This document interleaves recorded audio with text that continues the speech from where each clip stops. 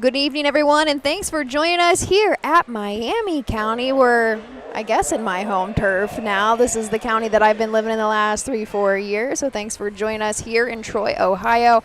I'm Ashley Daly, and I am finally back with Jay Wolf. We got rained out the last 2 times.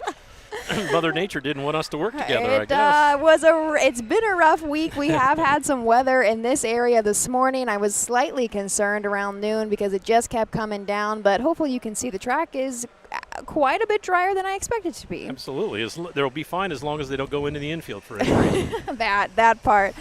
We've got Chris Santa Catarina with us on the camera today and 15 races to bring you all 2-year-olds as well as some overnights. And it's just going to be a good day of racing. I actually haven't been to Troy, although it's 15 minutes down the road for me. I haven't been here for a couple years.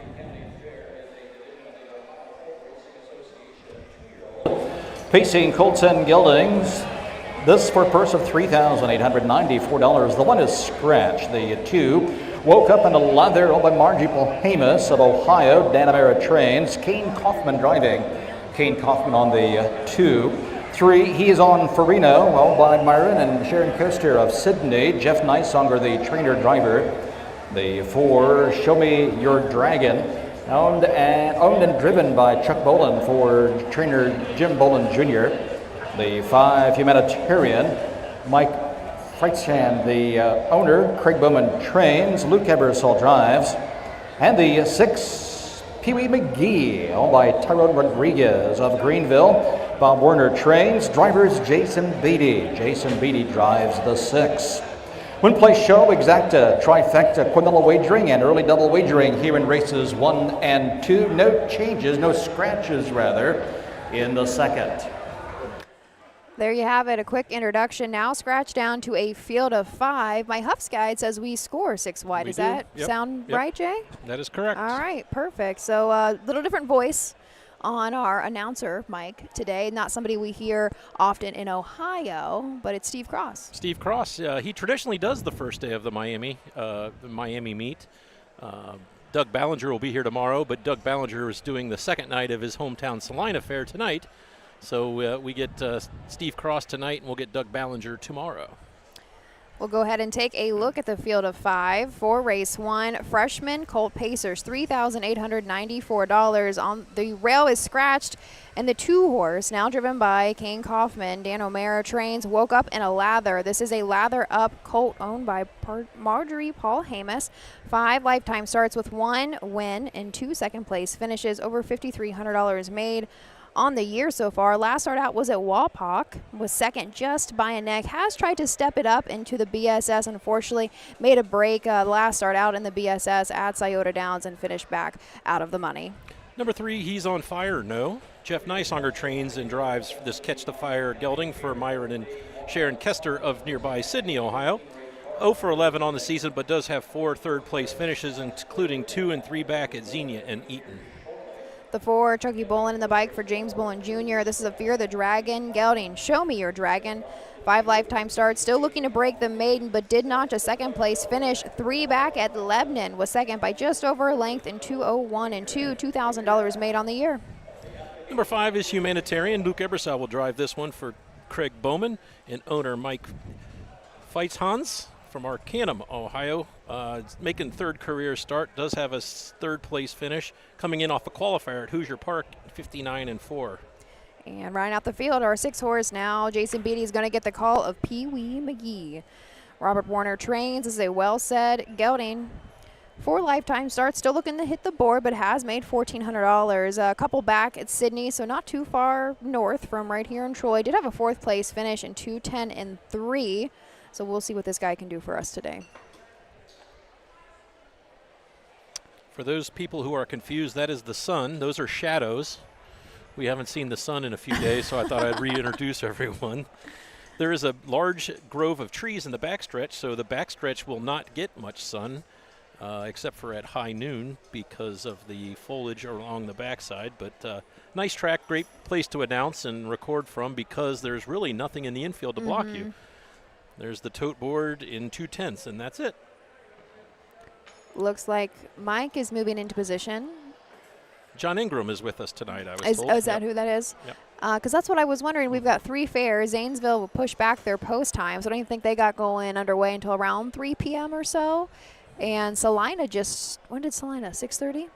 Maybe? 6? 6. Salina was 6 and we're 6:30. So a lot of racing right now around Ohio, and I don't even know who is where as far as starters go. It is the Mike Wipkenberg starting gate, but John Ingram is our starter. Someone said Mike was in Zanesville.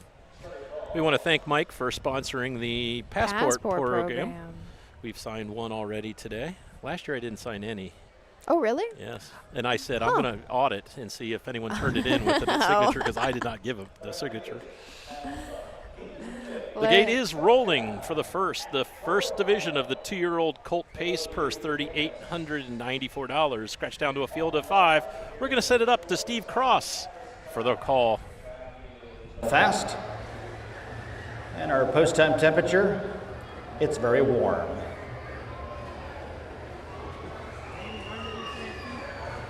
A field of 5 remaining here in the first. The 1 horse has been scratched.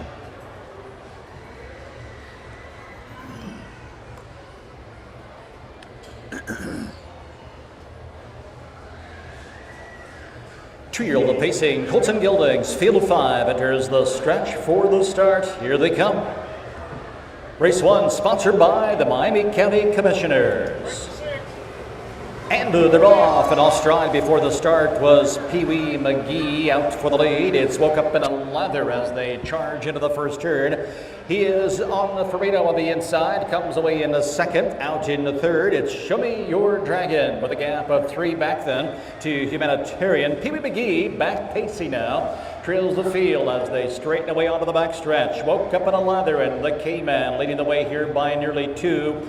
He is on the Ferrino on the inside, is there following along in the second. Show Me Your Dragon has tightened the gap nicely in the third. Humanitarian and Luke Ebersol lined up in fourth there with Pee Wee McGee and Jason Beatty at the back as they line up nose to tail past the quarter in 31 seconds flat. Woke up in a lather. The lather up Colt has the lead here. 2 lengths now off stride. He is on Ferrino. The 3 horse on a break here. Scatters the trailers as they come down past the stand. So Show Me Your Dragon moves up into the second spot, and on the move on the outside now comes Humanitarian, and Ebersol sending Humanitarian up to engage the leading. Woke up in a lather as they pass the half side by side, and Humanitarian has cleared to the front.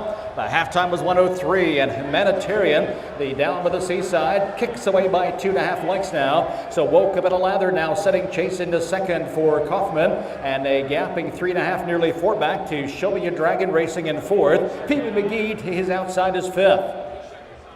Arriving at the 3/4 mile marker, it's Humanitarian leading the way, and here's Woke Up in a Lather to the outside. He looks to retake as they pass the 3/4 mile marker, 1:32, and Woke Up in a Lather retakes for Kaufman. Woke Up in a Lather, a nose and neck. He clears a length. Humanitarian caught sleeping on the inside. He's back into second again. Show Me Your Dragon to the outside is third with less than a 16th to go. It's Woke Up in a Lather. Woke Up in a Lather kicks away as he opens up by 4 or 5 lengths. Woke Up in a Lather wins the opener at the Miami County Fair. Tight for second was Show Me Your Dragon over Humanitarian. Time of the mile, 2:02 for fifth.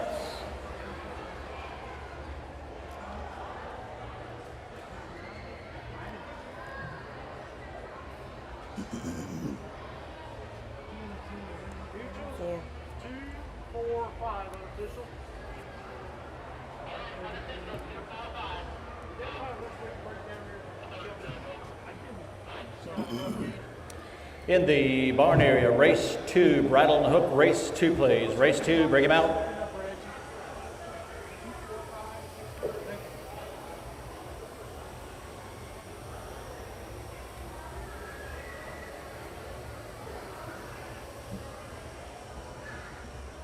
How about top down and scratch? 1, 5, 2, 3, 4? Yes, sir. All right. Need some time for this.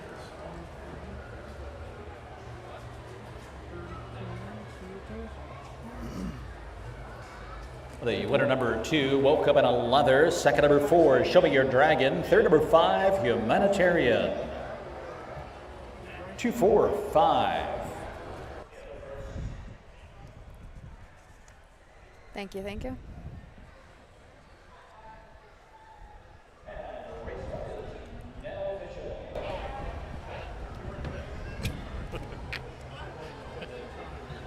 There we go.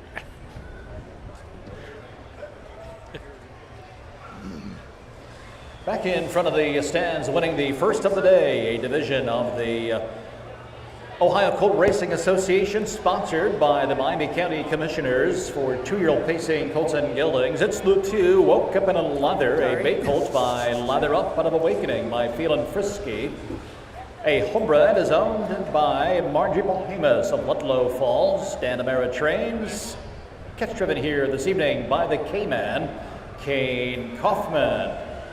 It is the second career win for Woke Up in a Lather, pacing tonight's mile and 2:02 4/5. First race blanket, sponsored by the Miami County Commissioners. First is official. Results from the top of the programs. The 1 was scratched. The 2, Woke Up in a Lather, the winner. He is on Farino was 5th. Shelby Your Dragon 2nd. Humanitarian was 3rd. Pee-wee McGee 4th. Top down, scratched 1, 5, 2, 3, and 4. The quarter time was 31 seconds. The half, 1:03. 3/4 time, 1:32. Time of the mile, 2:02 4/5. So Ashley, we go Coming from up the in pace the to the second trot. race, race 2, driving number. So we go from the pace to the trot, 2-year-old colt and gelding trotters. First division of 3, purse $5,020. Field of 6. Jason Beatty will drive the 6, Ready to Live. We'll talk about the remaining 6 when we come back after these messages.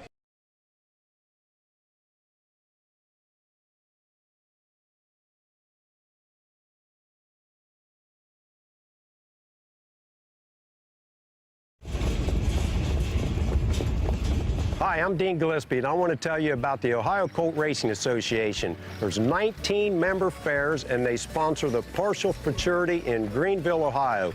You need to race in the OCRA. Great racetracks, great people. Bring the kids and come out to the fair, and remember, fair time is fun time.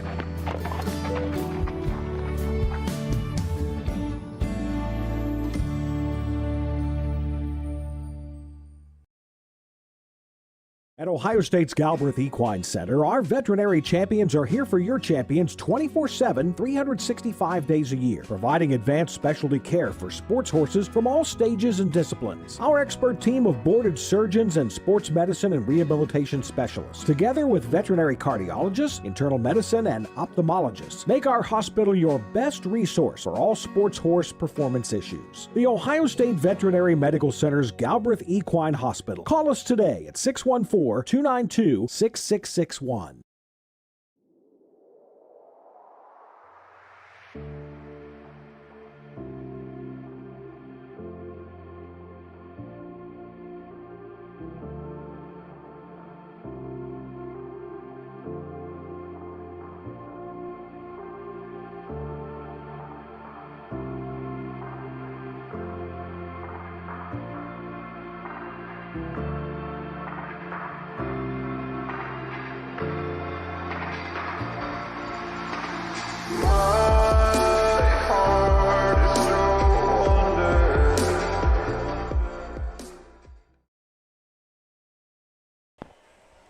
Welcome back to the Miami County Fair in Troy, Ohio.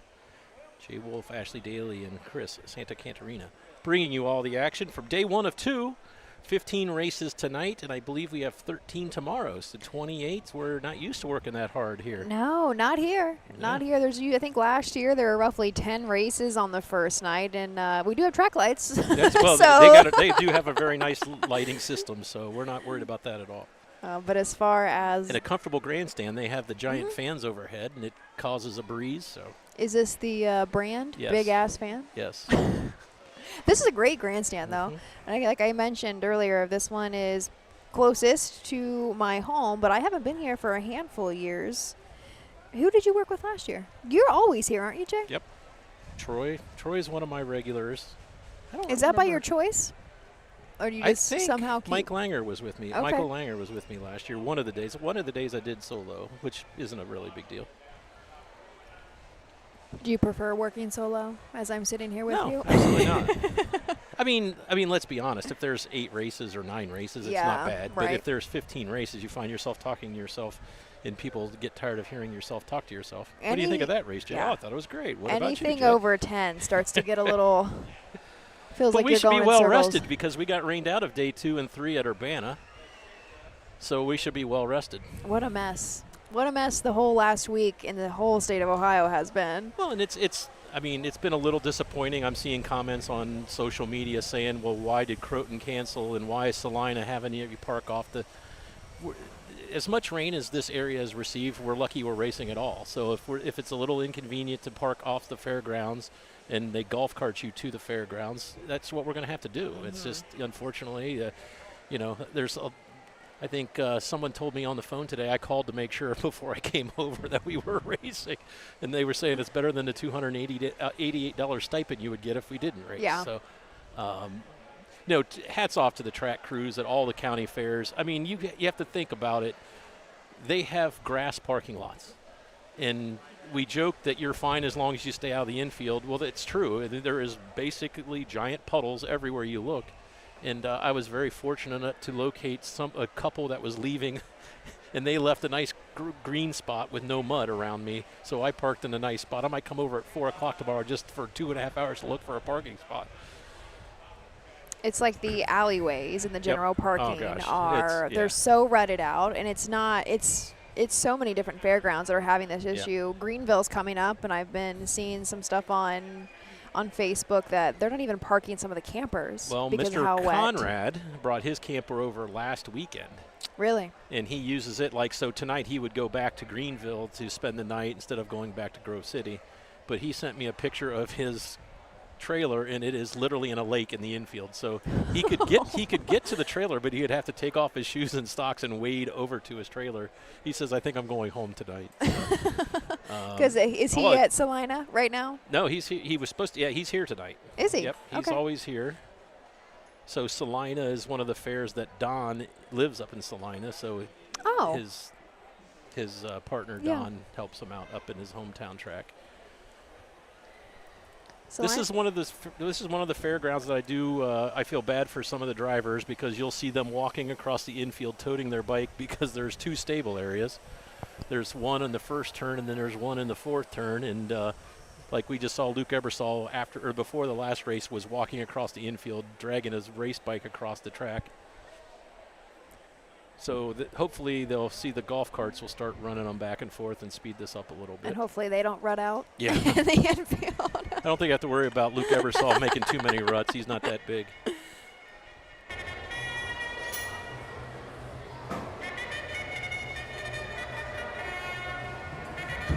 Post parade should be interesting.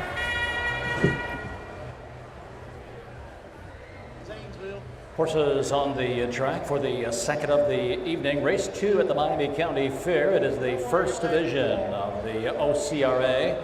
Troning Colts and Geldings, sponsored by R&K Clark Farms, LLC. This a field of 6 for a purse of $5,020.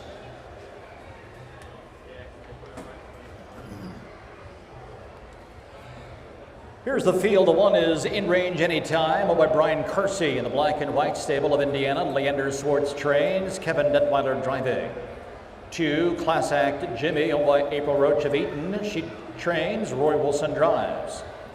3 is Mill Street Money, owned by Legends Racing, Bennett, Luttrell, and Goodridge. Kane Kaufman, the trainer. Randy Tharps gets the call.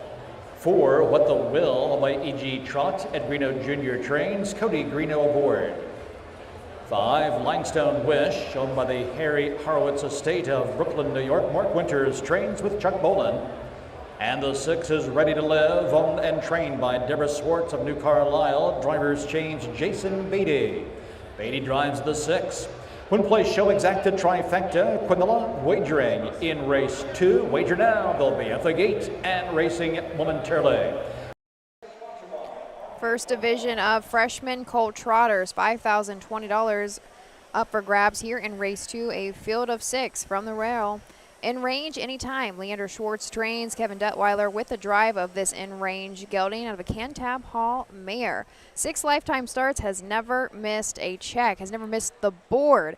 2 wins, 2 seconds, and 2 third place finishes. Over $21,000 made for this gelding. He's coming off of a win from Urbana in the Buckeye Stallion Series, so did take a step up despite making a break behind the gate. Came back a strong winner by over 2 lengths in 2 minutes flat. At that track, looks like that is a lifetime mark for him, but we do have some BSS starts at Scioto Downs where he placed both second and third and timed a mile and 58 apiece. Number 2 is Class Act Jimmy. April Roach owns and trains this nothing but class gelding. Roy Wilson picks up the drive, has 1 win in 3 thirds in 4 starts. That win was 2 back at Eaton in 2:06 and 4. Randy Tharps on the 3, Mill Street Money. Kane Kaufman trains this ready for money gelding of a Muscles Yankee mare. Another one coming off of a win, this time at Xenia, wire to wire in their fair stakes in 2:06 and 3. 4 lifetime starts, 2 wins in 2 seconds, $8,400 made on the fair circuit. Number 4 is What the Will. Ed Greeno Jr. owns and trains this What the Hill colt. Cody Greeno trains or drives, 1 win in 3 seconds in 6 seasonal starts. That win was 3 back at Sydney. Last time out was a 2nd place finish at Wapakoneta. The 5 is Limestone Wish. Chucky Bolin in the bike for Mark winners of this Lane of Stone gelding out of a Muscle Massive mare, Miss Deline. Harry Howowitz bred and his estate still owns. She had 4 lifetime starts, just a single 3rd place finish, and that came 2 back at Washington Courthouse. Unfortunately, this gelding has made a break in every single one of his starts, so I'm sure we're looking to stay flat here today. Rounding out the field of 6 is the 6, Ready to Live. Deborah Swartz owns and trains this Ready for Money gelding. Jason Beatty will pick up the drive. 1 2nd place finish in 3 career starts, so that was the first time out at Lebanon back on July 20th. Was a $12,000 purchase at the Blooded Horse sale. We are moving into position for race 2.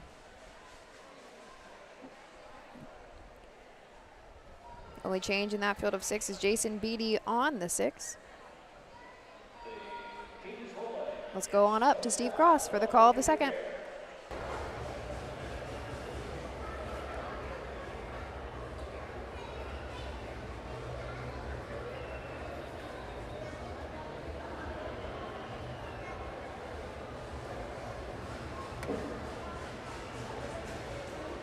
A field of 6 in the 1st division, sponsored by R&K Clark Farms and the Ohio Colt Racing Association at Troy. Top of the stretch. Here they come. The 4, What the Hill, was off stride briefly, spots the field. They're off and trotting. Mill Street Money and Randy Tharps going right out for the lead. In range anytime. Comes away in the 2nd. Class Act Jimmy to the inside, falls in line 3rd as they enter the 1st turn. Limestone Wish lines up in 4th. Ready to Live is next in 5th, and far back to the trailer, What the Will. 2-year-old trotting colts and geldings scattered a bit here as they head down the back stretch, approaching the 1st quarter-mile marker, and it's Mill Street Money, the Ready for Money gelding, leading by a length and a half. In range anytime, and Kevin Detweiler is setting the pocket there into 2nd. Class Act Jimmy and Roy Wilson is 3rd. Opening quarter, a snappy 30 and 3/5. Inside, gapping 4th, Limestone Wish coming to the outside and getting it away now as they round the turn. Ready to Live. What the Will back at a contention here, but has a lot of work to do as they approach the halfway point.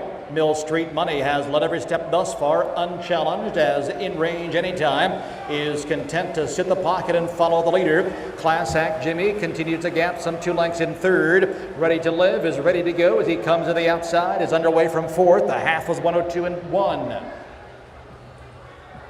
Around the clubhouse turn as they step onto the backstretch now, it's Mill Street Money still there by 2. In range anytime is ready to take aim and to fire from the pocket inside to 3rd. Class Act Jimmy, a gap of 3.5 back 2. Ready to Live in 4th. And then moving up, What the Will has advanced to 5th. The trailer is Limestone Wish. They arrive at the 3/4 mile marker there at 1:32 3 as they enter the final turn. And here comes In Range Anytime out of the pocket to engage the leading Mill Street Money. At the top of the stretch, they've less than a 16th to go. And down the stretch they come on the front with the lead. It's Mill Street Money, and on the outside, In Range Anytime. In Range Anytime puts a note in front. In Range Anytime. In Range Anytime. At the wire, Mill Street Money finishes second. Class Act Jimmy was third.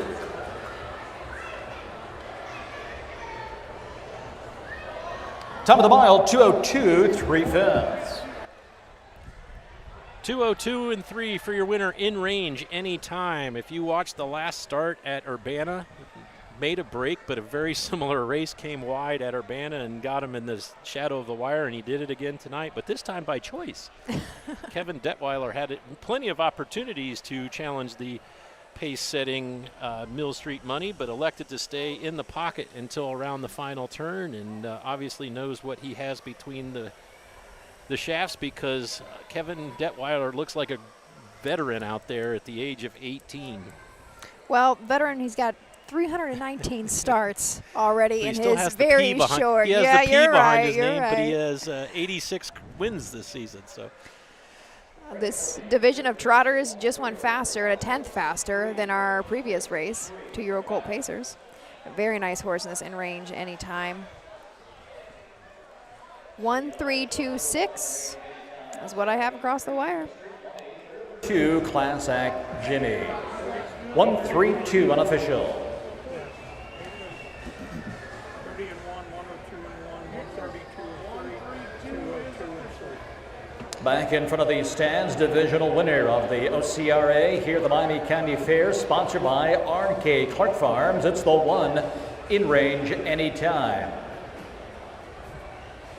A son of In Range at a My Place Anytime by Ken Tab Hall, bred by the Dublin Valley Farms of Ohio. Oh, did he? Brian Kersey and Black and White Stables of Indiana, the owners. Leander Swartz trains, driven by young Kevin Detweiler. All of 18 years old here as he steers In Range Anytime to his 3rd lifetime win and 2nd consecutive here in Ohio. Trotting the mile in 2:02 3/5. Second race blanket sponsored by R&K Clark Farms.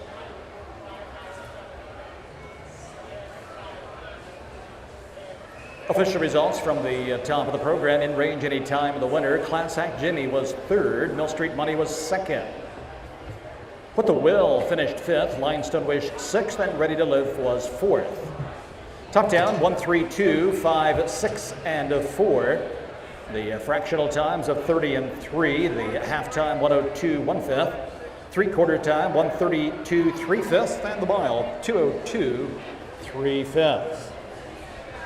The winner returning $3.20 to win, $2.60 to place, $2.10 to show. The Quinilla 1-3, $4. Trifecta $74.40. Kevin is very talented. He was also the groom there. I was going to say a one-man show. I can't remember. Did they come over for Yes, the yep. BSS they did? Yes, they did. Okay. I've seen them at a lot of the fairs, Leander Swartz stable.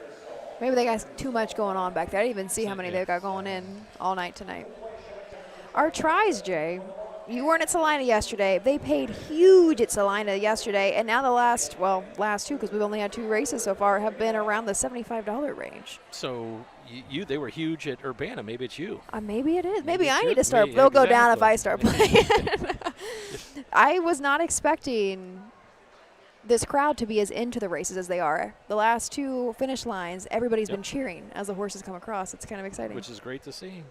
We quickly are turning the page to race number 3, the first division of the 2-year-old filly Pace.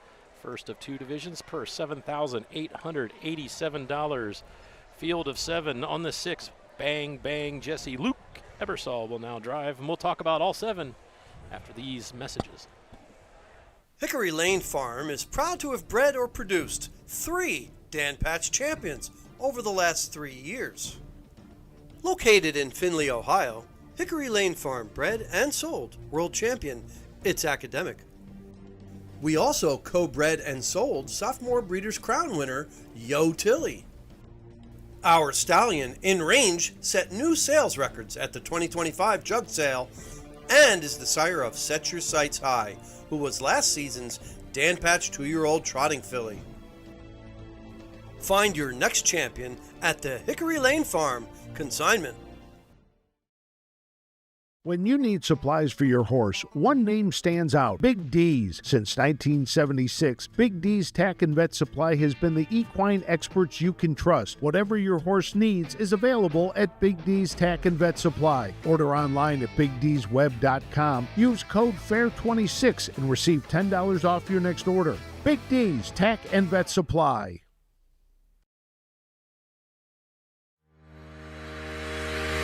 Own a little and love it a lot. TheStable.ca is an award-winning fractional ownership operation. Buy as little as 1% of a racehorse and experience 100% of the thrill. TheStable.ca makes ownership easy, accessible, and affordable. Communication and customer service are at the heart of everything we do. Get started at TheStable.ca.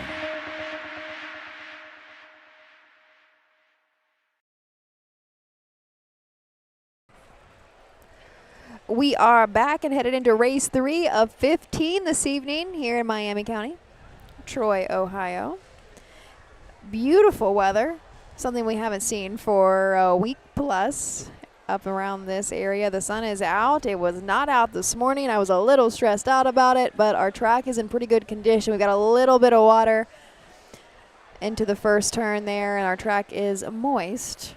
But no complaints. There's puddles. There's puddles, but the infield is where we're staying away from. Jay and I are going to keep our fingers crossed that we can get out of general parking after this. That's right. Yep.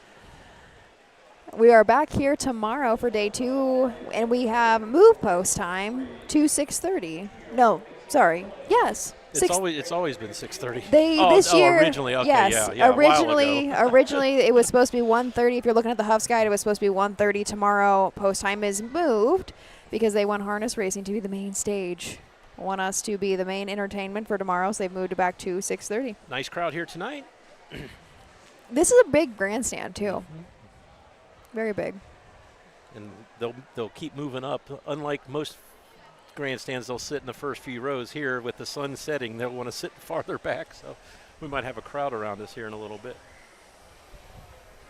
Looks like, wait, do they have a beer tent here? Do they serve? Either that or the gentleman sitting next to us has been smuggling it in because he's been coming back with a few here and there. Michelob Ultras, so unless he's got them snatched in his sock or something. I mean, there's definitely money to be made. Absolutely. But I just was such a foreign concept to me when I started coming to these fairs because Urbana's dry. Yeah. And so when I see the city is not dry, but the fairgrounds okay. is dry. Yeah, fairgrounds is dry. And so it always throws me off a little bit when we've got a beer tent hanging out around the grandstand because I'm just not used to it. But get a couple beers flowing, get some more money playing in the windows. So, Ashley, do you come up to Troy often, or do you stay in Tip City? I actually don't come to Troy much. It's grown in the last handful of years. They've put a lot of money into the downtown. Troy is home to the Strawberry Festival. Are you familiar with it? I am familiar, and I also saw a bunch of strawberries painted on people's driveways. That would make sense then, yeah. It's in maybe the first weekend of June, I want to say. Strawberries are usually Father's Day weekend. Isn't that what when they're it might out? Be, yeah, say it's early June is when the festival is, and it's, have you been before? Have you been here for it? It's huge. It's a big deal. I would say it's actually very comparable to the Circleville Pumpkin Show. People come from all over. Far and wide. I wonder if I do a Google search about how many people come in that weekend. I think it is maybe it's just a Friday, Saturday, Sunday event. Have you been to the Minster Oktoberfest? No. I understand that is big a lot too? of fun, yes. I'm gonna see how many people the Strawberry Fest brings in. one of our favorite pizza shops in Dayton is called Old Scratch. And as we were pulling up, Yes. there's one in Troy. Yes, that's I was- new. yeah, It's it's like- new. Old Scratch, if you ever come to this area, there's maybe 4 locations now. Troy has the newest location. I think there's one in Beaver Creek, one in Dayton, maybe another one floating around there. But I'm so glad you brought up Old Scratch. I did not know about it until I moved to this area. Yeah, I moved here, and it is my favorite. It's a pretty cool place. There's one in Centerville. Did you guys say Oh, that so already? maybe that's the 4th one I'm thinking of. So Yeah. you've had it too.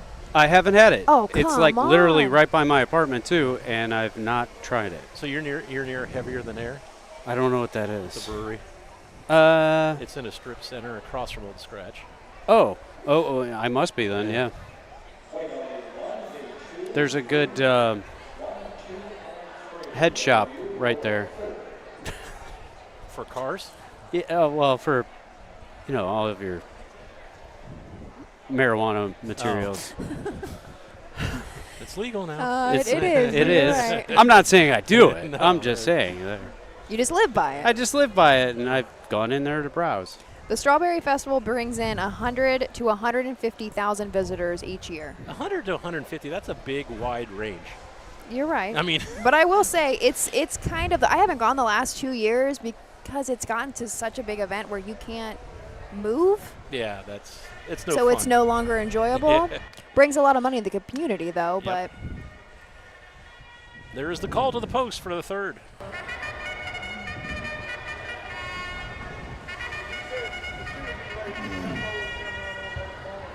Here are the horses for the 3rd race, the first division for 2-year-old pacing fillies in the OCRA. In memory of Marion Smith, the one is Time is a Thief, from Myron and Sharon Coaster of Sydney. Jeff Nysonger trains and drives. 2, All of My Love, owned by Gail Carson, Marge Bohemus, and Doug Carson. Scott Ferguson trains, Jason Bedia. 3, Florentine Silk, owned by the Harry Harwitz Estate. Mark Winters trains with Chuck Boland. 4, Skyway Mickey, Stacy Curie of Thornville owns and trains. Mark St. Louis, the driver. 5, Ambitious Ember, owned by the Triple J Standardbred Racing of Ohio. Kane Kaufman trains and drives. 6, Bang Bang Jesse, Lucky Label Sable of Grove City, the owner. Brian Georges trains. Driver's change on the 6 to Luke Ebersol. 7, Add a Girl Mickey, owned by Vernon Schmucker and Mike Hollenbeck of Indiana. Mike Hollenbeck, the trainer-driver. It's a field of 7. 2-year-old pacing fillies in the OCRA at the Miami County Fair, the 3rd race in memory of Marion Smith. When play show exacta, trifecta, quinilla, and superfecta wagering, they'll be at the gate and racing shortly. full field of 7, so we will have a trailer here in race 3. First division 2-year-old filly pacer, $7,887 on the rail. Time is a Thief. Jeff Nysonger trains and drives this black summa cum laude filly out of I Kill Time, a Western Ideal mare. 9 lifetime starts, 3 wins, and 2 second-place finishes to make $9,400. Had some tough luck last time out at Chillicothe, but really at the beginning of the season, this filly was having a nice go of it. We do have to go a handful back to the beginning of her fair season, late June, early July, for her couple wins that we had both at Marion and Wilmington. Wilmington, she went 2 minutes flat, and that is her lifetime record. Number 2 is All of My Love. Jason Beatty drives for trainer Scott Ferguson, who trains the Dancing Yankee filly for Gail Carson, Douglas Carson, and Marjorie Polhamus. 0 for 9 on the season, was 6 last time out at Chillicothe. Left from the 5-hole time, the 2:04.2. The 3, Florentine Silk, Mark Winters trains, Chucky Bolin in the bike. Western Fame filly, bred by Harry Howitz, still owned by the estate. 5 lifetime starts, still looking to break the maiden, but did have a 3rd place finish, 2 back at Washington Courthouse in 2:08.4. Number 4 is Sky Mickey. Mark St. Louis Jr. will drive for trainer owner Stacey Curry. Monty Mickey filly, purchased for $32,000 at the Ohio Select Sale. Started out in the Buckeye Stallion Series, was a competitive 3rd. Then raced in the non-winners and won at Souda Downs with a 4th place finish last time out. Was at Urbana in the next leg of the Buckeye Stallion Series, finished 6th. Ambitious Ember is leaving from the 5th post position here. Kane Kaufman trains and drives. This is a Catch the Fire filly out of Big Bad John mare, Ambitious Gracie. 3 lifetime starts and still trying to figure it out. Was meant to go in the BSS at Urbana, but was scratch sick. The time before that, though, has been racing consistently at Scioto Downs. This seems to be the first fair start this filly has had. She's been going around the 56 mark. She can close, though. 2 back will technically be her last start at Scioto. Was a 2-year-old non-winners of 1, and she closed mile time 56-4, closed in 27-4. Number 6 is Bang Bang Jesse. Luke Ebersol will now pick up the drive for trainer Brian Georges and the Lucky Label stable of Grove City, Ohio. Catch the Fire filly, purchased for $5,000 at the Ohio Select Sale, 0 for 6 on the season. Got checks 2 and 3 back at Xenia in Sydney with 5th place finishes. And then starting from the second tier, Mike Hollenbach trains and drives Atta Girl Mickey. This is a Monty Mickey filly out of American Ideal mare. 4 lifetime starts, 1 win, 1 second, and 2 third place finishes. $5,800 made for this filly. We go 2 back. She stepped it up into the Buckeye Stallion Series at Scioto Downs and was 3rd there in 1:55-2. Final quarter, 29 flat. Her lifetime mark was set at Bell Fountain in 2:03-2.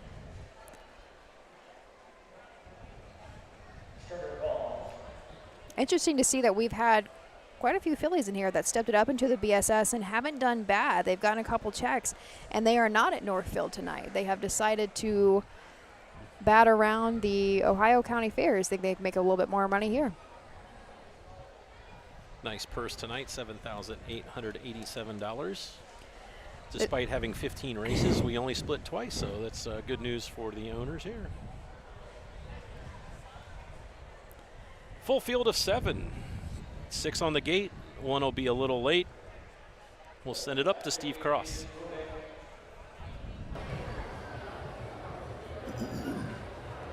Two-year-old pacing fillies, field of 7. It's the Marion Smith Memorial. It's post time at the Miami County Fair. Here they come.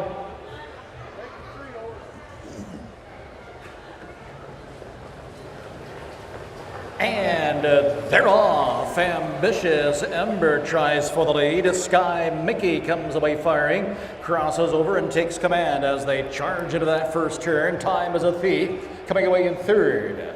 Atta Girl Mickey sliding through to the inside of 4th, wide to the outside of 5th. Olive My Love through on the inside is Florentine Silk, and Bang Bang Jesse can see them all as they race over to the quarter-mile marker. Led by Sky Mickey and Mark St. Louis, the lead is 2. Second to the inside as they reach the first quarter-mile marker, it's Ambitious Ember. The opening quarter, a speedy 28-2. And leading the way, Sky Mickey for the first crop of Monty Mickey, leading 2 lengths here. Ambitious Ember to the inside, follows along into 2nd. Inside racing in 3rd. Time is a Thief, then comes Atta Girl Mickey in 4th. 5th on the inside, it's Florentine Silk. For the back then, Bang Bang Jesse, and the trailer is Olive My Love. They hit the half with Sky Mickey still there calling the shots, leading by 2. The half, 59 seconds flat. Second to the inside is Ambitious Ember as they round the clubhouse turn. Time is a Thief. Another 3.5, 4 lengths for the back into 3rd. Coming to the outside, Atta Girl Mickey is underway for Hollenbeck from 4th. Back of the inside 5th is Florentine Silk. Down the back stretch as they arrive at the 3/4-mile marker. Sky Mickey still there, leading every step of the way. Ambitious Ember to the inside, continues to follow along in 2nd, 3/4 28-1. Into the final turn, Sky Mickey, and here comes Ambitious Ember, and they came in to the outside. Top of the stretch with less than 1/8 of a mile to go. Sky Mickey, Ambitious Ember comes to the outside as Atta Girl Mickey is reeling these 2 in. Less than a 16th to go, and down to the line. It's Sky Mickey, Ambitious Ember, Sky Mickey, and a fast closing Atta Girl Mickey, Sky Mickey. Sky Mickey wins it. Atta Girl Mickey finished 2nd. Ambitious Ember was 3rd, 1:59-1. Not a bad mile at all for this group of 2-year-old fillies. 1:59-1, and that was Sky Mickey. Stacy Curry trains, Mark St. Louis in the bike. First lifetime win in 4 tries. If there's any question about how the tracks fared after the deluge of rain last few days, 59-1 for 2-year-old filly pacers here at Troy. This is the first fair start for this filly. She makes it a winning one. She has been mostly hanging out around Scioto Downs going, her fastest mile has been 55-4, so she definitely showed some pace before coming in today, and it set up in her favor. Fourth number 1, Time is a Thief. Unofficial. 4-7-5-1 unofficial. Took the There you words go. out of your mouth. I thought we said it. I thought he was said it before we got on the air with him.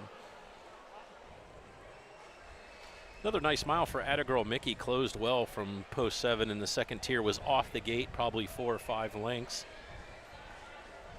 Yeah, that is a very nice filly for Mike Hollenbach. I think she just ran out of racetrack, realistically. Yeah. Our winner went off 4-1. 4-1.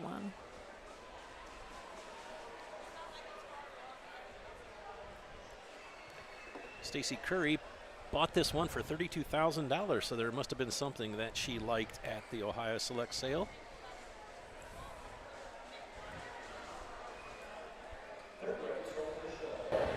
Must be driver Back in B, front of the stands, caretaker day. divisional winner of the OCRA, 2-year-old pacing fillies in the Marion Smith Memorial.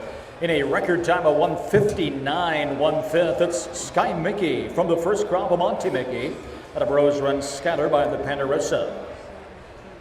Bred by Lionel Walker of Ohio, owned and trained by Stacy Curie of Thornville, driven to the victory by Mark St. Louis. It is the first career win for Sky Mickey, winning here at the Miami County Fair in that record time of 1:59 1/5.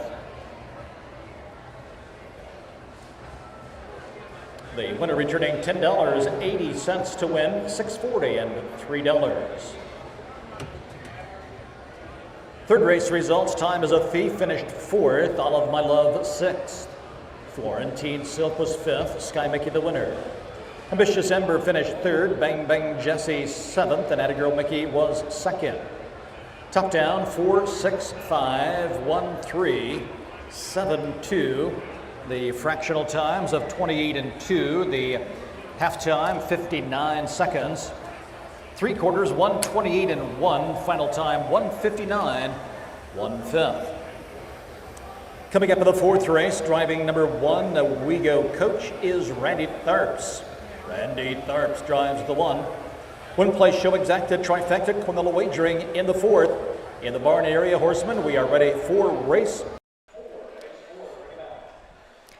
Calling them out for race 4. Moving right along here on the 15 race card. We're already up to, like you said, race 4. 2-year-old filly trot per $7,658. Field of 7. Randy Tharps will drive the 1. It's like an old Lebanon Raceway. We got Roy Wilson, we got Jeff Nysonger, and Randy Tharps. It's just like the old Lebanon Raceway days. So we'll talk about these 7 filly trotters when we come back after these messages.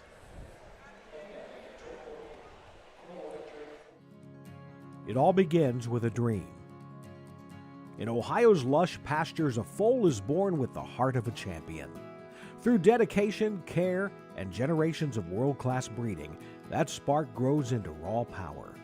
Today, Ohio's Standardbred industry offers nearly $24 million in purses for Ohio breds, drawing the best and rewarding the brightest. Breed, buy, race, and win in Ohio.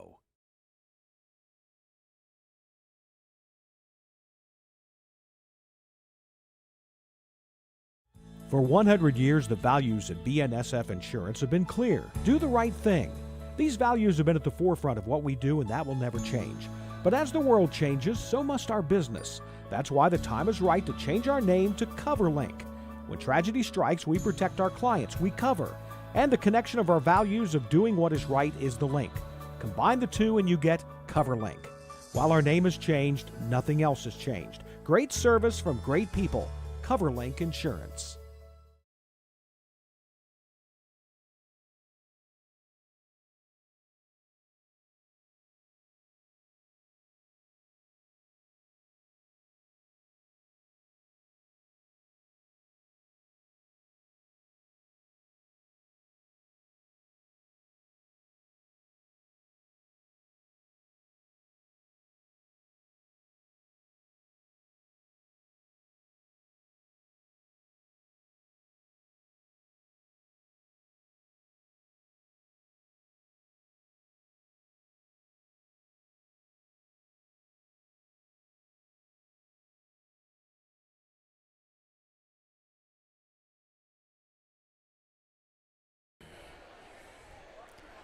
Headed into race 4 here at Miami County.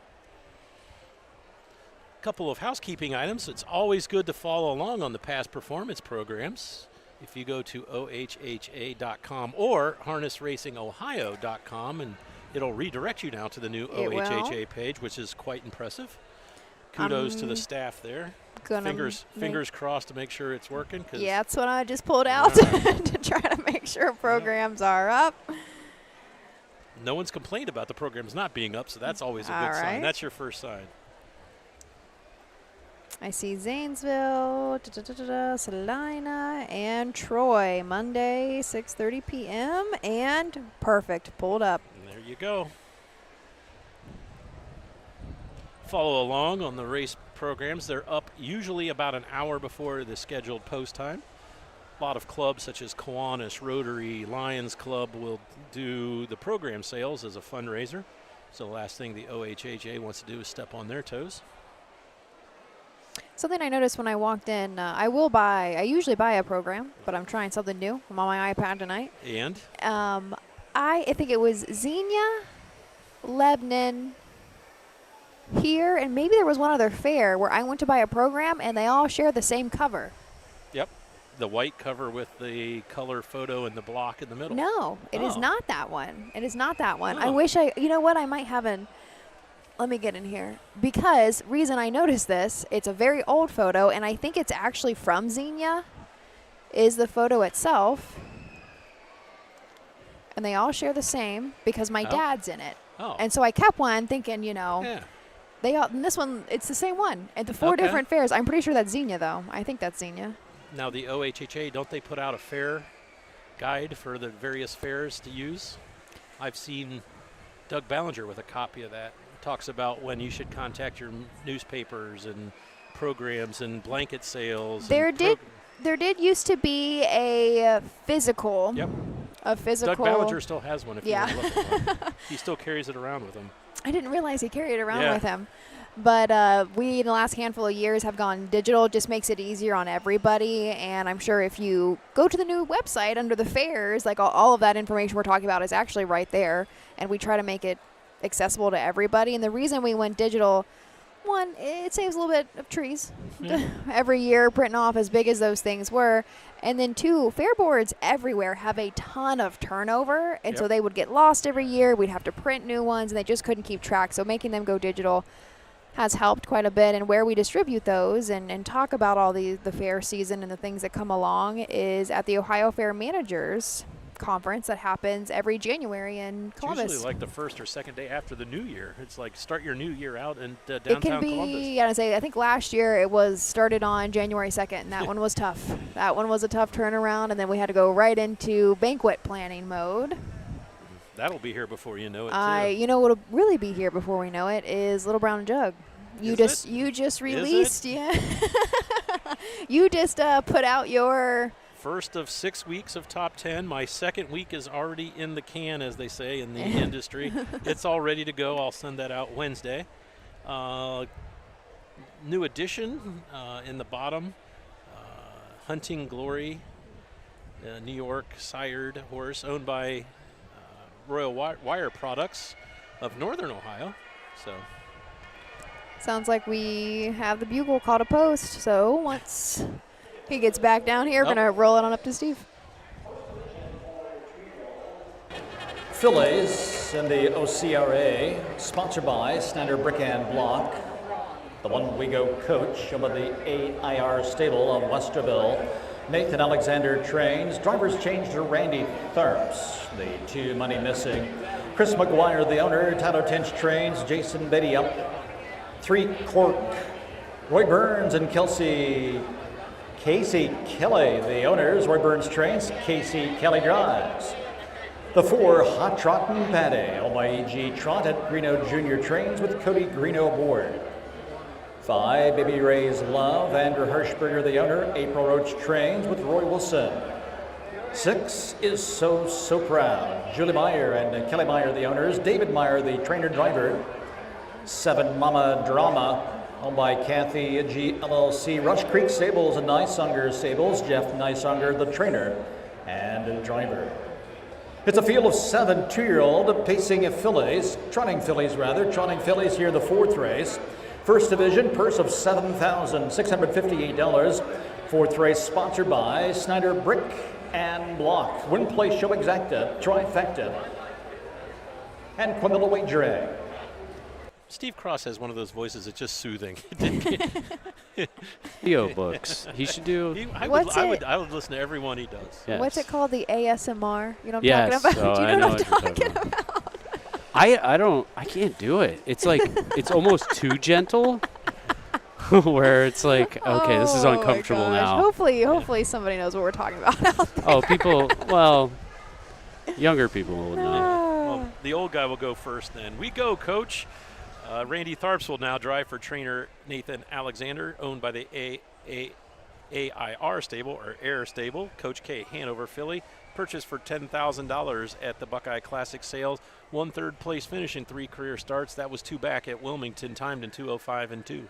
The 2 money missing, Tylerton Strains, Jason Beatty in the bike of this Ready for Money filly, owned out of Franklin, Ohio by Chris McGuire.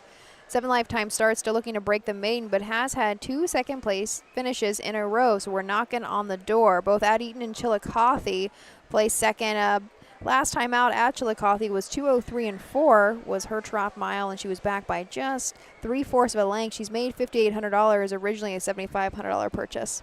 Number 3 is Cork. Casey Kelly drives and co-owns this Uncle Peter filly with her dad and trainer Roy Burns. 2 third place finishes in 5 starts, picked up checks in all 5 starts, and has won just short of $2,700 for this $3,500 purchase. Cody Greeno on the 4, Hot Trottin' Patty at Greeno Jr. trains this 3rd Pat filly. 5 lifetime starts, hoping for the first win here this evening. If we go 3 back, though, at Bucyrus did have a 3rd place finish in 2:04 flat. Number 5 is Baby Ray's Love. April Roach trains for Andrew Hirschberger, the trainer, and the breeder of this in-range filly out of the Cantab Hall mare Babylon. Roy Wilson will pick up the drive, first career start here at Troy. The 6, Dave Meyer, trains and drives. So proud. A Team 6 filly out of a jailhouse, Jesse Mayer. Last go was at Wapakoneta, had a 3rd place finish in 2:05 and 4, looking to break the maiden. Number 7 is Mama Drama. Jeff Nysonger trains and reins this Uncle Peter filly for Kathy G, Rush Creek Stables, and the Nysonger Stables, all of the Buckeye State. 3 wins in 7 career starts. Those wins were at Eaton, Sydney, and Washington Courthouse. Mama Drama, she probably is the one to beat. She's a 3-5 favorite right now. She stepped it up to the BSS a couple times. The only time she makes breaks is when she's going for big money on her lines. At a fair she'll stay nice and likes to go wire to wire, but her 2 BSS starts, she made a break behind the gate. How aggravating those can be. We're at the top of the stretch. We're going to throw it up to Steve Cross, the call of the 4th. The gate swings into the stretch for the start. It's post time at the Miami County Fair. Here they come. Off stride, Cork. Off stride we go, Coach. They're off and trotting, and Hot Trottin' Patty steps right out for the lead. Money Missing comes away in the second. Mama Drama through the traffic to the outside is forwardly placed early for Nysonger. She powers right up and takes the lead. So Mama Drama, the early leader, as they step onto the backstretch. Hot Trottin' Patty to the inside is second. Money Missing, meantime, follows her in third. So Proud is fourth. Another 3 lengths back to Baby Ray's Love, fifth. For the back, it's Cork, and the trailer off stride as We Go Coach. They arrive at the first quarter mile marker in 30 into 3/5, and Mama Drama, the Uncle Peter filly, is out there some 10 lengths or more. Second to the inside, Hot Trottin' Patty, and Cody Greeno is rough-gated there, but trotting now, tipping to the outside then to move by that one. Money Missing is underway from third. Coming to the half, Mama Drama leads the way to the outside. Money Missing steps up, takes the second spot. Hot Trottin' Patty to the inside is game in third. 3 wide comes So Proud. Next into fifth then is Baby Ray's Love. For the back, Cork, and We Go Coach. The half, 1:01 3/5. Around the turn to the back stretch, and Mama Drama, Jeff Nysonger out there some 15-20 lengths now. Second to the inside. Hot Trottin' Patty is feuding with Money Missing, who is still there on the outside, challenging into second. So Proud has taken back and drops in fourth. Fifth to the inside, the debutante Baby Ray's Love, arriving at the 3/4 mile marker, 1:32.1. Mama Drama with an insurmountable lead. She's been flawless from the start here, and Mama Drama leads to the top of the stretch. The closest battle may be for place and show here, but as they come to the top of the stretch, it's Mama Drama and Jeff Nysaunger racing for home. It's Mama Drama. She has been perfect, picture perfect here at the Miami County Fair, and she will go in near gate to wire fashion to win the 4th, sponsored by Standard Brick and Block. Hot Trottin' Patty finishes second, Money Missing third with Baby Ray's Love. Time of the mile, 2:03, 2/5. 2 for your winner, no doubter, Mama Drama. As you said, stay like every other trotter. You stay flat, you have a chance to win. Because that's what. If this one doesn't break, it's probably going to win. It's a nice filly. 4 lifetime wins now in just 8 tries. All wins have come at the county fair level. 2:03.2. That's a new lifetime mark for Mama Drama. It was a 1-horse race. As soon as she cleared the front, going into the turn, there was no looking back for her. Really, it was there for a minute, a 3-horse race for place.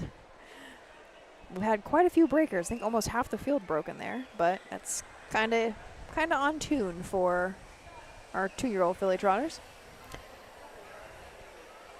No doubt about the winner, Mama Drama. Are they really putting water on the track? Never thought I'd say that.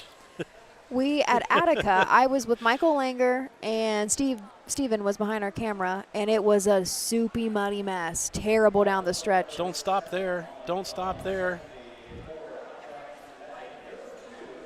Money Missing. Well, with the addition of the trotting Humbles a few starts back, this filly has been near flawless, with the exception of her last start in the Buckeye Stallions at Northfield. Before that, she won 3 consecutive on the Ohio Fair circuit, winning tonight here at the Miami County Fair in impressive fashion, dominating this field, trotting to a lifetime best of 2:03 2/5. A filly by Uncle Peter on a minor skirmish by Conway Hall, bred by the Standardbred Stables of Ohio, owned by Kathy G. LLC of Huntsville, Rush Creek Stables of Russellvania, and Nysaunger Stable of Lebanon, Ohio. Jeff Nysaunger, the trainer driver.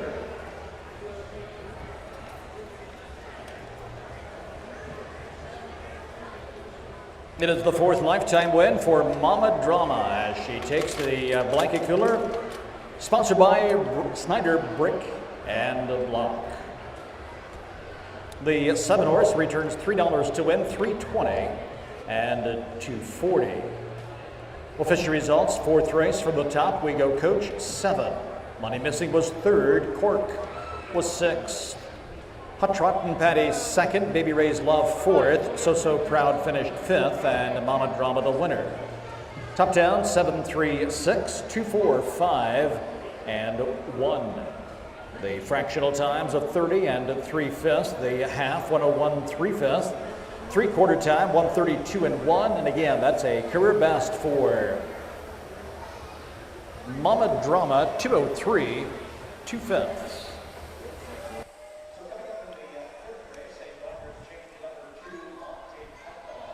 We do have the water truck out, as Jay mentioned. I was finishing my thoughts about Attica. It was kind of a soupy mess along the stretch. They canceled the first day. I came back, we did a doubleheader, and last Thursday is when it was. And when the sun finally did come out, it dried it up so quick, and we would have never assumed we'd have to water that track ever again. And they brought it out, and it ended up being a great day, but same idea here. I didn't think we'd need water after the week that we've had. When we come back, I'll tell you about my infamous Miami County Fair event. So we'll come back and look at the 2nd division of the 2-year-old Colt Pacers. Only changed, Mark St. Louis will drive the 2 Monty Python. We'll talk about these 5 after these messages from our sponsors. The Ohio Harness Racing Passport is back. Sponsored by Webkenberg Starting Gates, the Passport takes you across Ohio's county fair circuit and now includes marquee events like Ohio Super Night. It's free and open to fans of all ages. Get your Passport from the OHHA broadcast team and collect your stamps. Earn prizes all season long with more ways to win. Compete for the grand prize. Experience Ohio through harness racing.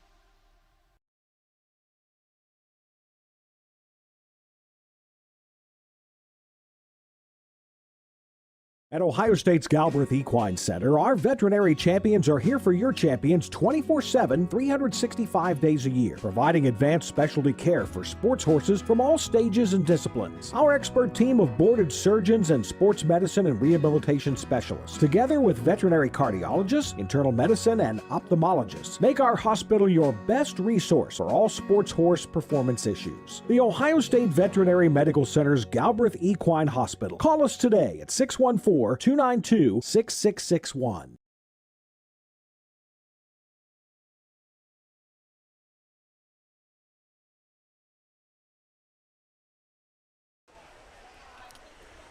Thanks for joining us. Headed into race 5 here in Troy. Coming up next is second division of freshman Cole Pacers, $3,894. Looking for a field of 5. I'm not sure what the water truck did. It made one pass and then left the track. I'm not quite sure on that one, other than stop in the middle of the track. It was in the 5 path, too. I mean, I guess that was a little dry up in the 5 path. But I want to thank everyone for checking in. Represented from Ontario and Maine. Or, I'm sorry, Massachusetts. Last year, all season long, we had a gentleman from Australia check in constantly, and I don't think I have seen a comment from him this year. What'd you do to him? Do you think he's lost in the outback? With his dingo? Maybe. Dingo baby? Jay, you talked about a little bit earlier, you put out your top 10, leading, 6 weeks? 6 weeks up to the jug? Yep. One of my rules is I don't want to compete with the Hambletonian. Why am I competing for news stories? So I don't like to release anything before the Hambletonian, and the Cane Pace is raced on Hambo Day, and that's a good barometer. But yes, second of my top 10 list will come out Wednesday. A little sneak preview that almost all my top 5 are racing in the Max Hemp Memorial this weekend for $300,000 at Pocono Downs. Brandon Boulevard, AI Poppy, Malillo, Bojangles is in there. I'm trying to think, Gentleman's Club and Ohio Drew bred. the outside, Yeah, I think, another Ohio bred in there. So very stacked field. Our odds on Mr. Mamba is also in there, but that one is not eligible right now, but I always say everyone's eligible with a checkbook and $45,000. So hopefully we could get that one to supplement. That's what I was going to say. So the list that you put out is just who has been eligible since. Is it a yearling payment as a first payment or no? No, there's a yearling payment of $50. Okay. Then there's a 2-year-old payment, and then the 3-year-old payment was back on February 15th. Okay, because I couldn't remember. I think aren't there a couple races where you can nominate while they're still? Yep. The Pepsi North America Cup, I believe their first payment's February 15th. Then they go March 15th, April. I mean, they go month to month to month. But, gotcha. But I don't believe that any payments are due, though, until their 3-year-old season. So. And really, it keeps increasing, right? You said it was just $50 for their yearling payment, and I think it goes up. $50, then I think it goes to $1,200 for a 3-year-old and payment. OHHA has, in the last couple of years, actually if your foal is registered to an Ohio Stallion with the Ohio State Racing Commission, the OHHA will pay your yearling to the jugette, the Old Oak and Bucket, and the Bucket. So it's $25 for the trots and $50 for the paces. Gotcha. But they have to be registered with the United States Trotting Association by the payment date of May 15th. So kind of a cool incentive, another incentive to buy and stay in Ohio, and something that is in its first year. and will be paid out for the first time in November of 2026 is the Bob program. Bob.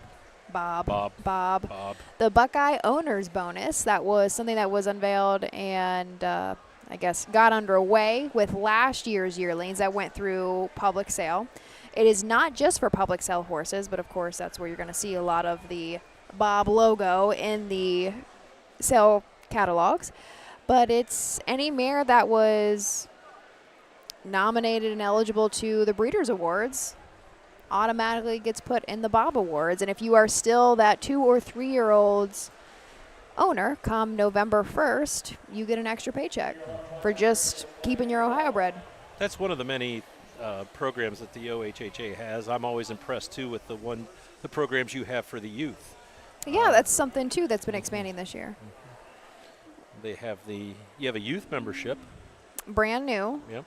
I don't think there's too many signed up, but we haven't really pushed it yet. We're still working out some kinks, and we should probably shout out Sam Mayhew and Susan Schroeder for all of the hard work that they've really put behind a couple of those programs. The first step was our Backstretch Buddies Club, which is 12 and under. I should know this off the top of my head. I think it's 12 and under, and everything is free. The Backstretch Buddies is free. You sign up. We send mail every month, and it could be activities and informational, that kind of stuff, all regarding harness racing. And they also have gotten together a handful of times for youth events this year, and we do have one coming up the end of this month at Scioto. August is the 29th, a Saturday? 29th? Yes. That is when we have rescheduled the makeup day for the horseshoe decorating. Scioto is also hosting some corgi races and things of that nature that was originally scheduled to be at the state fair, but was it rain then too? Did we get rain There out? was threat of storms. Yes, and OHHA did not go. Yeah. Colts and Gilding, sponsored by Hart's Automotive Towing and Recovery. 1 JK Dream with the Stranger Stable of Millersburg. Tammy Hartman trains. Parker Smith driving. The 2 Monty Python by Billy Hart of Maine. And Michael Hitchcock trains. Drivers change to Mark St. Louis. 3 Just Midnight. Miller Racing Stable. Amazing Racing Stable. Roger Miller, Jeff Banky, and Jay Marion. Ryan Miller, the trainer. Jason Beatty, the driver. 4 Got a Sporting Chance. Owned, trained, and driven by Scott Ferguson. 5, the Town Buckeye by Michael Fletcher of Greenville, Ohio. Craig Bowman trains. Luke Ebersol in the sulky. It's a field of 5 here in the second division of the OCRA, sponsored by Hart's Automotive Towing and Recovery. They'll be at the gate in just a few. Win, play, show exacted. Trifecta Quintal wagering. Chris, you had to be on top of your game with that post parade. We had 2 4s. We had a 7. I saw that. I was like, wait a minute. There is no 7. There is no 7. There's 2 4s. But we had horses warming up right in the middle of the post parade. So always confusing a little bit there. Number 1 is JK Dream. Tammy Hartman trains this bit of a legend gelding for Stranger Stables of Millersburg, Ohio. Parker Smith picks up the drive. The 28-year-old has 1 second place finish in 5 career starts. That was 4 back at Ottawa with Kevin Detweiler in the bike that evening. The 2 Monty Python, Mike Hitchcock trains. Mark St. Louis now in the bike of this Monty Mickey gelding. William Hart does own 3 lifetime starts, still looking to hit the board, but has made $2,200. Last time out was at Scioto, and a 2-year-old non-winners of 1 was 5th there in 54-4. Final quarter, 28-2 originally. Monty Python was a $20,000 purchase from the Blooded Horse Sale. Number 3 is Just Midnight. Jason Beatty drives for trainer Ryan Miller. Monty Mickey gelding for Miller Racing, Amazing Racing Stables. Roger Miller, Jeff Banky, and Jay Merriman. 3 wins in 7 starts. Comes in winner of 3 of the last 4. Winner at Attica, Marysville, and Lebanon. 2nd place finish at Chillicothe, 2 back. The 4 Got a Sporting Chance. Scott Ferguson. Bred, owns, trains, and drives this Dancing Yankee gelding of a Charlie Barley mare, Barley Hall. 7 lifetime starts. Has yet to hit the board, but has been consistently in the money. He's made $1,600 and has gotten a handful of 5th and a possible 4th place check there. Last time out was a Wapakoneta, was 5th and 204 in 3. Number 5 is the undefeated, the town Buckeye. Craig Bowman trains the Fear the Dragon gelding for Michael Fletcher of Greenville, Ohio. Luke Ebersaw will pick up the drive. Luke was in the bike for the first 5 wins of this Fear the Dragon's career. Perfect 7 for 7 on the season. Has a mark of 154 flat at Scioto Downs back on Independence Day, July 4th. This horse is pretty untested. He's been wire to wire everywhere he goes, and he is only staked to the fair circuit. But he has already made $22,000 in just 7 starts at the fair, so there is definitely money to be made. With a little questioning his line there from July 25th at Washington Courthouse, there's actually a 2. Besides that, they're all 1. Luke Ebersol just had his biggest win of his driving career at Northfield Park on Saturday. They had some Grand Circuit races, including the Aldridge Trot, and Luke won the Myron Charna Pace. $100,000. I think that is by far the biggest win. It's for Ohio breds, so it was Ohio bred invitational. Is it considered an invitational? It is an invitational, yeah. So. And it's the pace, the Charna Pace is 4 years old and up? Yep, aged. And Clever Cody is who he won on. I think Clever Cody, I know for sure he was our 3-year-old Colt Pacer of the year. And oh my gosh, how old is Clever Cody? Is he 4 or 5 this year? I think he's 5. 5 this year, and he might have been 2 and 3. I think he might have went back to back. Clever Cody did, as far as divisional awards go. Trained by Dr. Ian Moore from Ontario, trainer of Shadow Play, jug winner back, gosh, probably 15 years ago now, which is hard to believe. Ian's always one to watch. He still has Bojangles, right? He does. He also has one heck of a 2-year-old over in the state of Pennsylvania. Name escapes me, but paced in 51 the other day. Or paced in, 49 the other day. Which was impressive until the next race when another horse beat his record. So. What do they say, time only matters in prison? The Town Buckeye combined winning margin last 2 times out, 24.5 lengths. Last time out, 58-1 at Xenia. Gate to wire effort. Obviously, the prohibited choice. I'm actually surprised they're allowing wagering, and the surprise is he's only 1-2 at the. I know, not 1 to 5. Yeah, 1-9. Off stride, got a sporting chance. They're off and pacing just midnight. Hustles right out from between horses. Monty Python to the inside, comes away in second. The Town Buckeye is wide to the outside to third as JK Dream comes away fourth. Far back, the trailer got a sporting chance as they step onto the backstretch, and there goes Just Midnight, stepping up now, wrestling the lead away from Monty Python. So Just Midnight has taken the lead as they arrive at the first quarter-mile marker. Monty Python to the inside is gapping in second. The Town Buckeye has settled in nicely in third. 28 seconds flat for a lively first quarter here. Set by Just Midnight and Jason Beatty as they come to the top of the stretch, racing towards the halfway point. Monty Python and the Town Buckeye is out and beginning to move now with that streak on the line. The Town Buckeye has taken aim at the leading Just Midnight. They come to the half and Just Midnight leads a length. The Town Buckeye is moving second to the outside and parked 2 wide as they race into the first turn. Second time through, the half was 58-2. It's Just Midnight. The Town Buckeye steadily moving up now, challenging the leader.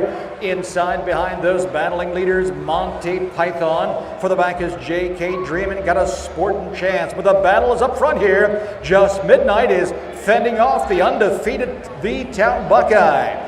Side by side as they arrive at the 3/4-mile marker, Monty Python is still there at thread in third. 3/4, 127-2. And now the Town Buckeye has taken a short lead. Just Midnight on the inside. Monty Python to the outside, top of the stretch. Less than 1/8 of a mile to go, and down the lane they come. On the inside, Monty Python, the Town Buckeye, and Just Midnight to the wire. It's going to be close. The Town Buckeye will not be denied. The Town Buckeye gets up to win in 158-4.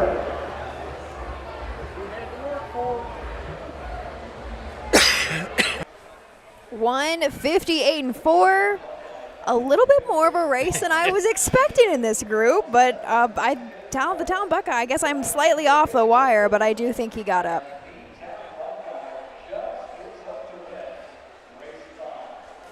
I'm going to go 5-2-3 across the Buckeye, the town, across the Buckeye. The Buckeye, the town. Across the That's wire all right. is 5-2-3, but the Town Buckeye is going to remain undefeated unofficially. Is 8 for 8. Luke Ebersol had to put in a little bit of work there. This is a nice group of pacing colts and geldings. I mean, you look at Monty Python, finished 5th last time out, was timed though in 54-4. So obviously he's got an engine under the hood there, and then Just Midnight, winner of 3 of the last 4 for Ryan Miller and the Amazing Racing Stables. I know they are here in full force tonight, so you can't obviously hang your hat losing to an undefeated 8-8 horse. I think Rod Cooper's got to be happy with that one. That start out of the 2-horse, or excuse me, the 3-horse. A lot of class as he comes in undefeated, brings that winning streak to town here at Troy, Ohio this evening in a division of the OCRA sponsored by Hart's Automotive Towing and Recovery. And it took every inch of the stretch, but he kept the streak alive, winning his 8th consecutive, remaining undefeated. Here's the Town Buckeye. Gelded son of Fear the Dragon out of Ashley's Quick by Quick Paul Smindale, bred by the Winback Farms of Maryland. Hubble Mike Fletcher of Greenville, Ohio. Craig Bowman trains. Luke Ebersol, the winning driver. Nice drive here by Luke Ebersol as the Town Buckeye wins the 5th in 158-4. It's official. The winner returns $3 to win $240 and $210. The exacta $8.60. The trifecta $12. The Quinella pays $6.20. 5th race results. The one JK Dream was 4th. Monty Python was 2nd. Just Midnight 3rd. Got a Sporting Chance finished 5th. The Town Buckeye the winner. 4, 2, 3, 5, and 1. Fractional times of 28 seconds flat. The half 58-2. 3/4 127-2. Final time 158-4. Upcoming in the 6th race, multiple driver changes. Race 6, the 2, Tom's Eclipse, driver Kane Kaufman. Kane Kaufman on the 2. Chuck Boland drives the 3, Daring Denny. Daring Denny driven by Chuck Boland. The 5, Jacoby, will be handled by Kevin Detweiler. Kevin Detweiler on the 5. Luke Ebersol driving the 6, Howl Away. Ebersol on the 6. And Jason Beatty drives the 7. Let's go Hector. Jason Beatty on the 7. One place show exacta Quinella trifecta wagering in the barn area. Horsemen, bring out race 6. Race 6, bring him out right away, please. Ashley, we are a third of the way through this 15 race card. So you gotta think of the positives here. Steve Cross gave us a number of drivers changes. I think 5 of the 7 have new drivers, so we thank him for doing our job for us. And we'll talk about these 7 2-year-old colt trotters after we hear from our sponsors.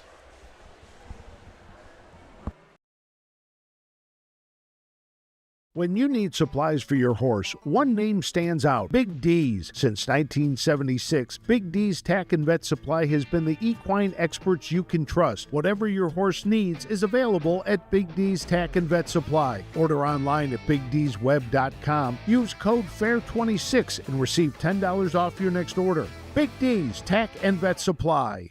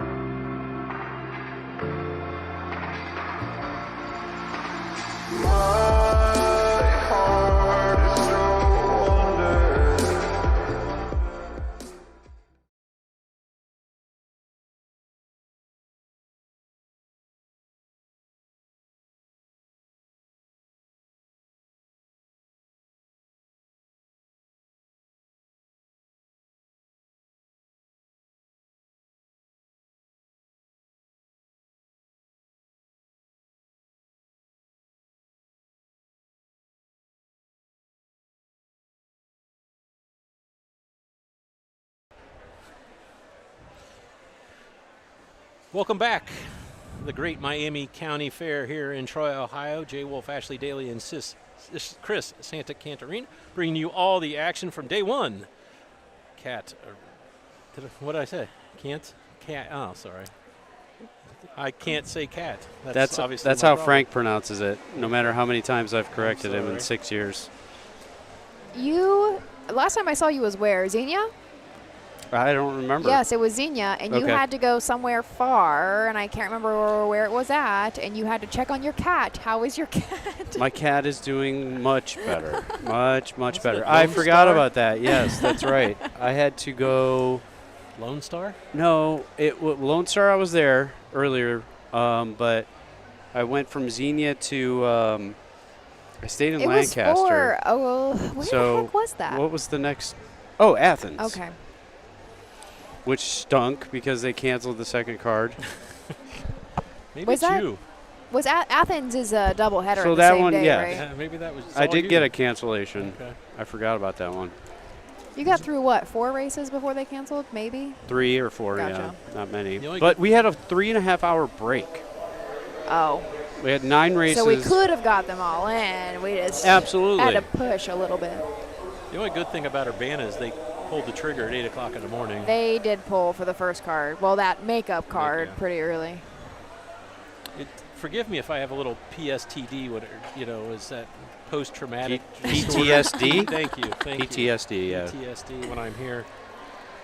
My mom and I own part of a horse with Bill Walters, and we were scheduled to race here at the Great Miami County Fair. So I picked up Dale and Evelyn Walters, and my mom and we drove over every way we went. This is before cell phones.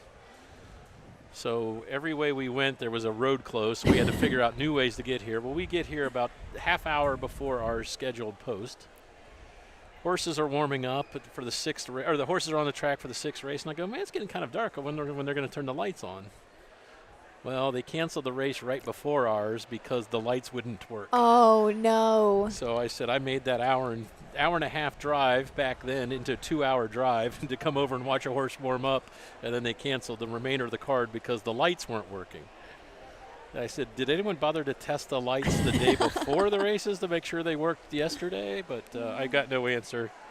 My favorite is we were all standing around the race office, and Bill's help was less than happy of coming over here, getting ready to cancel the race before.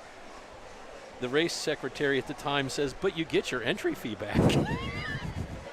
Yay. That was little consolation. Hey, you get your money back. Ashley, I have a question for you. Okay. Attica. Yeah, I heard the power went out. it did.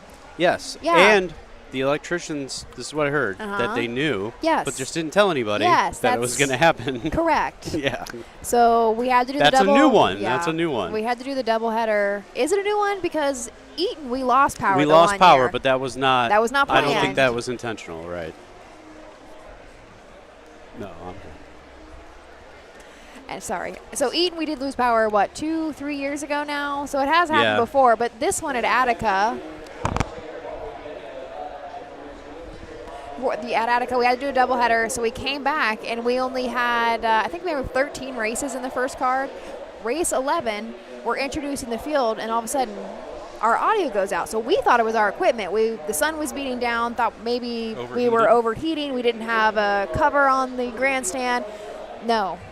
Everything lost power, and the whole fairgrounds lost they power. knew it? Yes. ADP had a scheduled blackout, and Please tell me they weren't somebody, operating rides. No. Oh, yeah. Good point. They don't have rides there. They didn't have okay, rides there. okay. But My we luck, couldn't I eat did- lunch. It was like 12:30 in the afternoon. Everybody lost power unless they had a generator on their food truck. So there wasn't many options for lunch. The last 2 races of the early card ran without any audio because the announcer was done as well, right? And it was And just who was the announcer? Someone says that's a protege yes. of Bill Peters. Bill Peters was supposed to announce. He did announce one race, and there's a 19-year-old named Cooper, and I cannot remember his last name. It's almost long and complicated, I think. But Cooper, Bubble trousers? not quite. It starts with an S, I think. Okay. He is Bill Peters made over. Same Okay. vernacular, Yep. the pauses, everything. He is Bill Peters made over, and he's just 19 years old, and he actually doesn't do a bad job. He's pretty good.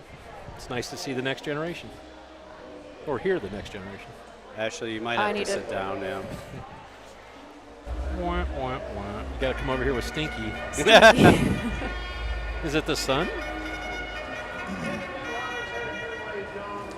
Horses parading postward race number 6. It's the second division of the OCRA at the Miami County Fair, sponsored by Miami Area Fraternal Order of Eagles. The one is Applejack by Julie Meyer and Kelly Meyer. David Meyer trains and drives. 2 Times Eclipse. Yvonne Groves, the owner. Patrick Grove trains, and Kane Kaufman is the driver. 3 Daring Dene, Donald Bean, the owner. Sabina with Mark Winters training. Chuck Boland gets the call. The 4 Bullseye Lane with the Harry Horowitz estate. Mark Winters trains with Jeff Nysonger. 5 Jacoby, Robert Rodriguez, the owner. Dalton Walls, the trainer. Drivers change to Kevin Detweiler. 6 is Howl Away. Emma Madison Smith of Xenia. Randy Smith trains. Luke Ebersol drives. 7, Let's Go Hector, owned and trained by Deborah Swartz. Drivers change to Jason Beatty. So changes in the 6th race. All but 2 have a driver's change. Kane Kaufman on the 2, Chuck Boland on the 3. Kevin Detweiler drives the 5, Ebersol on the 6, and Jason Beatty on the 7. One place show exacta, trifectas, and criminal wagering. Race 6 will be at the gate shortly. They have announced the 5, but I have not seen the 5 come in front of the stand, so we'll assume that Kevin Detweiler will be driving the 5 Jacoby. Number 1 is Applejack. David Meyer trains and drives this Team 6 gelding for Julie and Kelly Meyer, or Sydney in Versailles, Ohio. 1 second, 2/3 in 6 seasonal starts. Last time out was a 4th place finish after a break in stride at the start, timed in 2:09. The 2, Kane Kaufman now on Tom's Eclipse. Patrick Groves does train. 6 lifetime starts, 1 win, 1 second, and 2 third place finishes. If we go 4 back, it was that first lifetime win, and that came at Wilmington in 2:09 and 4. That's a lifetime mark, and made $5,400 on the year. Originally a $5,000 purchase from the Blooded Horse sale. Number 3 is Darling Denny. Charlie Boland will now drive for Mark Winters and owner Donald Bean of Sabina, Ohio. This is a lane of stone gelding. 1 second, 1/3 in 5 seasonal starts, 2,800 plus in earnings. Was second and third last 2 times out at Wapakoneta in Sydney for this gelding. Jeff Nysonger on the 4, Bullseye Lane. Mark Winters does train this in-range gelding, bred by Harry Howitz. The estate still owns. 5 lifetime starts with 4 wins. We are looking to go 5 in a row here today. Last time out, we were wire-to-wire winner at Wapak in 2:05 flat for a new lifetime mark. Number 5 is Jacoby. Kevin Detweiler, the 18-year-old, will pick up the drive for trainer Dalton Walls. For Robert Rodriguez of Versailles, Sally Schaefer was the breeder. Creatine gelding, 1 win, 3 seconds and 3/3, so has not finished off the board in any of the 7 starts. Lifetime mark of 2:06 is at Lebanon. Luke Ebersol on the 6, Holloway. Randy Smith trains as Creatine Colt. Daughter is Madison's, or daughter. Daughter Madison Smith does own, but 8 lifetime starts and seemingly has figured it out the last couple of goes. 2 lifetime wins. Last time out was at Chillicothe, who had wire-to-wire there, won by over a length in 2:03 and 2. $16,000 made on the year for Holloway. Starting from the second tier is the 7. Let's Go Hector. Deborah Schwartz owns and trains this Quattro de Julio gelding.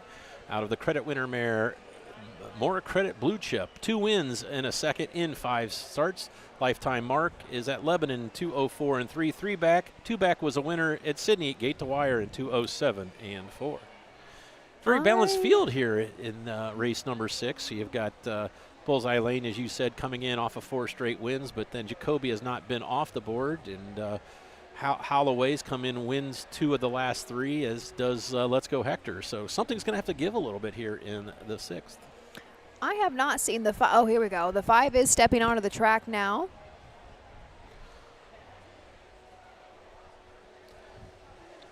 That was a very interesting post parade. It was 2, 1, 5, 7, or there was no 5, 4, 3, 6, and they were all straight across the track. I don't think anybody is tough on post parades except for Roger Houston anymore. Doug has been rolling this year. He does not play around. We saw that yesterday at Salina as well. He will post parade without you, and I guess Steve Cross does too. We kind of joked a little bit off the air about the post parades that are banned in the last 2 races with lightning in the area. They didn't care where you were. They didn't care what direction. As long as you came in front of the grandstand, they were going right to the gate. So. And here comes Jacoby in front of the stands for the first time. The trainer came out with Jacoby for a long way, so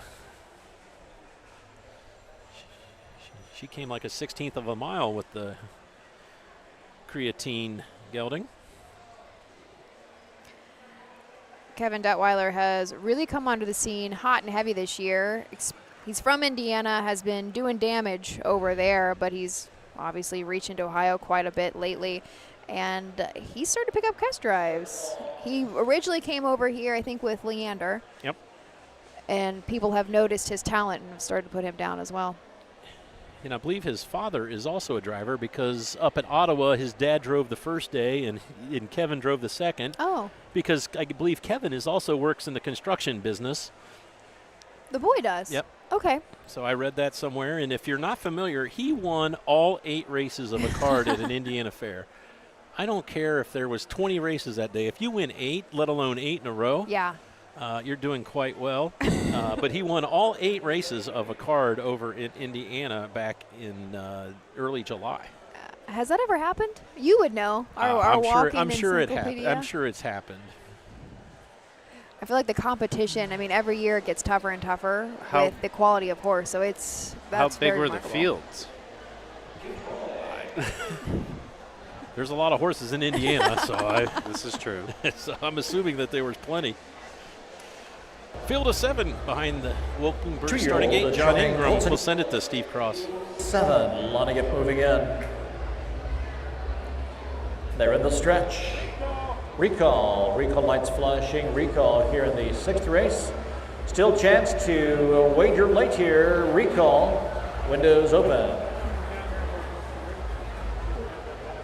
Number 2, I think what we'll see is number 2 broke stride behind the gate and interfered with the trailer, number 7, and Let's Go Hector. So if you've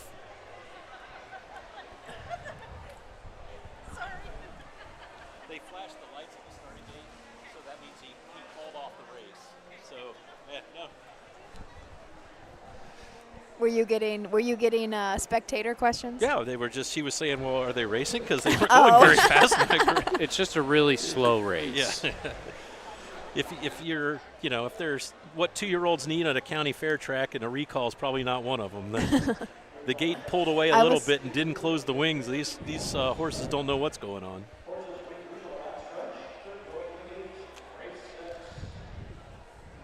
As Ayers Ratliff would say, take 2. Here for the 2-year-old Colt Trot, 2nd division of 3. They're back behind the starting gate. We'll try this again. Send it up to Mr. Cross. 2-year-old trotting Colts and Gildings, lining up behind the Mike Wilkenberg starting gate.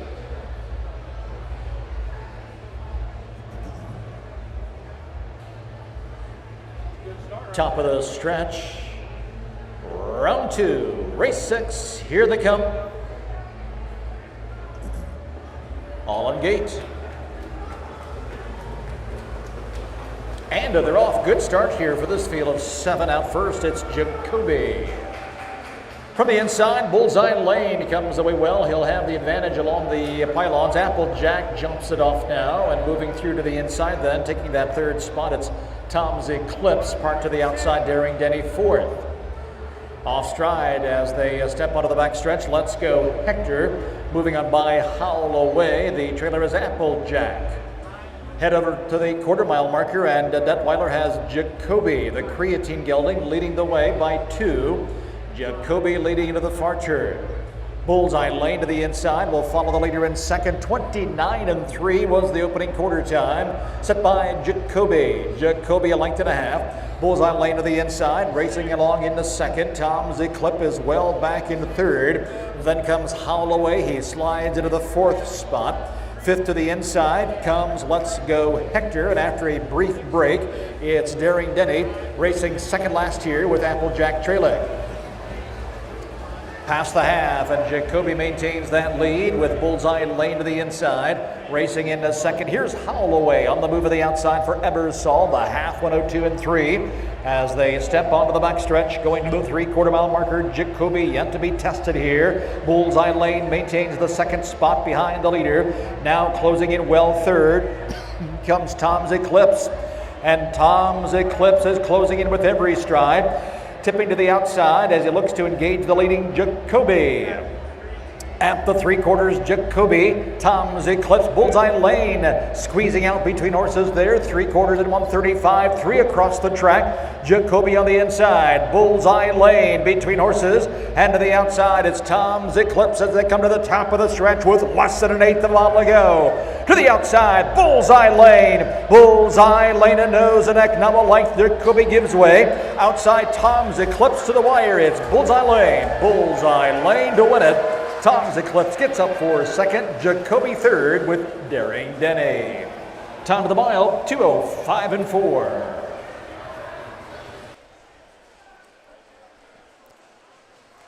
$2:05 and 4 for our winner, Bullseye Lane. That is 5 in a row for that in-range gelding trained by Mark Winters. Jeff Neislonger with another victory, driving victory on the night. Tom's Eclipse made a nice effort there. Break last 2 times out, but Kane Kaufman kept this one flat and was able to look like he could possibly have boxed in the eventual winner, Bullseye Lane, but Jeff Neislonger pulled out just in time as they went into the far turn and was able to draw clear and defeat a closing Tom's Eclipse. Unofficial 4-2-5. 4-2-5 unofficial. 6 races in, and the crowd is still cheering everybody across the finish line. I did not realize the harness racing presence that we had here in Miami County.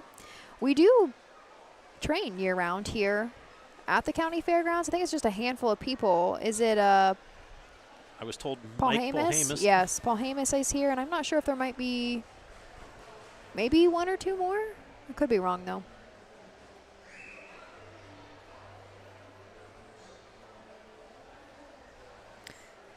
Here comes our winner, Bullseye Lane. The divisional winner of the OCRA at the Miami County Fair, sponsored by the Miami Area Fraternal Order of Eagles, 971. As he brings in a winning streak to the Miami County Fair with 4 in a row, now 5 consecutive wins for Bullseye Lane, a well-bred son of Ohio's leading trotting sire in range at a Wisteria Lane by Lindy Lane. Owned by the Harry Horowitz estate of Brooklyn, New York, Mark Winters trains Jeff Neislonger, the winning driver. 5 of 6 in his career here. Bullseye Lane trotting the mile in 2:05 for 5th. The winner returns $3.40 to win, $2.10 and $2.10. Quinella and Trifecta both uncovered. Quinella for all, Trifecta for all. The Exacta returns $75 even. 6th race results, Applejack was 6th, Tom's Eclipse 2nd, Daring Denny 4, Bullseye Lane the winner, Jacoby 3, Holloway 7, Let's Go Hector 5. Check back 624-1375. The quarter time was 29 and 3, the half 102, 3/5. 3/4 135, final time 2:05, 4/5. Upcoming a 7th race, driving number 3, Can't Catch the Lady, Chuck Boland. Charles Boland driving the 3. Kevin Detweiler picks up the 5, Can't Catch Joy. Kevin Detweiler on the 5. The 6, Oh Biscuits, has been scratched. 6 horses out. One place, Show Exacta, Quinella, Trifecta, and Superfecta Wagering. Superfecta Wagering available in the upcoming 7th. In the barn area, Horsemen ready. There we go. Official for race 6 and headed next into race 7, the second division of freshman Philly Pacers. Nice purse, $7,887 now. Scratch down to a field of 6.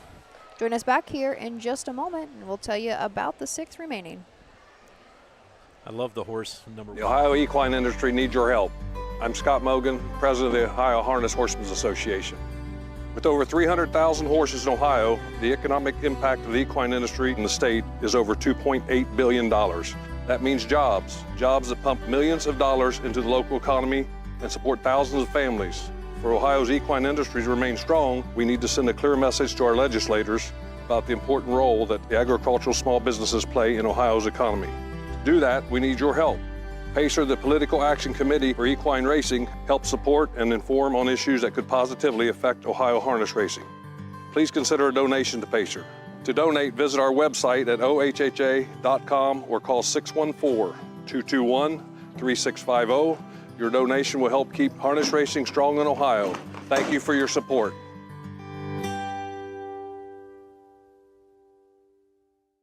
Hey kids, we invite you to join the Backstretch Buddies Club, a fun and free club for kids 12 and under who love horses and wants to be a part of harness racing in Ohio. Once you've signed up, you will be able to join Willie Winnett and exciting adventures and receive awesome surprises. Sign up today using the QR code.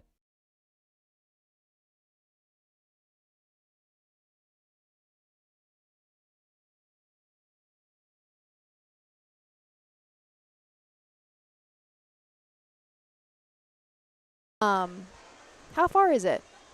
It's Napoleon. It's like 115 here, and Napoleon's like 8. I was going to say, I thought Napoleon would be closer for you going north. Okay, well, they got a bunch of rain up there too. One of my best friends from college still lives in Napoleon or that general area, so she texted me a couple days ago. She's like, I don't know if you guys are going to race. And I was like, don't worry, we're going to race. We'll see you. Thank you. I'm sorry? Zanesville was a mess. I heard that. Well, you just got to get through them, right? Everybody wants to race. Thanks for joining me there with a conversation with Richard, who won our passport program last year. He is participating this year, but not near as serious as last year. He put a lot of miles on his car, spent a lot of time in a vehicle, and he's just now taken this year to actually enjoy the races. But he did go to Zanesville earlier today and just made it up here to have me sign his passport for day 1 at Troy. Said he might be back tomorrow. Or he will go north to Napoleon. Race 7 now. Coming up next, second division of 2-year-old Philly Pacers, bringing you a total of 15 tonight here in Miami County. Quite a bit more than in past years. I think last year on night 1 at Troy, we just had about 10 races. There are plenty of horses to go around clear across the state of Ohio. Usually this far in, we don't have near as many divisions. They're not splitting as much as you see. In this one, we only split twice, but there was a division earlier. It was our 2-year-old Colt Pacers are only going for 3,800 because we have so many divisions of those boys. I did see a comment that I don't know if anybody has answered yet. Oh, somebody did ask if my mom has horses in the night. She does. She has 4 in at Northfield, 2 in the Buckeye Stallion Series, 2-year-old Philly Pacers. The better filly drew the 8-hole naturally at Northfield Park, so we're just kind of fingers crossed she's going to get around there all right. But she's been really tough on a fair circuit. She does like a half-mile track and likes to race off a helmet, so all we can do is hope. She actually, I don't even know what race she's in, but her name is Up the Heat. I think she drew the 8-hole. And then we have a half-sister to Pet Project, who drew the 2-hole.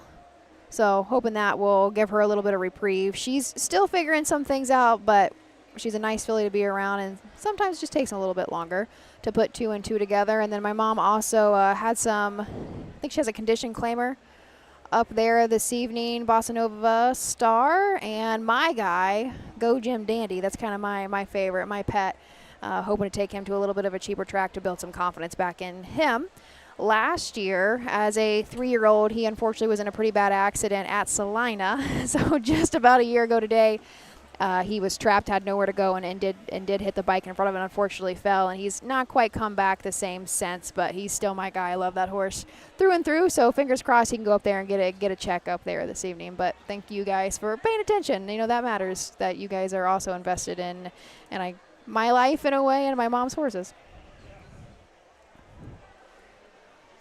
Chris, how's your life been? I haven't seen you for a whole week. It's been eventful. Eventful? Busy. Is this, what fair were you at last? It wasn't Xenia, was it? There's no way it's been that long. Yeah. Has I it? think that was the last one, yeah. This one is probably one of you weren't at Chile. I was not at Chillicothe, no. But this one's probably one of your closer fairs too, yeah? Yes, other 45 minutes. Other than Dayton Raceway, but... Yeah, of course. You're not working there this year. No, I might help out, but yeah, I'll probably do the timing. Because Jim's not doing it anymore, is he? Jim doing photo finish? Oh, yeah. Sorry. Yeah. No. He is doing photo finish? He does. Jim Ashman. Yes. You're talking about, yes, right? who is here tonight correct. also. He used to do photo finish and timing at both Miami and Dayton. Yeah. Now he's associate judge. That's what I thought. He has kind of stepped up in the world. Yeah. Well, there was no other place for him to go. So. I don't see that in a bad way. No, but he still does photo finish around the fairs. We see him all the time. Oh, absolutely, yeah. Perfect schedule for what he's doing. If he does those two tracks, he's got the summer open. He can do all this, and it's great. We're like carnies. That's how we describe ourselves. Do I fit in that category technically? Yes, because you smell like cabbage a little bit. Actually. Hold on, I'm going to grab a water before I insult you back. Thank you so much. I had to move away from Jay and Chris because that's fine. You guys smell pretty bad, so I just couldn't handle it. There's no way I smell that bad. I took a shower. I had to come to the power cord. I did an Irish shower. Do you know what an Irish shower is? No. You just spray yourself with cologne. So you do stink. You're just masking it. Yeah. Looks like we have a couple horses that have stepped out to the track for race 7. We were scratched down to a field of 6. A couple changes here. The 3 will now be driven by Charles Bolin. Can't catch the lady, Charles Bolin in the bike. The 5, Can't Catch Joy, Kevin Detweiler now to drive the 5, Can't Catch Joy. And the 6 is a scratch.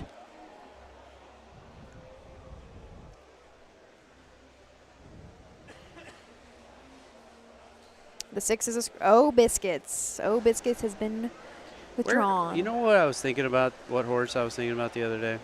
Poster Pets. Poster Pets? Yeah, where's that one? He probably has a cheaper check out east, if I had to guess. We could look him up, but that was co-owned by Frank Frost for a while. I knew that. Yeah, but when Frank. Part of the rules for OHHA is I am allowed to own one horse, but I cannot hold a trainer's license. Right. So that's for most of the staff, except for like Amy Haller, Brett Merkel, and Frank. They are not allowed to own any horses. So that kind of changed when he got the executive director role.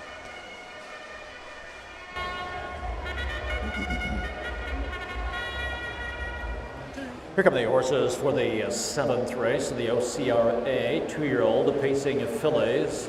One is Some Dis and Some Adapt, owned by Rush Creek Stables. Roth and Mitchell Standardbreds, Jeff Nicehunger trains and drives. The 2, Delightful Fire with a Triple J Standardbred Racing. Kane Kaufman trains and drives. 3, Can't Catch the Lady. Owned by the Harry Horowitz Estate, Mark Winters trains. Chuck Boland picks up the drive. 4, 1, Speedy Mama by Darrell Baird and Nathaniel Baird. Jacob Baird trains and drives. 5, Can't Catch Joy, AWS Stables, and Mark Winters, the owners. Winters trains, and Kevin Detweiler, the driver. 6 is scratched. 7, 8, Turbo, owned and trained by Kent Saunders of Xenia. Roy Wilson is in the sulky. A field of 6 in this, the 2nd division, sponsored by Furry Friends Grooming Salon. This is the OCRA 2-year-old pacing colts and geldings. Purse of $7,887. The 6 horses out. Win play show exacta Quimilla trifecta and superfecta wagering. There you go. An introduction to the field of 6 now for race 7. Second division of 2-year-old filly pacers. Why don't you show us our one horse? You like his name so much. Sumadis, Sumadat. Jeff Neisarner trains and drives the Sumu Cum Laude filly for Rush Creek Stables in Benson Roth and Mitchell Standardbreds of Ohio and Florida. 0 for 6 on the season, does have a second and 2 third place finishes. Second place finish was 4 back at Marion, timed in 2:07 and 4. Timed last time out was 8th place at Scioto, was timed though in 57 flat. King Kaufman trains and drives the 2 Delightful Fire. This is, of course, a Catch the Fire filly out of the Ponderosa mare, Heather's Delight, owned by Triple J Standardbred Racing of Amelia, Ohio. 4 lifetime starts, still looking to break the maiden, but we did have a 3rd place, a nice 3rd place finish last time out in the Buckeye Stallion Series at Urbana. 3rd back by about 5 lengths and paced that mile in 1:58 and 4. Final quarter 28 and 4 there. It's made $3,000, originally a $20,000 purchase from the Ohio Selected Sale. Number 3, Can't Catch the Lady. Chuck Bolin will now drive for Mark Winters for the Harry Horowitz estate of Brooklyn, New York. Catch the Fire filly. 2 wins, 2 seconds, and a third, so 5 on the board finishes in 6 career starts. Was a benefactor of a placing last time out. 2 placed 1.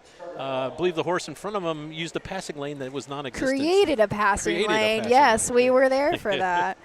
The 4, Jacob Baird trains and drives this Yankee Cruiser filly, 1 Speedy Mama. First lifetime start, no qualifiers to go off of, but this is a homebred for the Beard family. We'll have to be quick because they're already rolling. Can't catch joy. Kevin Detweiler picks up the drive for Mark Winters for AWS Stables, and Mark Winters of both of Ohio. Catch the Fire filly. 2 wins in 5 starts. The fastest of those is 56 and 1 at Scioto Downs. 6 has been scratched. The 7, Roy Wilson for Kent Saunders. He also owns the Ponderosa filly, Ink Turbo. She's had 6 lifetime starts, and she needs to stay flat here. She's been having some issues around the county fairs, but has still made $1,400 for Kent. Let's throw it up to Steve for the call of the 7th. For the start, here they come.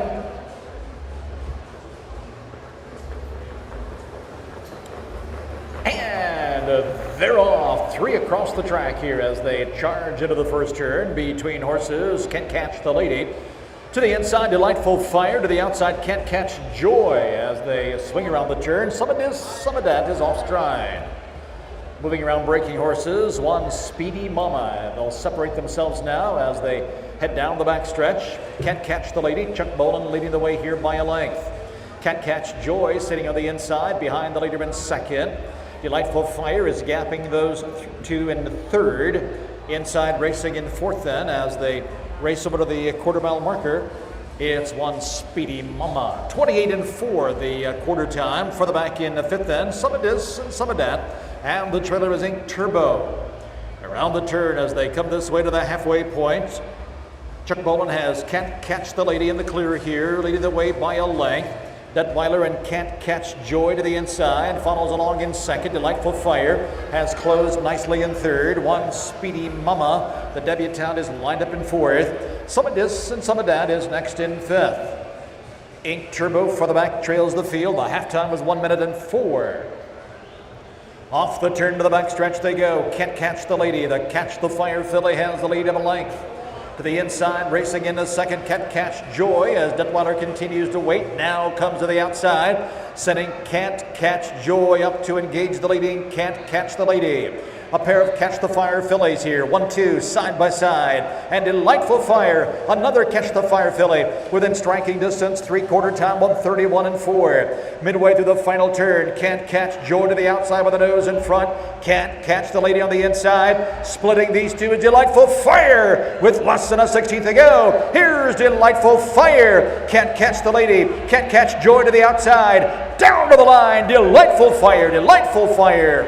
Splitting rivals to win. Delightful Fire in front. Can't Catch the Lady was second and Can't Catch Joy 3rd. The mile to a 1/3. Looked like Delightful Fire had nowhere to go, but Kevin Detweiler in the 5 Can't Catch Joy looked to go a little wide around the final turn, and that opened up, like they say, the seas parted for Kane Kaufman. Kind of a blistering opening quarter here on this track. 28-4. Is that what you had, Jay? 28-4. 1 minute, 1/5, 1:31.4. Time of the mile 2:01.3 for Delightful Fire. Had a qualifying mark of 58.2, so first lifetime win for Delightful Fire. Greg Luther's got to be smiling as the top 3 were all Catch the Fires, one of his stallions that he stands here in the Buckeye State. He's also the breeder of one of them I saw. Sumadat. One horse had a tough go. Yes. Planted her feet a couple times. Tried to run through the horse in front of him one time. Doesn't work very well. I do have 2, 3, 5, and I'm going to say 4 across the wire. That's what I have as well. 8, bring him out. Race 8, you're up. Oh, we're calling them out already. We were a little slow to get going, but now we're not playing around. Nope, not messing around now. It's the 8:30 hour. The 4 horse, first lifetime start. She got around pretty good for Jacob Baird. One Speedy Mama. I think she did hold on for a 4th place finish. And when she was with the rest of the fillies, man, she was tiny. She was very, very small filly.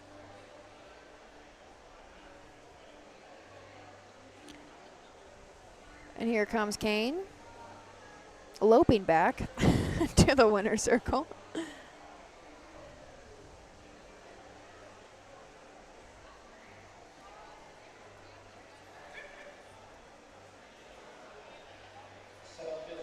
The winner number 2, Delightful Fire. Second number 3, Can't Catch the Lady. Third number 5, Can't Catch Joy.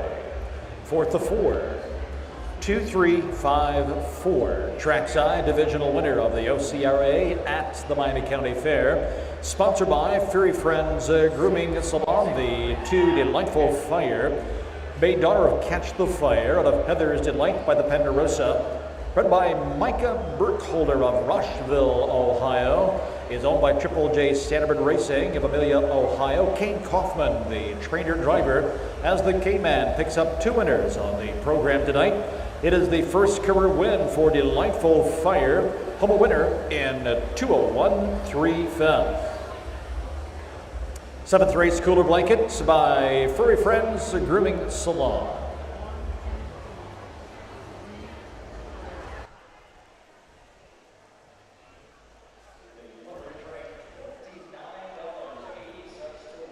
$20 and $280. The Try and Super Uncovered Try All $50.20. 235 All Super $14.70. Quimella pays $9.60. The Exacta $36 even. Big numbers on the board here. The 7th race results. The 1 Sumadat was 5th, disqualified, placed 6th for interference while off stride before the quarter. Delightful Fire, the winner. Can't Catch the Lady was 2nd. 1 Speedy Mama 4. Can't Catch Joy 3. 8 Turbo was 6th, placed 5. Following the disqualification and placing, final order reads 6, 1, 2, 4, 3, scratched, and 5. Quarter time, 28-4. Halftime, 1 minute 4/5. 3 quarters, 1:31.4. Final time, a new career best. Race timed in 2:01.3. Coming up, race 8, driving number 4, Egbuka, Jason Beatty. Jason Beatty on the 4. Win place show Exacta, Quinella trifecta wagering. Race 8, you're up. Bring him out. Bring out the 8th right away, please.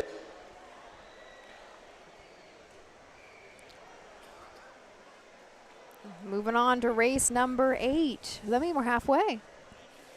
Halfway on this beautiful night in Troy, Ohio. I tell you what, I'm enjoying it. It's nice weather. The temperature is perfect. Nice little breeze here in the grandstand. No complaints. And in the good news, the track lights are on, Jay. Yep. You are not going to bring bad luck to us. Trust me, every time I come here, I look and say, yep, they're brand new. Oh, man. Race number 8 coming up next, though, in the second division of Freshman Filly Trotter, $7,658. A field of 7 let us introduce you in just a moment. We're going to take a step away to thank our sponsors. Once a year, the greatest converge. 12 championship races, over $7 million on the line. History will be made. Legends will rise. In October 2026, Scioto Downs becomes the venue where speed meets destiny. The Breeders' Crown, harness racing's ultimate showdown. It all comes down to the Breeders' Crown.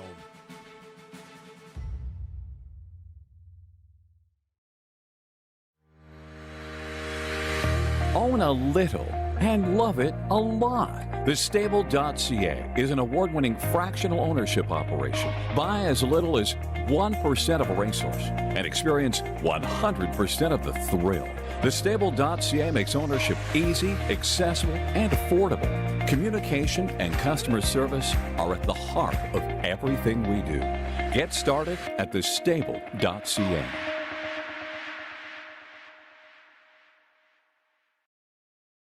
A late night for her too. We are back at the Miami County Fair in Troy, Ohio. Jay, Ashley, and Chris bringing you all the action from day one of 2 Ohio Colt Racing Series.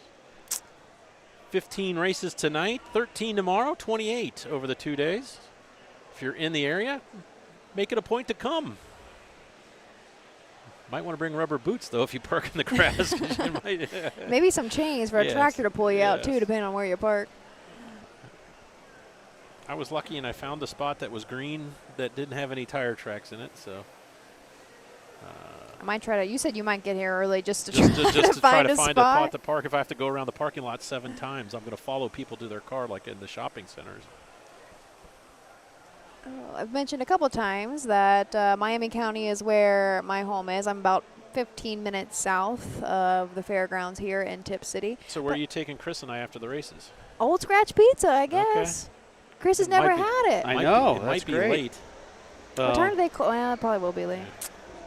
Maybe we can all meet beforehand tomorrow. Some of the fair food, remind me, aren't the milkshakes really good here? I saw a couple milkshake cups come up here, and they're all decorated the same. So Rick Gleason, our charter, had one in his hand on the way up before the races started. I supported a 4-H group today, which is hoofs and something. Heifers? Hoofs and heifers. Okay. I don't know. I'm kidding. Horses and cows. It's fine by me, but I had a sausage sandwich and tater tots and a drink, and it was $10.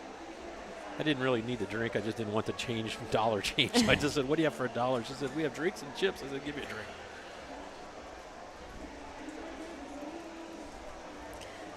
As I was saying, I don't come to Troy a bunch, but I'll tell you a story. Chris, maybe I told you this. Okay. We were talking about, I adopted a senior dog out of the Miami County shelter that's actually right down the road from What's the the fairgrounds. definition of a senior dog? She was 9 or 10 years old when I adopted her, so she was getting up there. I unfortunately had to put her down. She had oral cancer, so I only had her for a couple of years. But when I first walked into the shelter, I was like, I'm probably not going to take home the dog today, but naturally, the first time you see a dog, I was not going to leave it. Raise your hand if you've ever walked into a dog pound or a dog shelter and not walked away with one. And or found an owner for one of them. She was a little terrier, but when I first was introduced to her, they told me she was an intact male. So I adopted this dog thinking I was getting an intact male. You kept referring to her. Yes. So obviously it wasn't an intact male. Was not. I took her to the vet maybe 2 days later, and I noticed that she squatted to pee, okay? I didn't think anything of it because I had a previous dog that had passed away of old age, and as he aged, his back started to hurt, and he would squat to pee. So I was like, maybe there's just a lot going on. She was very scrawny. I'm not going to go with peeing in the squat. I'm not going there. But I do have a concern that the shelter can't tell the difference between a boy and a girl. Yes. She was a mess. Don't get me wrong. She came in as a stray, so we didn't know her background very much. She was such a sweet little dog, and I'm glad I got to give her the last couple years of her life in a safe home. But, yeah, they told me that she was an intact male, and the vet looked at me. He goes, you know you have a female, right? And I was so embarrassed that I hadn't checked, but I took the shelter's word. Yeah. And, yeah. I mean, there's my Troy story, I guess. So dog pounds or the dog shelters can't tell the difference, and we don't turn the track lights on the day before. But they have good strawberries, right, Chris? Yep. Strawberries? Strawberry Festival. Did you not hear our story? Where were you? No, I don't know. Ignoring They draw us. 100 to 150,000 people for their strawberry festival. In Troy? In Yes. Troy. And I said that's a wide berth.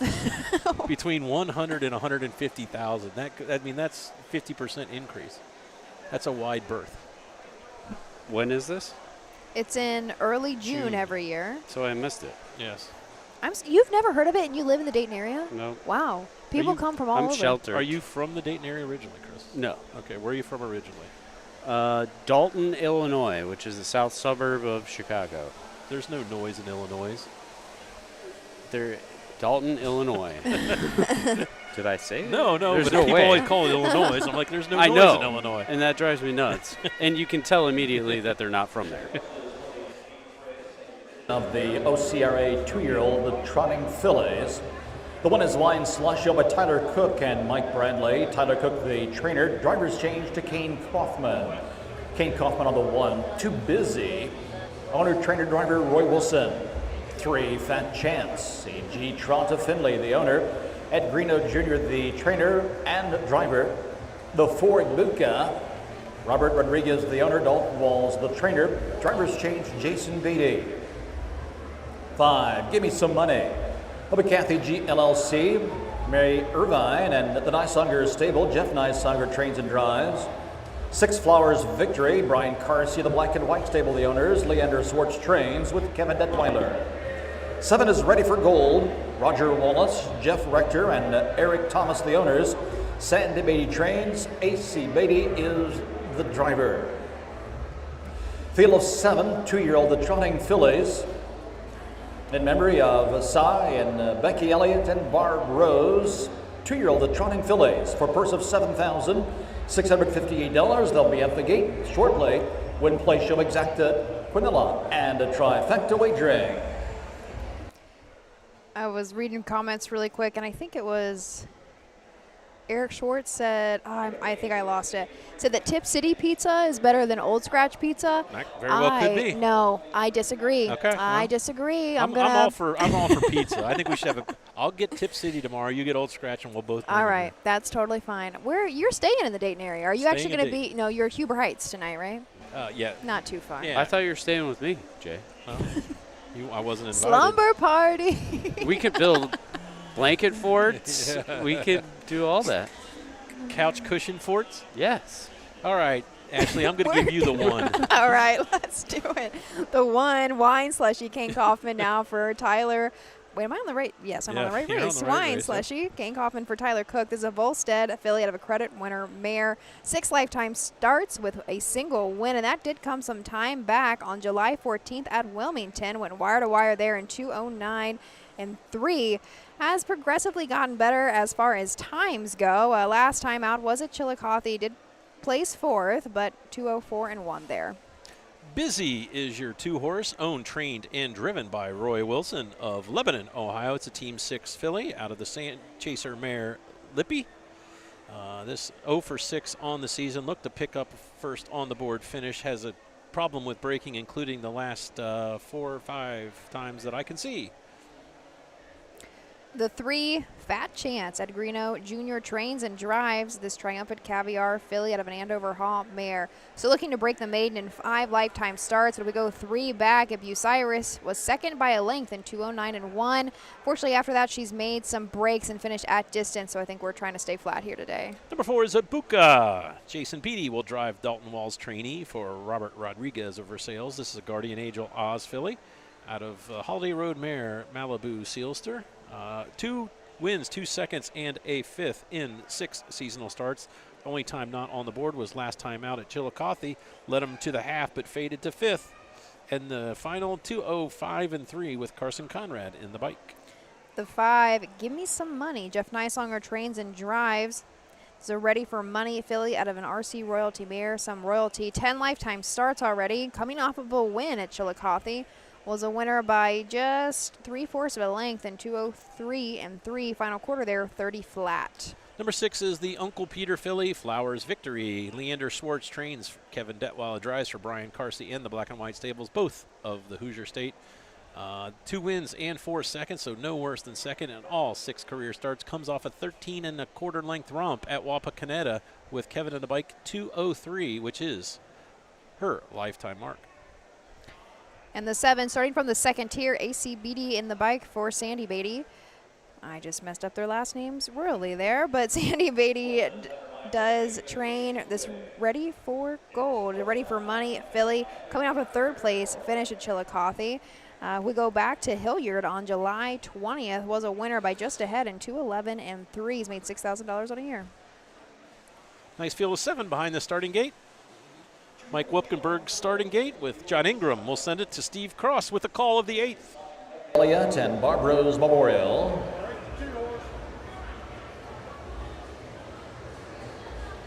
Six of the gate, 1 trailing starter. They're in the stretch. Ready, set. Here they come. Off stride, Busy.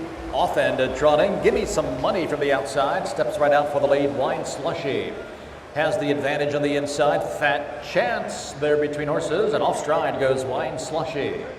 Moving through traffic, Ready for Gold as Beatty looks for room there. Now she is off stride as well.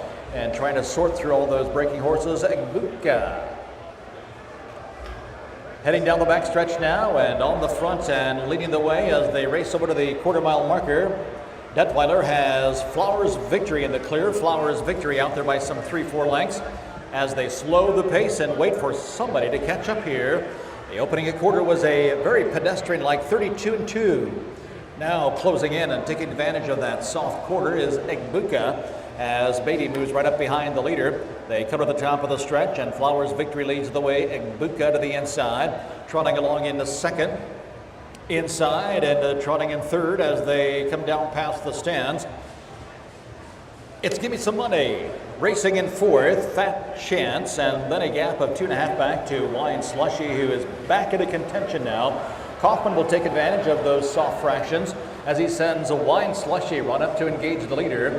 They come to the halfway point and Flowers Victory still there leading. The half was 1:07 and 4. Flowers Victory leading onto the back stretch. Second to the inside, then as they straighten away going to the 3/4 mile marker, it's Egbuka, and then third to Give Me Some Money. To the outside of fourth, Wine Slushy. Kind of a rough trip for her. Fat Chance and traffic here races in fifth.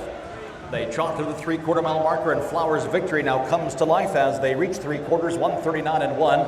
Flowers Victory will try to outsprint the field as Egbuka is there at her wheel in second. Inside, racing in third as they turn for home. Give Me Some Money. Top of the stretch, Flowers Victory. Here's Egbuka to the outside with Give Me Some Money. But as they come to the line, it's Flowers Victory who controlled the entire way. Flowers Victory will win it in hand. Egbuka finishes second. Give Me Some Money and Wine Slushy. Top of the mile, 2:08, 3/5. 2:08 and 3. No excuses for the top 3 as they stayed flat the whole mile on the very pedestrian, as Steve said, 3/4 and 1:39 and 1. Came home though in 2:08 and 3 for your winner, Flowers Victory. Especially with trotters, sometimes it doesn't matter how fast you are, as long as you can stay flat. 6-4-5-1 is what I have across the wire. Our 6 horse, that is the 3rd lifetime win. And 7 tries now, 2 in a row in Ohio. 3 straight with me on the mic too. Beautiful. See? Maybe you're the good luck charm. Maybe, I'll tell you what, Mr. Schwartz, bring me along. I can be bought. I want to say, what's your commission for this, Jay? First win at Ottawa, second win at Wapakoneta, and now tonight here at Troy. I'm going to Richwood next if you guys want to enter at Richwood.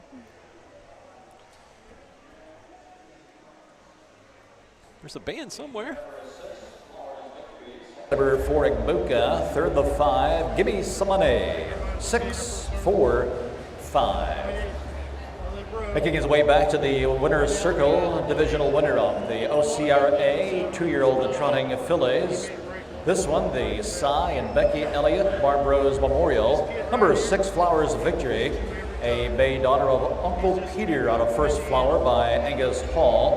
Bred by Wayne Weaver of Ohio, owned by Brian Carsey in the black and white stable. Leander Swartz, the trainer. Kevin Detweiler, the winning driver.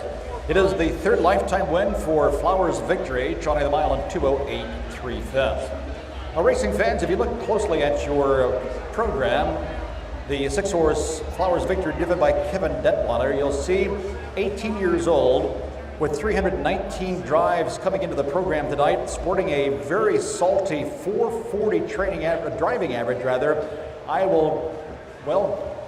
You'll be hard-pressed to find, and I will challenge you to find any other 18-year-old in the country with 319 starts sporting a 440 driving average. There's a rising star from Indiana, and now here in Ohio, Kevin Detweiler, steering his 2nd winner of the evening.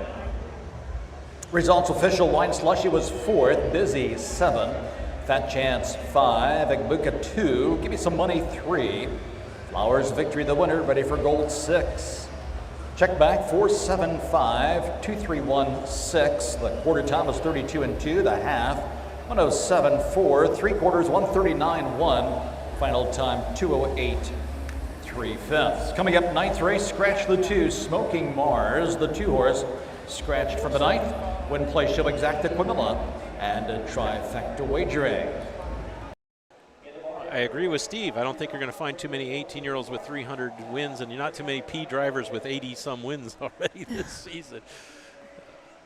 How many drives do you have to have so many satisfactory drives before you lose the P, and someone told me 30? I don't know how many it is. Yeah. But I think 300 would classify, and I think 80-some wins would probably classify. So I think he's going to be dropping the P license pretty soon. Probably has to wait, though, doesn't he, till a certain age? I don't know if that matters. Anymore? If they can get a judge to approve it, I'm not sure if that matters. I'll go up and talk to John Weiss, see if he knows. He knows all the details, he knows right? all the details. Race 9, scratched down to a field of 5. We withdraw the 1 or 2, Smoking Mars, so Kevin Detweiler will not be able to go back-to-back tonight. So field of 5, we'll talk about these 5 after these commercial messages. Hi, I'm Dean Gillespie, and I want to tell you about the Ohio Colt Racing Association. There's 19 member fairs, and they sponsor the Partial Futurity in Greenville, Ohio. You need to race in the OCRA. Great racetracks, great people. Bring the kids and come out to the fair, and remember, fair time is fun time.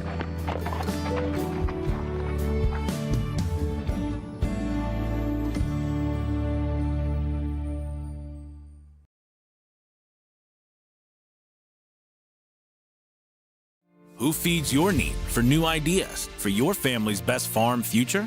Ohio Farm Bureau. We work with our members to shape ag policy that will positively impact our industry. Farm Bureau is advancing business solutions to give you a competitive advantage.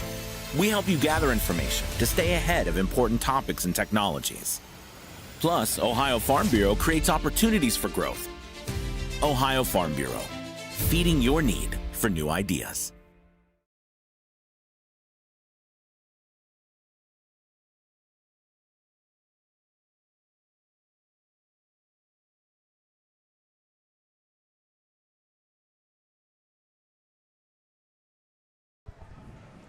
Welcome back. Race number 9 of 15 coming up next here in Miami County in Troy, Ohio. The sun has set. Unfortunately, our grandstand kind of covers it a little bit, but we did have a pretty sunset. Some direction headed out of the first turn there. I have a special guest for the first time. You're killing me. This is my husband. This is Jack Shell, better known as, I would say Jack Daly, but there was already a Jack Daly, so yeah, we can't do that. We got you here. You don't really attend many fairs. You actually really don't listen to me much. You mute me when you turn me on. I do not mute her. She's full of it. You lie. You lie. That's all right, though. But you're here tonight. You're not actually here to support me. You're here to bring your family out. Well, I suggested it, and they came along, and I thought they had a really good time. It's my mom's side of the family. We brought some of my mom's sisters, and I showed them how to read a program. At least I tried to. So. You knew nothing about horses. Actually, nothing about anything before me as far as the livestock goes. You had a dog growing up, but you jumped into the horse stuff pretty heavy. Knew nothing, not in the slightest. You did a really good job reading the program, and thankfully, I wouldn't say I'm up a couple bucks, but we had a good time. Won a couple. You told me you weren't playing. Well, when I say we, I'm talking about my aunt's money. She handed me money. She goes, hey, whatever you want. It was you, but she was letting you play on her dime. Got it. You did make money at Urbana, though. The only night we got to race at Urbana, the BSS, you bet Kevin, who just won the last race, and I told you to. I did. I put Jill, up the heat second. I think I boxed a trifecta, and it Look at this. And it paid out. Look at this. Yeah. My knowledge rubs off. Might not sound intelligent sometimes on air, but it's there. I do know a little bit.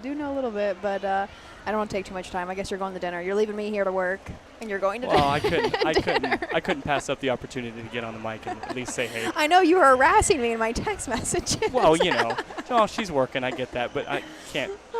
What am I going to do? I got to give you a hard time. No, but you do really like the horses. That's made my life easy. I said anybody who's been around the horse industry for a long time knows that you got to love it to be in it. And sometimes finding a partner outside of the horse industry is not easy because it's a foreign world. It takes a lot of time in anybody's life if you're involved in the horses. You've always supported me, so I appreciate that. Absolutely. And you watch my mom's horses closer than I do, actually. Oh, yeah. I'm on U.S. Trotting the day those the draw comes out to see how she drew and all that. And then I'm asking her mom when she's on the phone with her mom, like, hey, what do we think of this and all that. I'm pretty sure I'm just annoying at this point. Did you watch Bossa Nova? Tough Drive. No, I have not. Tough Drive. No, I've been Franny's up next. Okay. At Northfield. So I'll look at U.S. Trotting. Maybe I'll watch the replay. But I can feel my phone buzzing. All so right. I'm probably going to get going. Well, I will see you at home. Okay. All right. Okay. Bye. Oh, yeah. Sorry. Yeah, I did not introduce. Nothing. Go on. See ya. Race 9. There you go, Chris. You met my husband. You were asking about him. Finally. I didn't even think he existed. That's cruel of you. You said his name was George Glass the first time. That's a deep reference. Yeah, do you get it? No, I don't. It's Jan's made-up boyfriend from the Brady Bunch. Yeah, I wouldn't George get that. Glass. So sorry. Yeah. So sorry. I grew up on reruns. We have another horse stepping out of the track. Looks like we've only got one out so far. Looking for a field of 5 as the 2-horse Smoking Mars has been scratched.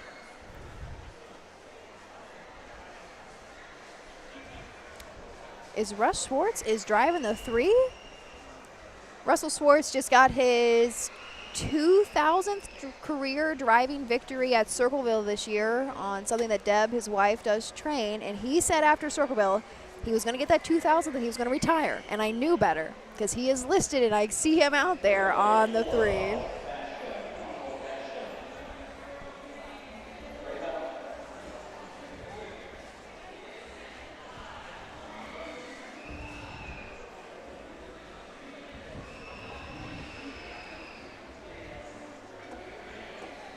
Chris, you're back here tomorrow with us, correct?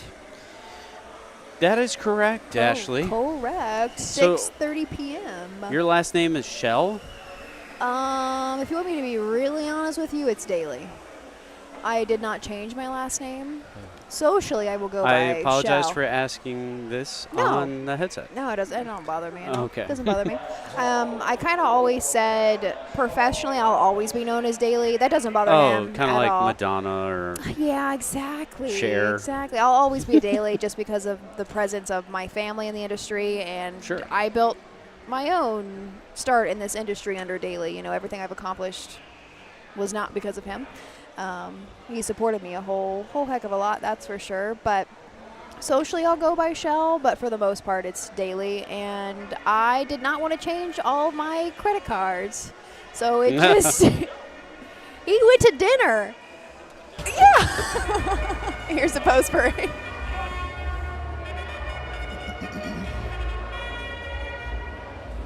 Horses on the track for the 9th race.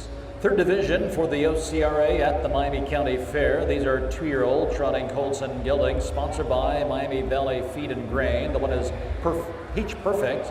Over the Golden Gates USO of Columbus, Justin Hall trains and drives. 2 is scratched. 3 Straight Bussin' of Jason and Jackie Borowski of Leesburg. Deborah Swartz, the trainer, Russell Swartz aboard. The 4 is Uncle Fashion by E.G. Trott of Findlay. Ed Greeno Jr., the trainer driver. 5 Luster, Jerry Zozel owns. Mark Winters trains and Chuck Boland drives. 6 is Crooked Big Tom, Latanya Soleil of Kentucky. Candace Winters of Ohio. Mark Winters Jr. trains. Jeff Nysunger in the sulky. It's a field of 5 remaining here in the 9th race division of the OCRA, sponsored by Miami Valley Feed and Grain. Win, play, show, exacta, Quinilla, trifecta wagering.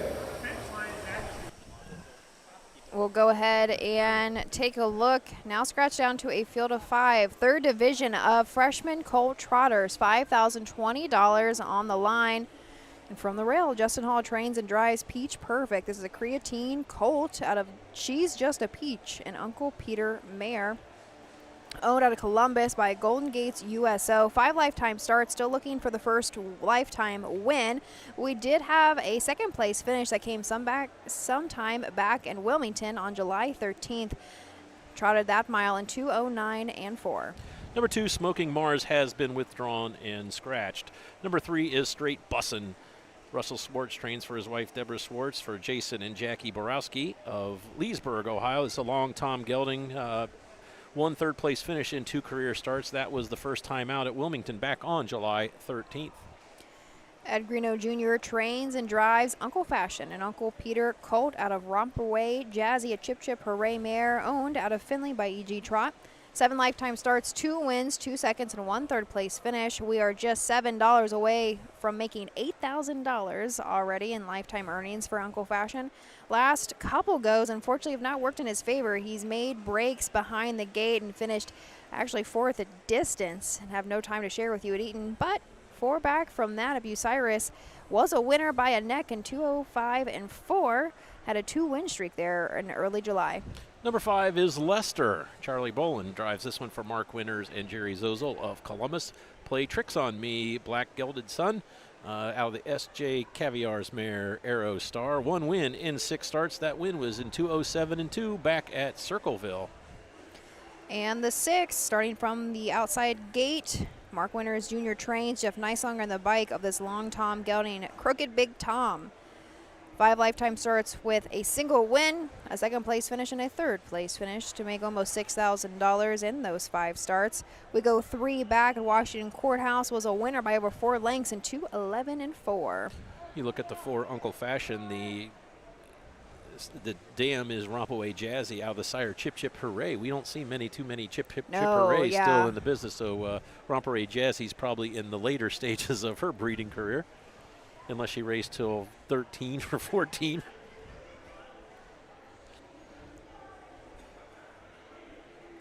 Scratch down to a field of 5. We'll send it up to Mr. Cross. Playing Colts and Geldings, sponsored by Miami Valley Feed and Grain.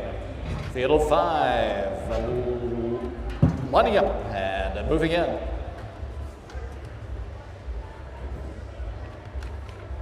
They're in the stretch, ready for the start. Here they come.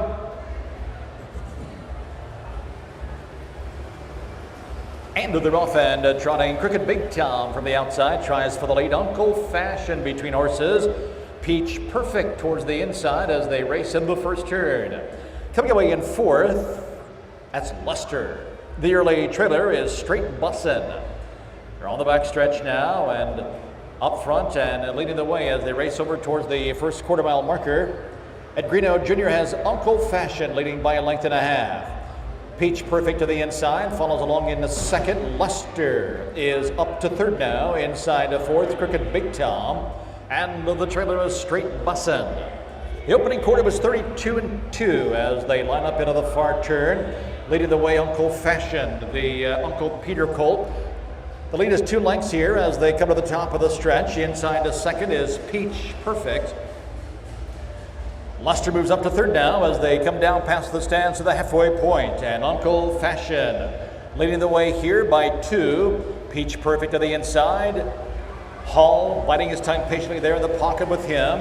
Crooked Big Tom is next in 3rd. Back on the inside now, Lester and Chuck Boland. The trailer is Straight Bussin'. Reached the half at 106 and 2. And there goes Uncle Fashion as he sprints away from the field. Uncle Fashion up quickly now, 4 lengths to the good here. Second to the inside is Peach Perfect. Another 2.5 lengths to Crooked Big Tom, followed by Luster, and Straight Bussin' can see the ball. Field is scattered here as they arrive at the 3/4 mile marker, and Uncle Fashion looking to go the distance here. Still leads the way, Uncle Fashion by 4, with Peach Perfect to the inside. 3/4 and 136 and 1, Uncle Fashion. 4 lengths to the good here. Peach Perfect holding the second spot there. Crooked Big Tom and Luster lining up in 4th.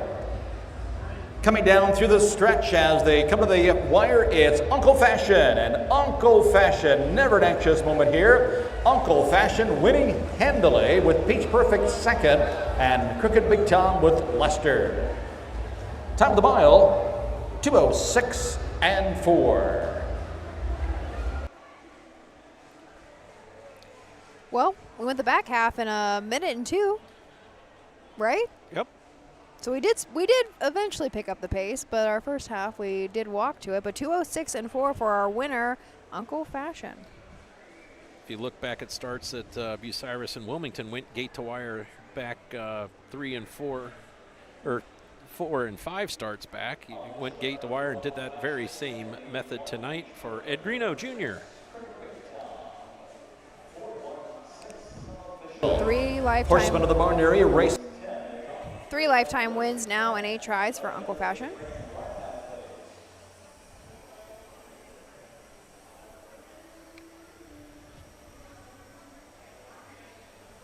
Sure, very pleased with that performance Flat after the mile, last, yep. after the last couple. Is that a band or is that just I piped to do music? think there might be a live band behind us. There is. There's There's a a live band. tent to our right. And the beer tent, we're missing out. I don't know if Yeah, it, I I'll don't make actually a don't run. know if I'll it get is a the beer tent. But What do you want? 3 Michelob Ultras? exactly. Or 3 water, same thing. Yeah, I know, right? 210. The Quinilla, $7.40. The Exacta, $18.60 for the Exacta. The Trifecta, $4.16 Trifecta. $18.60, $18.60. The Quinilla, $7.60.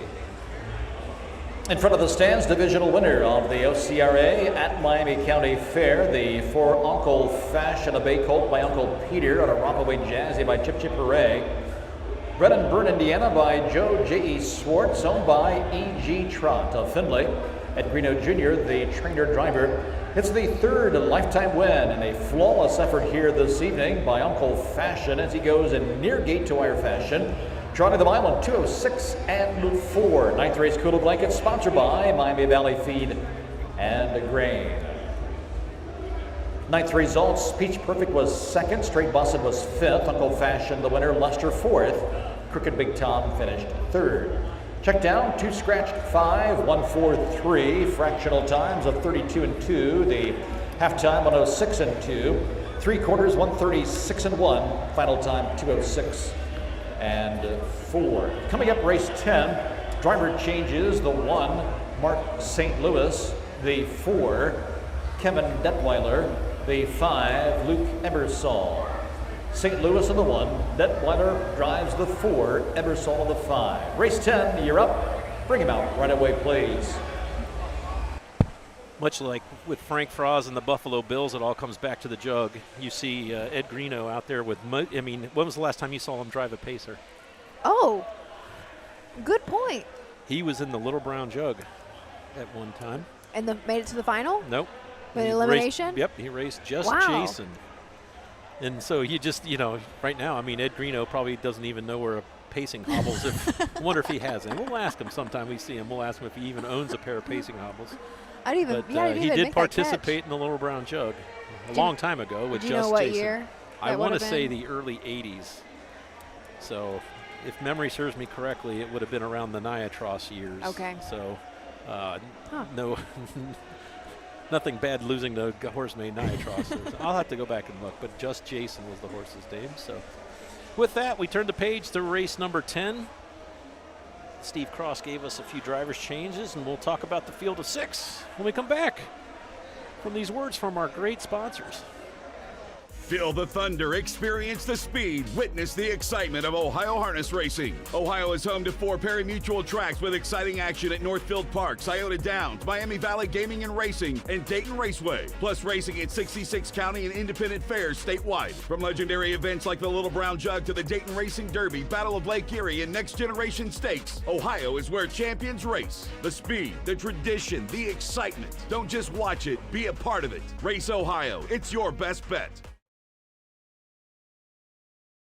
Don't miss the North American Standardbred Mixed Sale in Mount Hope, Ohio, December 18th. Only 2 sales in and already gaining attention across North America. This exciting young sale specializes in high-quality racehorses, broodmare prospects, and stallion shares with industry-leading pedigrees. One of our exciting graduates is world record holder Allegiant, headlining a growing list of successful sale graduates. Last year's sale topper was refined at $260,000, followed by Stardust Volo at $250,000. Visit the North American Standardbred MixedSale.com and join us December 18th in Mount Hope, Ohio.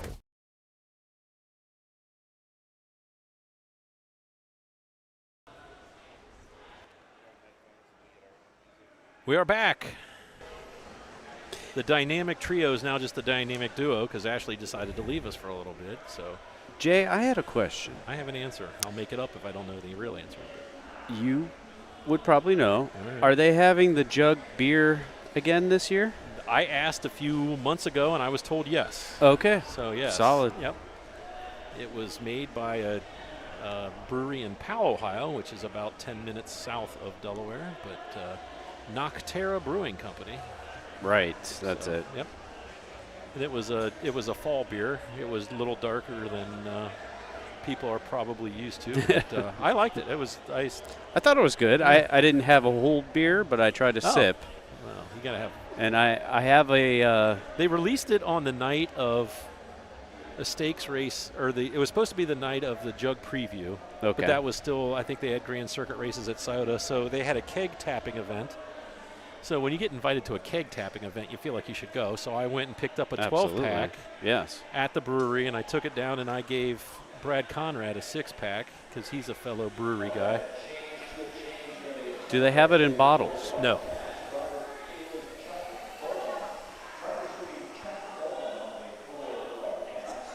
As programmed. So we're not sure if you heard that, but Chuck Bolin, who was originally scheduled to drive Whitecaps, will indeed drive Whitecaps. So a change to the change, but if you didn't hear the first change, you didn't know it was a change because Chucky Bolin will drive the 4. Nope, it's canned, and they had a keg of it. So awesome. At the end of the fair, I got a call from the fair office and says, we have like 3 cases left. Do you want any of it? And I said, sure, I'll take some. I said, let me know what I need to bring up. And they called me and says, you don't really need to buy any because we all bought the rest. So I said, okay. So awesome. Yep. So they have kegs available, like on tap at the fair at the. It's available. Event. It's available underneath the grandstand. Yes. Oh, really? Yep. On tap? Yep, I believe so. Yep. That is cool. Yep. I didn't know that. So. But, it's hard to believe September 24th will be here before we know it. We're just 5 weeks away. Yeah. Yep. So. Going too quick. It's been a nice summer. I saw on Facebook, and if it's on Facebook, it's got to be true. Yes. That Buck Michael, the meteorologist for the ABC affiliate in Columbus, has said Columbus has had measurable rain, which is 0.5 or 0.05 inches of rain 11 straight days. Wow. So that's got to be a record, right? It is a record. Yeah. Yep. 11 straight days of measurable rain in Columbus. Wow. And tomorrow we're not supposed to have any rain, so. Well, that's good. Yeah. My backyard still might be a little mushy to mow, but I'll be here, so it really doesn't matter. We want to thank everyone for following along. We know that there are other options. Zanesville, I'm sure, has wrapped up. Salina, right up the road. Doug Ballinger will be here tomorrow night to announce day 2 of the great Miami County Fair. We get the fortune to have the great Steve Cross with us tonight from the Hoosier State. He is on his way to the Red Mile, where he announces on Tuesdays and Wednesdays. during the fall meet. It's fun to turn on the Red Mile and listen to Mr. Cross, the longtime voice of the Hoosier Park, and he was the assistant announcer at Delaware for a number of years.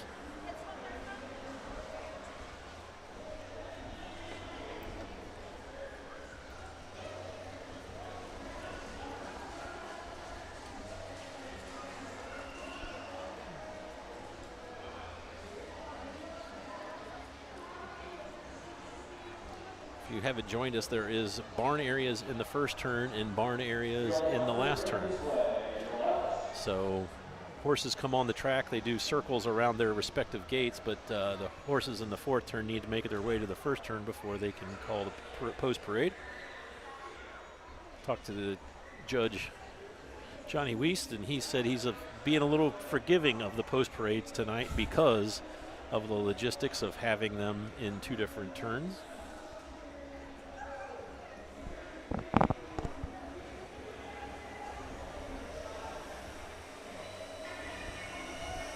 There is the call to the post for race 10.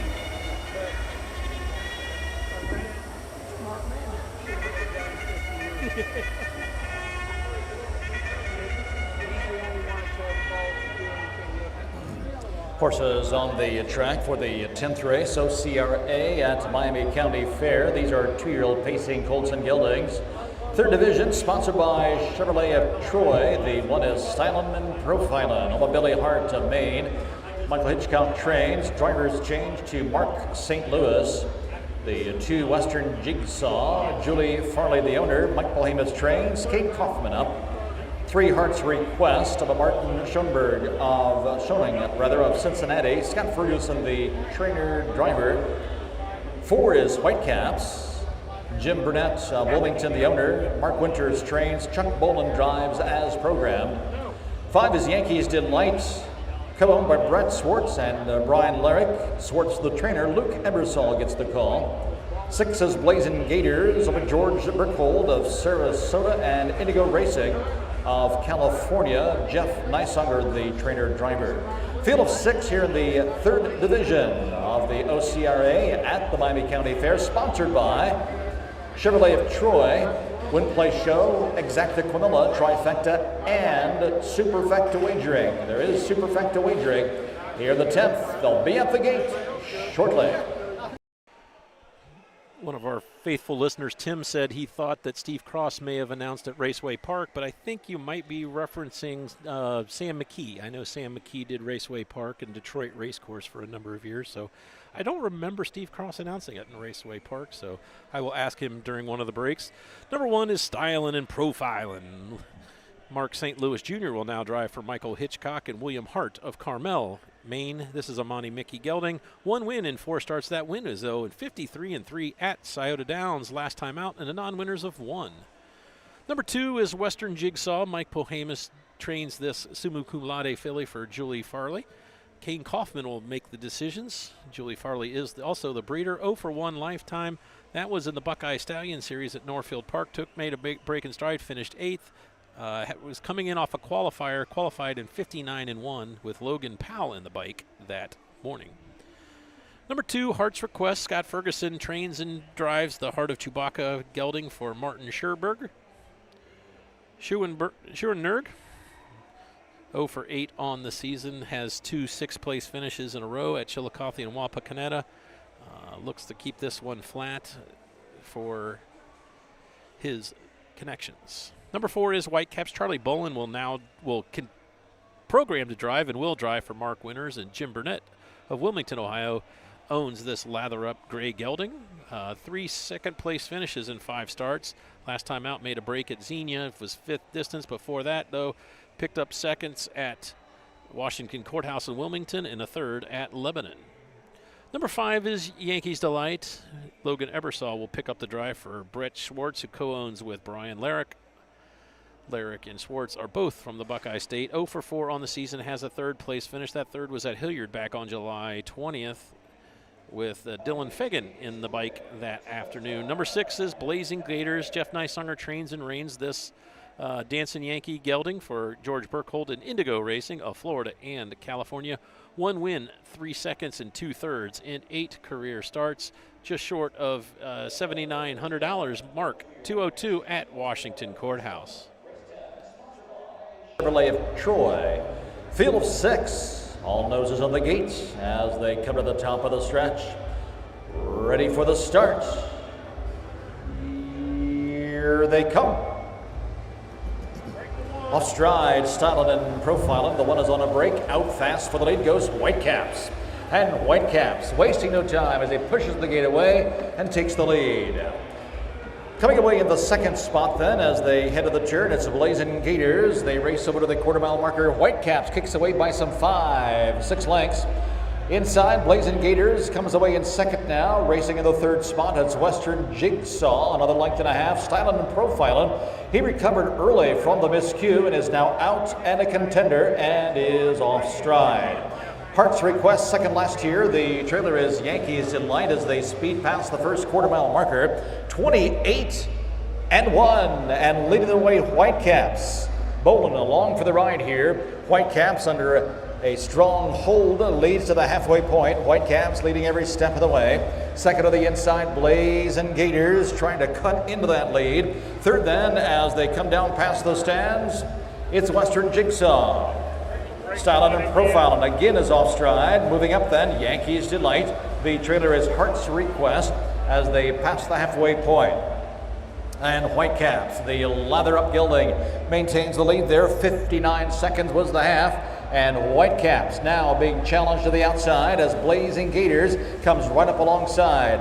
Blazing Gators taking the lead. Whitecaps beginning to tire as he drops back second. Far back in third then, it's Western Jigsaw, and further back in fourth, Yankees Delight coming to the outside. Styling and profiling will make another bid here as they pass 3/4 and 129. Around the final turn, Blazing Gators and Jeff Neisanger, they're out there by some 3 lengths now. Whitecaps on the inside is a solid second. Western Jigsaw for the back in third. But as they turn for home, it's Blazing Gators, the Dancing Yankee gelding, as he opens up by 4, nearly 5. Blazing Gators will coast home a winner here. Whitecaps will settle for the second spot with Western Jigsaw and Yankees Delight. Top of the mile, 2 minutes flat.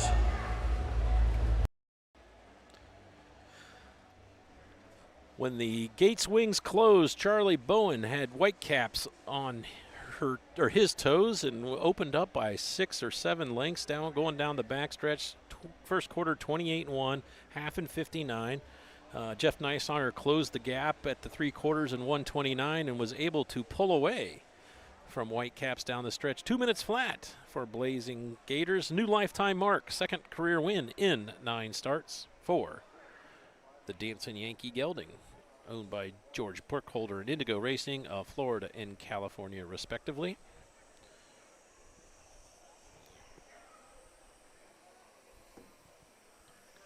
Jeff Neisanger picks up his 3rd driving win and his 2nd training win here of the meet. Both are leading so far after 10 races. Unofficial 6:42 unofficial 2-minute mile for your winner, Blazing Gators.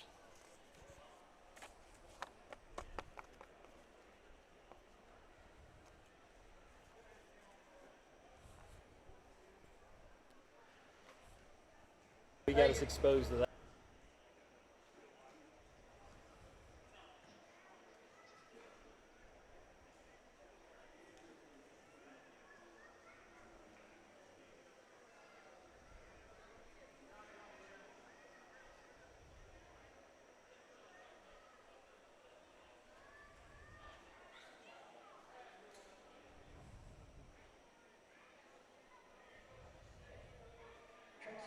Division of the OCRA at Miami County Fair, sponsored by Chevrolet of Troy. It's the 6 Blazing Gators, a son of Dancing Yankee out of Noah Lilly by McConnell. Homebred is owned by George Burkhold of Sarasota, Florida. Indigo Racing of Los Angeles. Jeff Neisanger trains and drives. It is win number 2 for Blazing Gators. He has been in the groove here, showing consistency the last 5-6 starts. Picks up his second lifetime win here in 2 minutes flat, a lifetime best for Blazing Gators.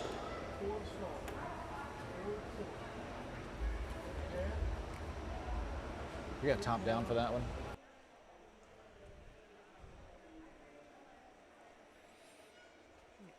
Waiting for the rundown. Then Profiling 5, Western Jigsaw was 3rd, Heart's Request 6th, Whitecaps 2nd, Yankees Delight 4th, and Blazing Gators the winner. 5-3-6, 2-4, and 1. Blazing Gators returns $9.40 to win, $4 to place, and $4 to show. The 6-4 all trifecta, $11.60. Again, the 6-4 all trifecta. Superfecta was uncovered 6 with any other number. 6 all, $2.90. Check your super tickets closely. 6 with any other number is a live ticket in the superfecta. The Quinella also uncovered. Coming up in the 11th race, scratched the 3 and the 7. 3 and 7 are both scratched sick from the 11th race. One place show exacta Quinella trifecta wagering in the barn area. Ladies, we are ready for you. Race. We are 66.6% through the card, Ashley. So with that, we will turn the page to race number 11. This is the Lady Driving Series event. Springhaven Farm scratched down to a field of 5. We'll talk about these 5 after this commercial break. At Ohio State's Galbraith Equine Center, our veterinary champions are here for your champions 24/7, 365 days a year, providing advanced specialty care for sports horses from all stages and disciplines. Our expert team of boarded surgeons and sports medicine and rehabilitation specialists, together with veterinary cardiologists, internal medicine, and ophthalmologists, make our hospital your best resource for all sports horse performance issues. The Ohio State Veterinary Medical Center's Galbraith Equine Hospital. Call us today at 614-292-6661.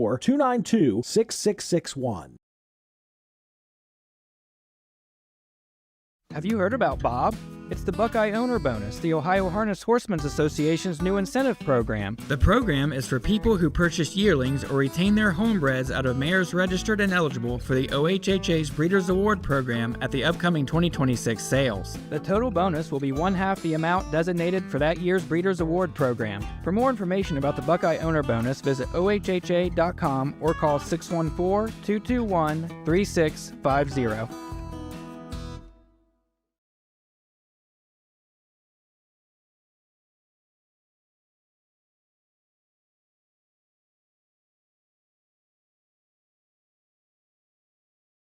My mom's maiden name, Dingledine.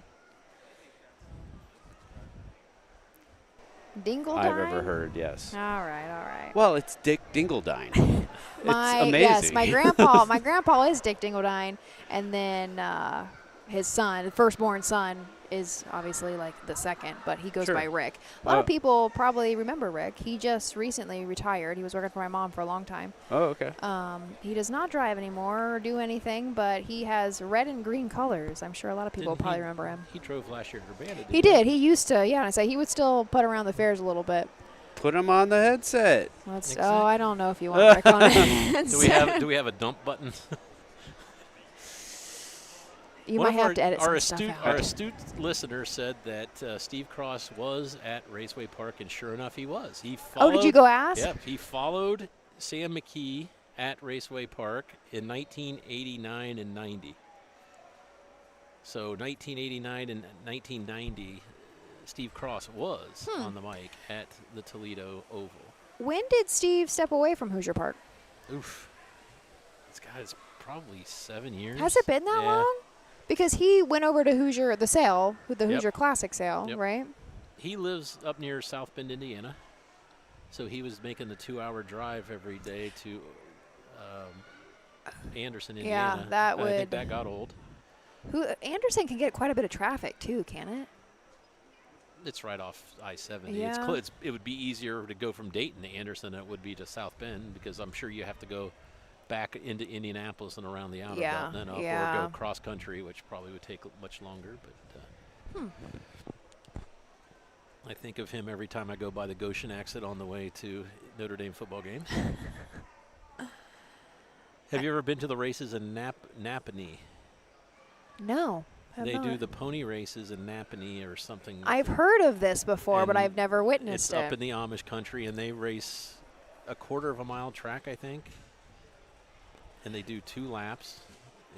But it's where I believe Andy Miller started his career there. That's kind of a whole little circuit, Yeah. isn't it? Up into Michigan as well? It might go into it's mostly Indiana fairs. And if you can go to, there is a website, and I've always threatened if I wasn't doing anything on a Saturday, I'd drive over to Napanee to watch, just to say I've done it. But Napanee is between Fort Wayne and South Bend. Now, you try to find a racetrack everywhere where you go, don't you? Yes. We went to Budapest, and I found a harness track in Budapest. I contacted their publicity director, Dean Hoffman. Dean and I are friends, and I said, Dean, I'm going to Budapest. I said, do you happen to know anyone in Budapest? And he says, yes, her name is Antonia. And he really did. Here is her email address. So I emailed Antonia out of the blue and says, my wife and I and another couple will be in Budapest on September 5th, 6th, or 7th. We don't have anything planned on the 6th. Who do I talk to about, or who do I ask questions about the race? She goes, don't worry about it. I'll be your guide. Yeah. So she met us at the gate. The interesting thing is it's a Mike Wupkenberg starting gate there in He Budapest. does send them all over, yeah. So, yep. But when I first got there, I found an old Mercedes-Benz, and this thing, if it was 1950, this old Mercedes-Benz with a starting gate on it, and I took a picture of it, and I sent it to him. I said, you sold him this gate? And he says, absolutely not. I was like, he probably didn't appreciate that, It was a white did pickup he? truck. One of the interesting things in Budapest, the track is owned and ran by the government. So they have a van, like a Sprinter van that you see like an Amazon packages delivered in, that has windows on one side, and we sat in it and we went around the infield during the race. So I had a front row seat. The whole time? The whole time. The driver had an M16 because he was a military. So when he got out of the van, he had an M16 that he would have strapped to his chest. I said, I feel safe. This evening's 11th race, our featured event, the Springhaven Farm Ladies Driving Series, making a stop here at the Miami County Fair Troy, sponsored by the Miami County Ag Society. It's a field of 5 remaining here as the 3 and the 7 have been scratched. Lady drivers going postward here for purse of $1,250 in this ongoing series. All culminates at the Delaware County Fair in about a month from now. So let's take a look at the field. The one, She Caught the Katy, by Shirley Robinson of Miamisburg. Tyler Tinch trains, and Leslie Joyce is the driver. 2, McChatty, owned by Ryan Schaefer, who also trains. Emily Hay drives. 3 is scratched. 4, Text Rider, Scott Sprinklewitz, the owner. Randy Tharps, the trainer. Jasmine Short driving the free-legged pacing Text Rider. 5 is Captain Dolmio, owned and trained and driven by Katie Hartman of Circleville. 6, Smile Today. Amelia Smith is the owner and driver for trainer Randy Smith. The 7 is scratched. So field of 5 here remaining in the 11th race. Win Play Show Exacta Quinella Trifecta Wagering. They'll be at the gate in just a few minutes. Scratch down to a field of 5 here in race 11. This is our lone division, right, of our ladies? It was supposed to be a full field of 7, but as you said, scratched down to a field of 5. From the rail, we've got Leslie Joyce for Tyler Tench. She Caught the Katy. This is a 9-year-old mare. 3 wins in 18 tries in 2026. She's made just about $3,800 and has been racing consistently in the Lady Series around the fairs with Leslie Joyce as her main mount. 2 back at Xenia in the Lady Series. She was a wire-to-wire winner in 159 flat. $217,000 made lifetime for She Caught the Katy.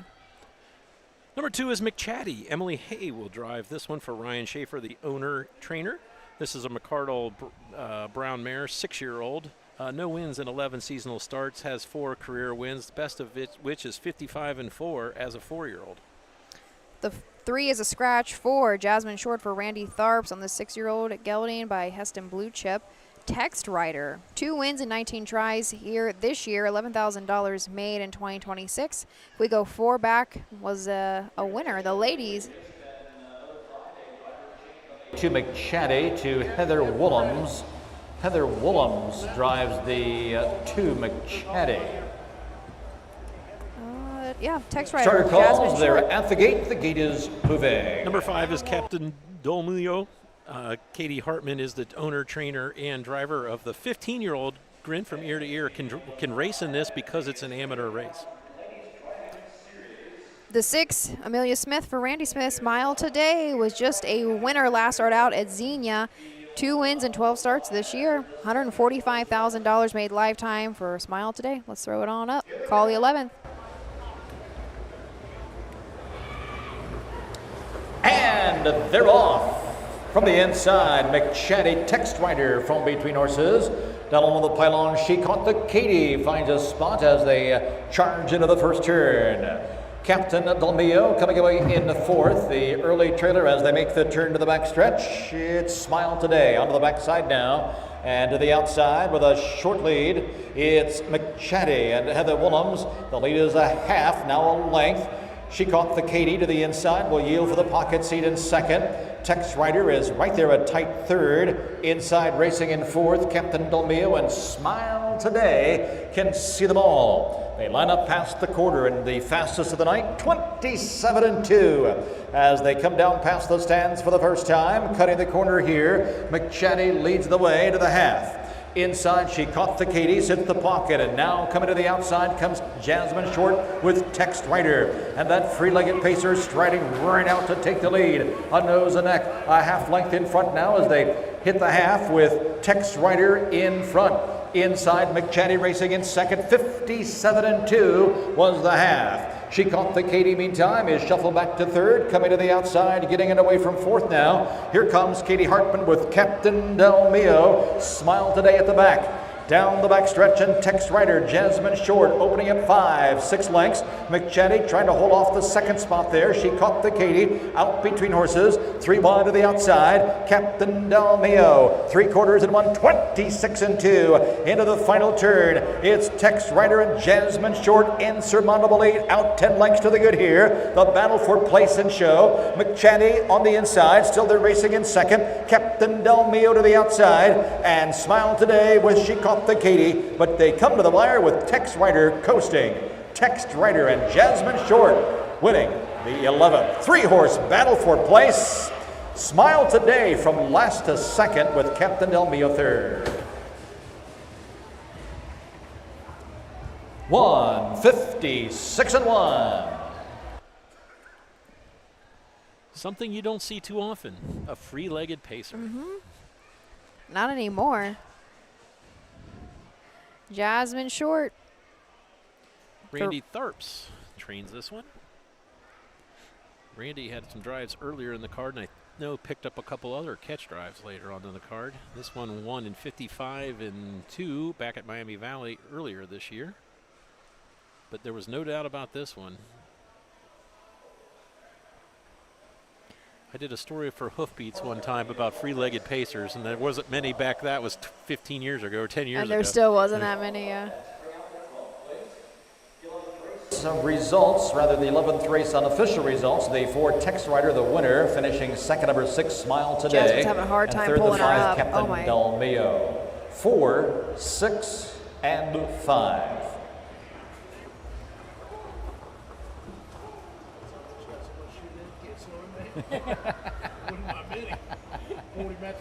Well, here and there goes the winner. Number 4, Text Rider. Text Rider, a 6-year-old gelding of Heston Blue Chip, and an open book test by Real Desire, owned by don't Scott go out the gate. Don't go out the gate. Linkowitz of Lebanon. Randy Tharps, the trainer. Jasmine Short, the winning driver. I was hoping a it is wheel the didn't get 3rd of into the the season fence. for Text Rider. Home a winner in 156, 1/5.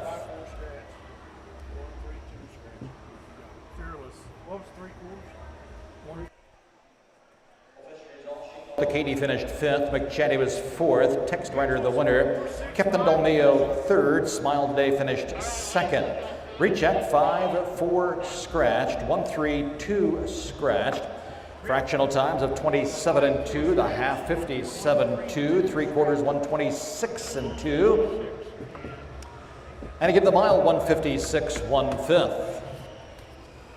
Coming up race 12, 12th race, Scratch the One, Smokin' Joe 6. The one horse is out. Driving number 3, Go Mickey Go, Jason Beatty. Jason Beatty driving the 3 in the upcoming 12th. One place show exacted, Quinella Trifecta Wagering. Horsemen of the barn area, race 12. Bring him right on out, please. Race 12, you're up. We'll forgive the winner for walking back to the little headstrong, as you would say. They don't do many medleys anymore. As far as like the mile and an eighth, you know what I'm talking about? Oh. This horse might be a good contestant.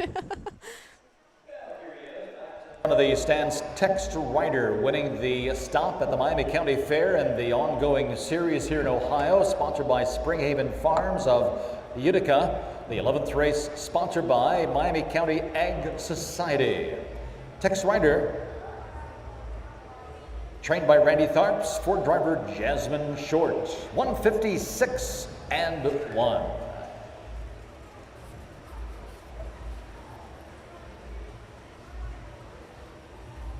Race 12, bring him out. We mentioned our outrider. Yeah, they are. Wouldn't catch me. We mentioned our outrider earlier, and Jasmine was so grateful for the efforts. She invited him into the winner's circle. Invited. Devin Miller is our outrider tonight. We want to thank Devin for being here, because we don't know how long that would have taken. A minute. A minute and a half. I have noticed that a lot more fairs have started to use outriders on a normal basis. You know, always the bigger ones. Delaware used to have like 3 outriders, didn't you, on the big days? We usually have 2 outriders and 1 parade marshal. Okay. Urbana's always had one because of the BSS, but I've even noticed, you know, has Troy always had an outrider? They've had one for the last 3 years, Okay. I know, and I believe it's been Devin every year. Gotcha. Moving on, we still have, what, 4 races to complete before we're at the end of our card. So race 12 coming up next. And Fourth. 3 until the penultimate. Oh, true. Oh, I'm so excited. Race 12 coming up is the 4th division of freshman Cole Pacers, $3,894. Now scratched down to a field of 5. The 1, Smokin' Joe 6, is out. We will tell you about the 5 remaining horses in just a moment. Are those Amelia? Did you do those?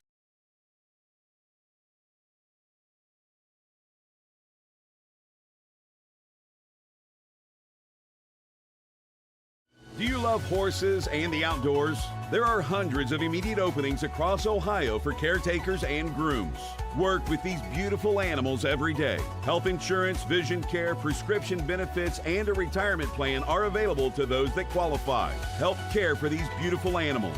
Immediate openings across Ohio. For more information, visit OhioHorseJobs.com. That's OhioHorseJobs.com.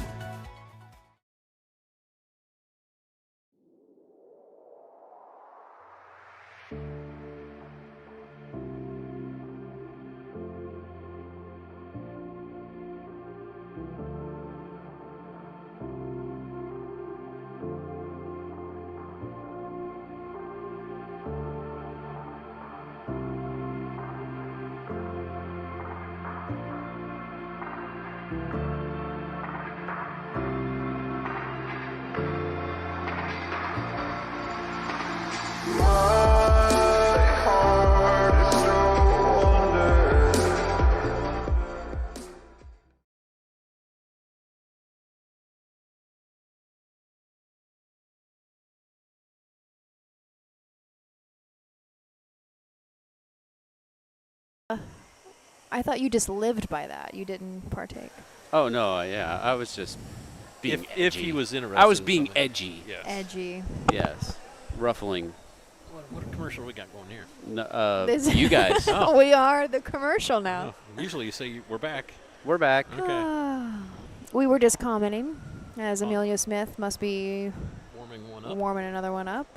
And Jay was asking if that was one of the, I say kids, it's not always kids that I sponsor colors for, but it tends to be youth because money's hard. Money's hard. This is an expensive sport sometimes to break into, so. And you did this in memory of your dad. I did, yep. And it's a fund that you have funds set aside, and you pay for colors and or a helmet in some cases for the various up-and-coming drivers. Now, the application process. Very simple. Okay. So simple. So I have started now to release it kind of very late winter so the kids can have, again, it's not just open to kids, but there are younger people, beginning people, so they can have it for the fair season because that tends to be where most people get their start at. So I think I awarded them in March of this year, and it of course takes a couple months by the time that they get everything registered with the USGA and they talk to a lot of the people that I have sponsored have gone through Brizzy. They're very easy to work with, and they are in charge. The people that I award the, I guess, quote, like sponsorship, scholarship to, they are in charge of everything. It is completely up to them to register, to figure out what colors they want, to talk to, Brizzy or is it Groton Helmets in Canada is who Braden used this year. Jeff Neisonger's nephew was also a recipient. And they send me the invoice once I tell them, right, that I'm going to sponsor them. But it's very easy. It's a page. I don't even know how many questions. It might be 5 questions, very generic. I'm looking for somebody who has a passion for the sport and wants to be in it long term. And like you said, they take the initiative and they have to get them themselves. So you're not doing the homework for them. You're just the professor. That is exactly right. You are the professor. But it's been great. It's been fun. It's a good way to keep my dad's memory alive. Yeah. And I was so thankful when my dad first passed. We raised almost $10,000 for that program. Now we're getting a little thin, so if anybody would like to donate to it, just contact me. I appreciate every penny that comes in, but even if we run out of funds, I'm going to continue doing it of my own volition just because it's roughly somewhere between $700 to $800 for a set of colors or the mid-tier helmet that I did do this year. And out of all things that I spend my money on, I will make sure that will be one. One of the races earlier this year, you said you were going to buy a horse if it ever retired. Which one was that? Oh, yes, because I said I was going to, I would give my left kidney or something, yes, and you thought it was the funniest thing. So that is Go Jim Dandy, who is in at Northfield tonight. He is not retired, but... But the story was you would sell your own kidney to pay for the money to retire the horse. I was like, wow. That was named after my dad. So yes, there was this, originally a little bit more emotionally invested because that horse is a homebred for Kathy Ratcliffe, Jerry Zozelle, and my mom. My dad trained. I got a fill in Fran, and we had great luck with her. She was a Triple Crown winner at 3, and Pet Project's out of her, but Jim Dandy is a year older than Pet Project, so he's 4 years old now. Was there a Fran horse racing tonight at Northfield? There was. She was third. I was going to say, did third. She pay $9.40? Yes, she did. She actually Thanks, raced JD. great. Thanks, she raced great. I thought she was going to get up for second there. It looks like she closed pretty big. So but you watched it? I did when I walked away to the bathroom. So you really didn't have to go to the bathroom. You just said, they're they're going to post post I don't know. Do you want me to tell you about everything? You said you were going. You said they were going to the post at Northfield, and then you didn't realize it was going to take 20 minutes from the time they came on the track to the time they race it. To be honest with you, I unfortunately missed most of the race, and I saw the last 8th. That's right. But I saw her. I was going to say you saw the best. Yeah, part. I saw the end. Yeah. That's what I mattered. That is the bugle call for the 12th. Here are the horses for the 12th race, the 4th division of the OCRA Miami County Fair. 2-year-old pacing Colts and Geldings. 1 is scratched. 2, Sonny's Big Brother, owned by Wayne Bowman, who also trains. Luke Eversole drives. 3, Go Mickey Go. Steve Amsbaugh, the owner. Bob Warner trains. Driver is Jason Beatty. The 4, Bona Fortuna. Myron and Sharon Custer and Benson Roth, the owners. Jeff Neisonger trains and drives. 5, Wagger. Chad Webb and Mike Hollenbeck, the owners. Mike Hollenbeck trains. Kevin Detweiler driving. 6, Love a Game Changer. Toops Stable, the owner. Scott Ferguson trains. Conley Newberry is in the sulky. 12th race sponsored by the Miami County Ag Society. The 1 horse is scratched. When play shall exacted, Quimilla and Trifecta Wagering. That is your field for the 12th, the 2-year-old colt in gelding 4th. And final division, Sonny's Big Brother is your 2 because Smoking Joe 6 has been withdrawn. Sonny's Big Brother is driven by Luke Ebersol for Wayne Bowman, who owns and trains the Sumuku Lade gelding. 4 wins in 5 starts comes in off a 4-race win streak at Wilmington, Hilliard, Washington Courthouse, and Wapakoneta. $13,000 purchase is made, just under $13,000. The 3, Jason Beatty now for Robert Warner. Go, Mickey, go. 4 lifetime starts with a win, a 2nd and 2 third-place finishes. If we go 2 back to Sydney, was a wire-to-wire winner there in 204 and 1. $4,600 made. This is a homebred. Number 4 is Bonafortuna. Jeff Nysonger reigns and trains the Sumuku Lade gelding for Myron and Sharon Kester and Benson Ross, all of the Buckeye State. 0 for 9 on the season, does have 2 second-place finishes. Those second place was at Sydney and Lebanon. Best beaten time is 2:03 or 2 minutes in 4/5 at Northfield Park.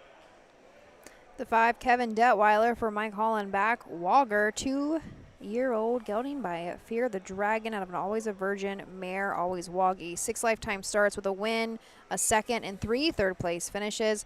The last win came 3 back at Lebanon, was a winner there by just over a length in 2:01 and 1. Last start out was a Walpock and was 2nd. $6,383 made for Wagger. Tube Stable owns the 6, Love You Game Changer. Scott Ferguson trains. Conley Newberry drives. 0 for 7 on the season. Last time out was 4th at Wapakoneta with Conley in the bike. Let's go on up to Steve for the call of the 12th, 4th division.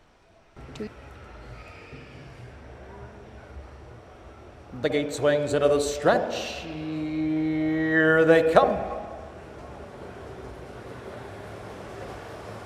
And they're off. Wagger hustles right out, tries for the lead. Go, Mickey, go. They're between horses. Sonny's Big Brother down along the inside, comes away well. Now steps up and grabs the lead as they charge into the first turn. Bonafortuna is next in 4th. The early trailer in 5th. Love a Game Changer. Onto the back stretch they go, and up front and leading the way as they race over to the quarter-mile marker, it's Sonny's Big Brother. Sonny's Big Brother a length there to the outside. Wagger has been caught, parked to the outside as they reach the first quarter-mile marker. Go Mickey Go seals the gap in 3rd. The opening quarter was 29 and 3 as they race around the turn, led by Sonny's Big Brother. Sonny's Big Brother here a length. Wagger grinding it out to the outside. Racing along in the 2nd spot, Go Mickey Go, now trapped in behind the leader 3rd. Outside and drafting with cover 4th, it's Bonafortuna. Love a Game Changer is right there at the back of the pack, swinging 3 wide. Here goes Bonafortuna, looping around Wagger, who was stalking and stalled to the outside. And they pass the half in 1:04 as they race on to the back stretch. Up front and leading the way is Sonny's Big Brother, Luke Ebersol, still there by a length, parked to the outside. Bonafortuna is now first up and challenging. Go Mickey Go, still hemmed in tight behind the leader. He needs racing room. Wagger to the outside now. He's drafting second over. He'll need to go 3 wide. Driving through to the inside. Love a Game Changer with a ground-saving trip there from 4th to 3rd. The 3/4 time 1:30 and 1. Around the final turn, leading the way for home, it's Sonny's Big Brother. Sonny's Big Brother, and out of the pocket now, here comes Go Mickey Go. Given one last chance, but Sonny's Big Brother has been toying with the field. Sonny's Big Brother well in hand here for Ebersol. Sonny's Big Brother in front. Go Mickey Go finished 2nd. Love a Game Changer 3rd. Top of the mile, 2 minutes, 2/5.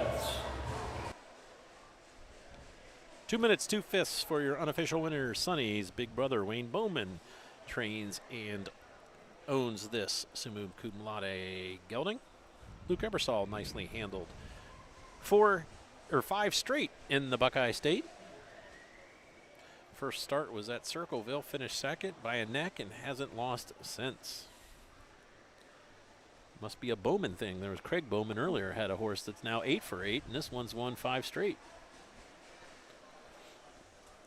I don't think it's too often we see double up of Luke Ebersol. And I can say that because I'm friends with Luke. Wow.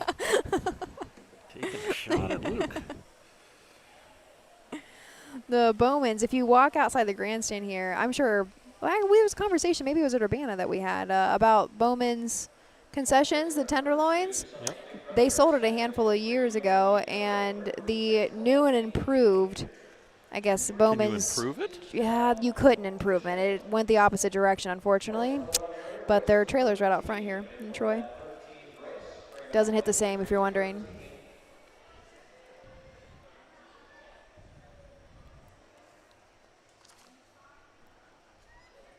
Luke and Sonny's big brother are slowly making their way back in front of the grandstand. 10 and 210. Trifecta 2-3 all, $13. 2-3 all, $13. Exacta pays $21.60. Back in front of the stands, divisional winner of the OCRA at the Miami County Fair. This 12th race sponsored by the Miami County Ag Society. The 2, Sonny's big brother, a son of summa cum laude, out of Timmy Lynn by Ponder, bred by Ryan Smith of Ohio. Wayne Bowman, the owner of Greenville, who also trains Luke Ebersol, the winning driver.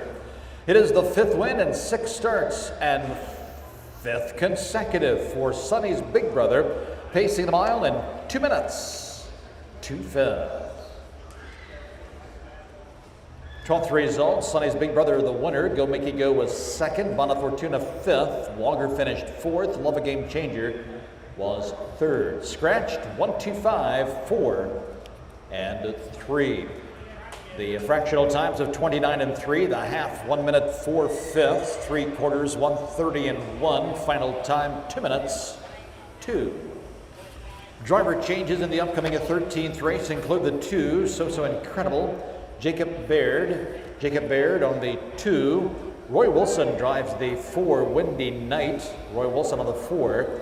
Jeff Nysauger on the 5, Yes I Did, Nysauger. And the 6, driven by Luke Ebersol. Win place show exacta, Quinilla, and trifecta wagering in the 13th. Looks like we already have one stepping onto the track for race 13. It looks like we've got an overnight coming up next. Looking for a field of 6 with a few changes there we just got. So join us back here in a moment. Jay and I will tell you about the field for race 13. This September, the thrill returns to Delaware, Ohio. It's the Little Brown Jug. World-class harness racing, heart-pounding action, and unforgettable fun. Join the tradition. Feel the roar. Be a part of history. We have several hospitality and ticket options, including the new Jug Social Club. Please visit littlebrownjug.com or call 1-800-DEL-FAIR. The Little Brown Jug, where champions are crowned. Hickory Lane Farm is proud to have bred or produced 3 Dan Patch champions over the last 3 years. Located in Findlay, Ohio, Hickory Lane Farm bred and sold world champion It's Academic. We also co-bred and sold sophomore Breeders' Crown winner Yo Tilly. Our stallion In Range set new sales records at the 2025 Jug Sale and is the sire of Set Your Sights High, who was last season's Dan Patch 2-year-old trotting filly. Find your next champion at the Hickory Lane Farm consignment.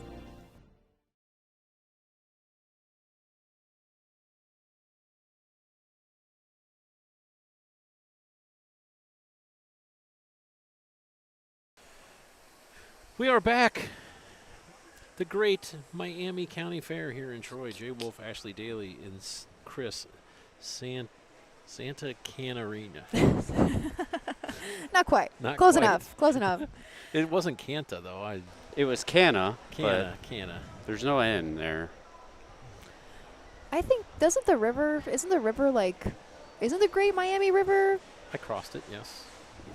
somewhere in this general area? It's over the river and through the woods. It's between Bucky's and I-75. Bucky's. Boy, they got in some trouble, aren't they? When Yes, they Sue, have. Beaver Creek. It's been a weird time to live in this area because there's misinformation about the mini mart in itself. I'm going to be honest, judge me, hate me if you want to. I definitely went to Buc-ee's to fill up because it is 70 cents cheaper than anywhere else. Well, they're And new you're to town, not so going after to- a year, they'll probably go back to the normal Maybe, prices. but I'm telling you though, but I think it's just because I buy so much gas. I don't know. I don't know. It's treating me well right now, so I'm. And their brisket is amazing. Brisket I've on never the had board. it. Never had it. It's worth it. We were talking about the Great Miami River, and I think Great there's a creek somewhere close to the horse barns. Is it Creek? back? A crick? A crick? A crick? A crick? Oh, I think you said Greek. I was No, like, a I'm up for a creek? Greek Euro right about now, but But there, in the past, this is what I was worried about today because we've received so much rain in this area and had a lot again this morning. This fairgrounds has flooded. This area has flooded that we are watching races in before, so I was slightly worried about that. But the only thing that's really flooded is the general parking that we have to get out of in a couple more as races. Roger says, Lord willing, if the creek don't rise, right? And if we'll be racing tomorrow if the creek don't rise. I haven't got an update for Roger. I know. I don't know what's Just going kinda on slacking. there. He had a big week. He had a big week when he was overseas, but he's been back for probably about a week now, yeah? More than- I offered a couple years ago to do it when he was gone. He said he would still do it. So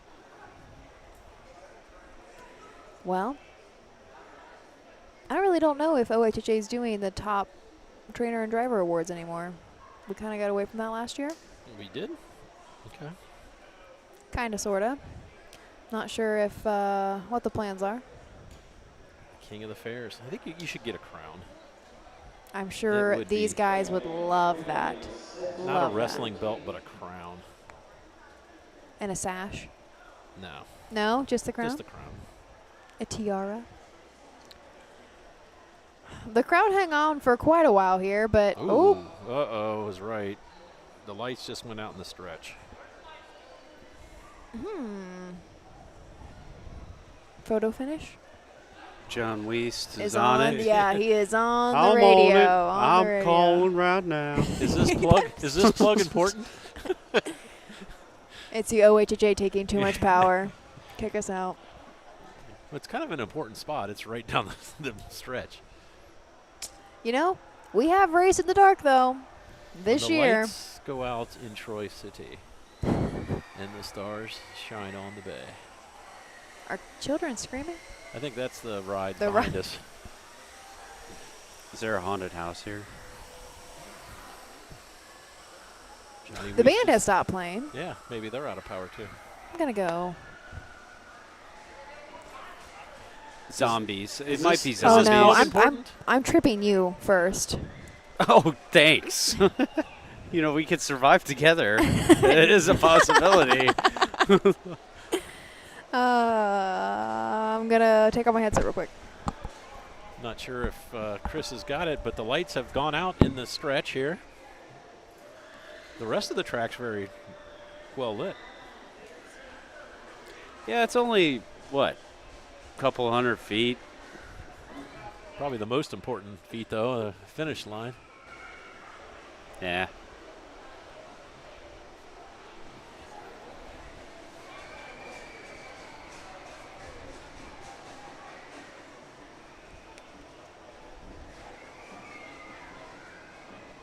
The walkie-talkies are being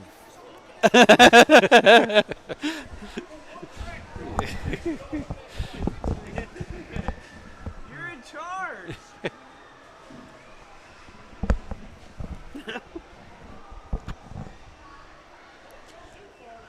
What was the judge's name for Marion? Marion. I don't think I was at Marion. He lived in Marion. Oh, okay.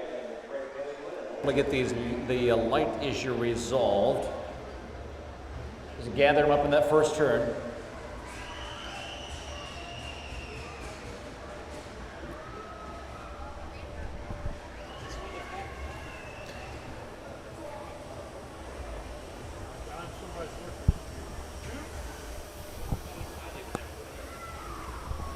You can ask Gene Wiley back in frantically on the walkie-talkie. First you say I'm blind, I can't see, I need to see night. No. So where's Wilson going? Huh. It's never a dull moment. I was going to say, yeah. At the county fairs. Wonder if they knew the lights were going to go out. Maybe it's on a timer. Yep. I become friends with the athletic director at Ohio Wesleyan, and they had a lightning delay during the lacrosse game, and the lights went out during the fourth quarter. And he goes, because the timers are set on for 4 hours. So, yep. And no one knew how to reset it to 5 hours. I think that happened in Miami Valley, where we dragged up, delays, all that kind of stuff, and then lights went out. Can you see you probably got a better view than with the lights out, right? Kinch with Tony Rose training and Chuck Bolin driving. The two so incredible. How about Baird? Amazing racing stable. Baird and Smith. Ryan Schaefer trains. Drivers change Jacob Baird. 3 Ollie's Rockin', owned and trained and driven by Kenneth Hurst. The 4 Windy Night. April Roach, the owner-trainer. Drivers change Roy Wilson.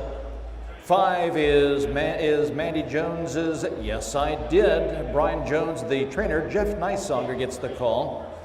And the 6 Street Beats by Johnny Stant and Robert Stant. Brittany Baker trains. Luke Ebersol in the sulky. Field of 6 here, the 13th race. And the lights are on. We are ready to roll for the 13th. Win Play Show Exacta, Quinella, Trifecta Wagering. Rose trains, and for Tony Kinch, Charlie Bolin will drive this 11-year-old gelded son of So Surreal. Winless in 6 seasonal starts, was 3rd last time out at Lebanon, time 2:01.1. Number 2 is So Incredible. Jacob Baird drives for trainer Ryan Schaefer. Baird is also an owner with Amazing Racing. D. Baird and A. Smith, all of Ohio, 1 third-place finish in 6 seasonal starts for this 11-year-old. Our 3-horse Ollie's Rockin'. Is Kenny Hurst in the bike? Yep. As we just went through the post parade.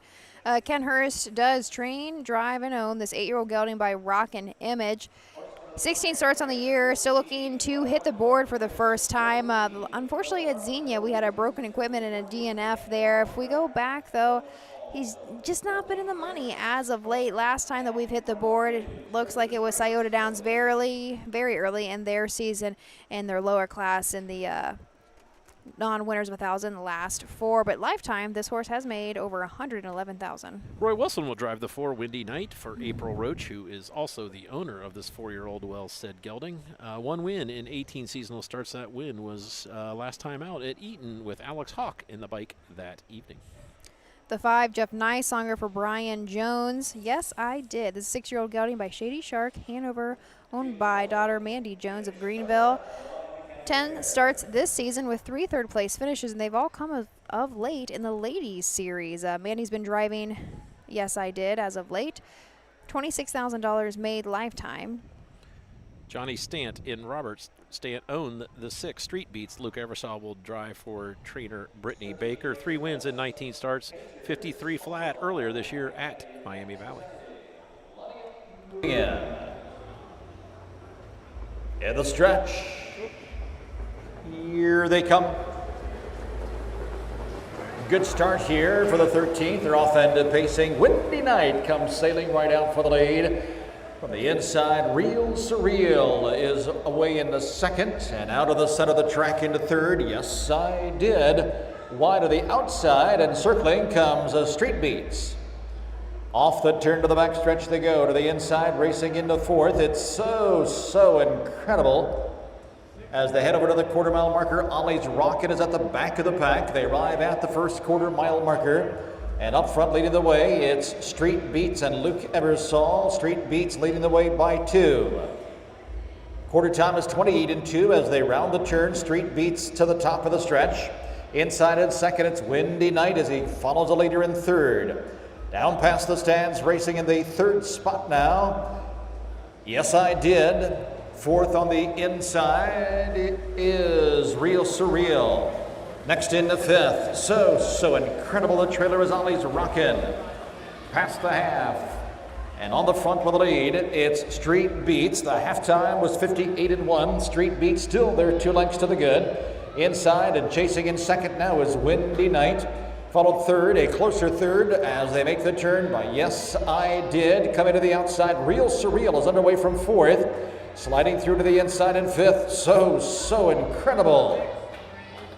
Arriving at the 3/4 Street Beats. The lead is now 3. Windy Night to the inside is all out chasing into second. To the outside, So Real Surreal is now third. 3/4 time, 1:27.2. Around the turn to the top of the stretch, it's Street Beats, the one to catch here. Street Beats 3 lengths. The battle for second now to the outside, moving up. It's Real Surreal, and to the inside, Windy Night. And along the rail is Yes I Did. To the line, it's Street Beats. Street Beats, coasting Homo winner. Windy Night finishes second, tied to the line for third. Time of the mile, 1:57.3. Somebody owes Luke Ebersol an I apology. was going to say, Luke's having a good night. That's 3 for Luke Ebersol. Street Beats gets it done in 1:57.3 for Brittany Baker. And I just talked to Kent Saunders when I stepped away a few races ago, and Brittany does train here. Hometown win for Brittany Baker. That is a driving triple. Do you have a guess? Okay. Do you mean were you I was guessing? going to say what your guess would be for third and fourth. I actually thought that Jeff Neissager hung on, but we go 6-4-1 across the wire. Unofficial, of course. I'm going to take a phone call really quick. So sorry. No.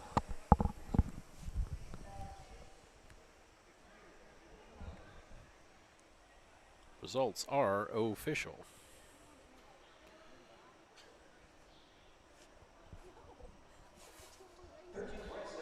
Official, the winning Street Beats returns $3 to win, $2.10 and $2.10. The exact at $12.40, $12.40.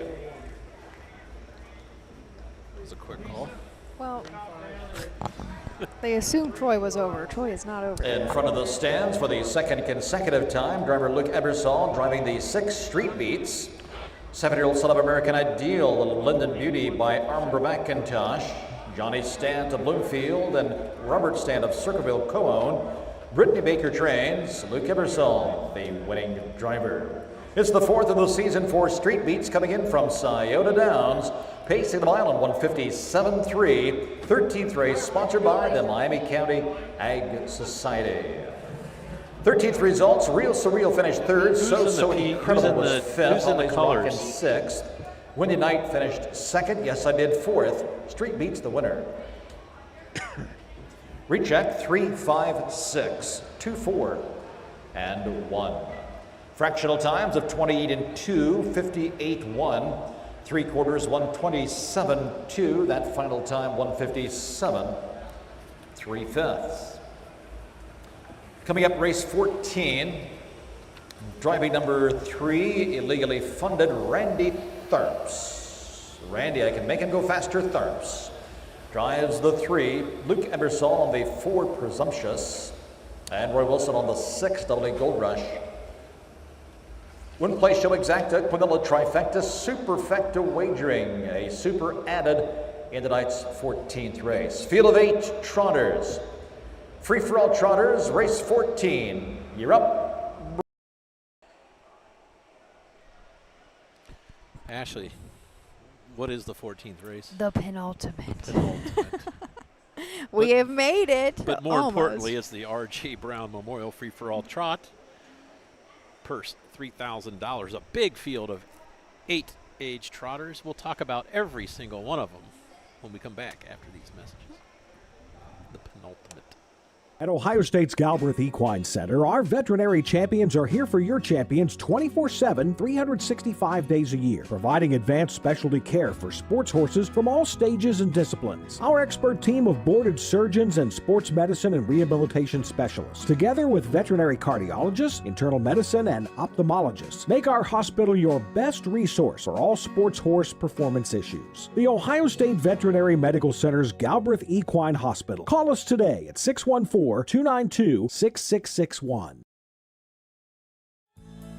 For over 100 years, the values at CoverLink Insurance have been clear. Do the right thing. These values have been at the forefront of what we do, and that will never change. At CoverLink Insurance, you're a person, not a policy.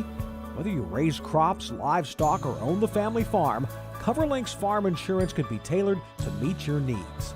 Trusted advice and solutions to protect what matters most. Great service from great people.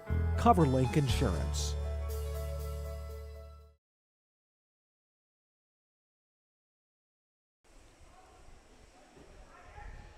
I'm going to assume here that we're going to be the last fair on this evening, right? Well, There's I no saw way Doug that Ballinger has commented on our coverage, so unless he's not paying attention to his own fair, I'm sure they're done. I think they had 9 races tonight. Actually, Doug texted me and said, Ants Marching and Cam McCown, which I think our comments have already caught this, but they set a new track record at Salina this evening in the Trent Bates Memorial in 1:52.3. If you remember that Ants Marching won at Wapakoneta, we never thought in a million years it would ever find daylight in the lane and weaved his way through the lane and got up in the shadow of the wire. I didn't watch Wapakoneta, so I'll take your word I'm for sorry. it. I know. Missed opportunity. Wapakoneta. Ants Marching was in the Little Brown Jug a few years ago. Nancy Tactor trained for Joe McLeod, and Nancy Tactor was one of the owners. Oh.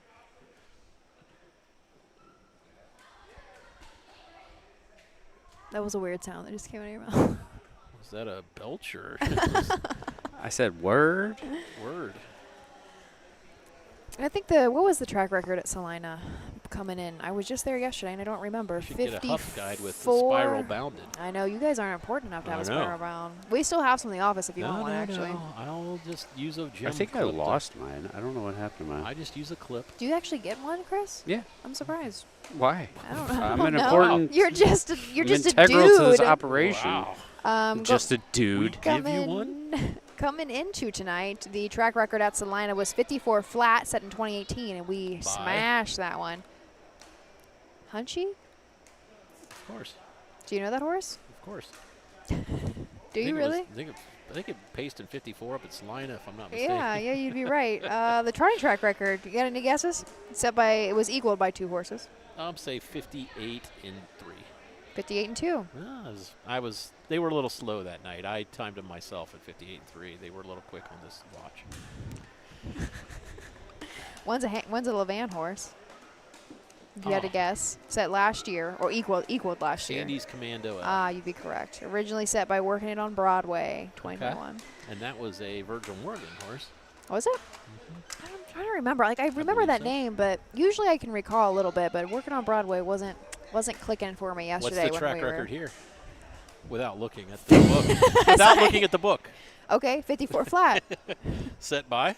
Cam Wood, 2018. Driven by? Dan Noble. But did Dan Noble also drive the trotting track record? Yes. Did. They have a nice banner here, right? They on do the have fence, a nice which banner. is helpful. I think there was a question some time back that we never got to answer about all the fairs that go tomorrow in the state of Ohio. I think we're it. I don't think we are. I think Napoleon starts. Oh. Yeah. Yep. So it was originally supposed to be 1:30 here. Tomorrow we do have a post time change to 6:30 p.m. and I think we've got 13 races tomorrow as well. 3-year-olds on tap tomorrow. And Napoleon actually gets going before us. They have, looks like, well, a mix between fillies and colts tomorrow, but they're going to be up north at 6 p.m. for Napoleon. Have you been to Napoleon? I have many times. That's usually the fair that I'm on because one of my best friends from college lives there, and I could always just, stay. A fellow Quaker? A fellow Quaker. A fighting Quaker, if you yeah, will. which I think is hilarious. The fighting Quakers of Wilmington And that is College. everything we stand against. Yeah, Yes. The oxymorons. We're just plain morons. We only have, oh no, everybody's on the 7. I was gonna backside. say, I was going to get a little everyone's stressed. We're taking a while for the penultimate to get out. We're missing one, but Who's the one? 7 and 8. I don't know. I didn't. It's hard for me to see the backstretch. Honestly, I can hardly even see the tote board. When it gets too late and it's things so bright, it gets a little blurry for me. Where? Oh, waiting for Number 4. Yeah, Presumptuous. Luke Ebersol. Psh. Well, he just won. He had to go to the test barn. Or the test tent in some cases. Man, I was so hot today, and I'm a little chilly now. These fans are. They're big-ass fans. They are. Literally, they are. Language. No, it's the name of the fan. I can't help it.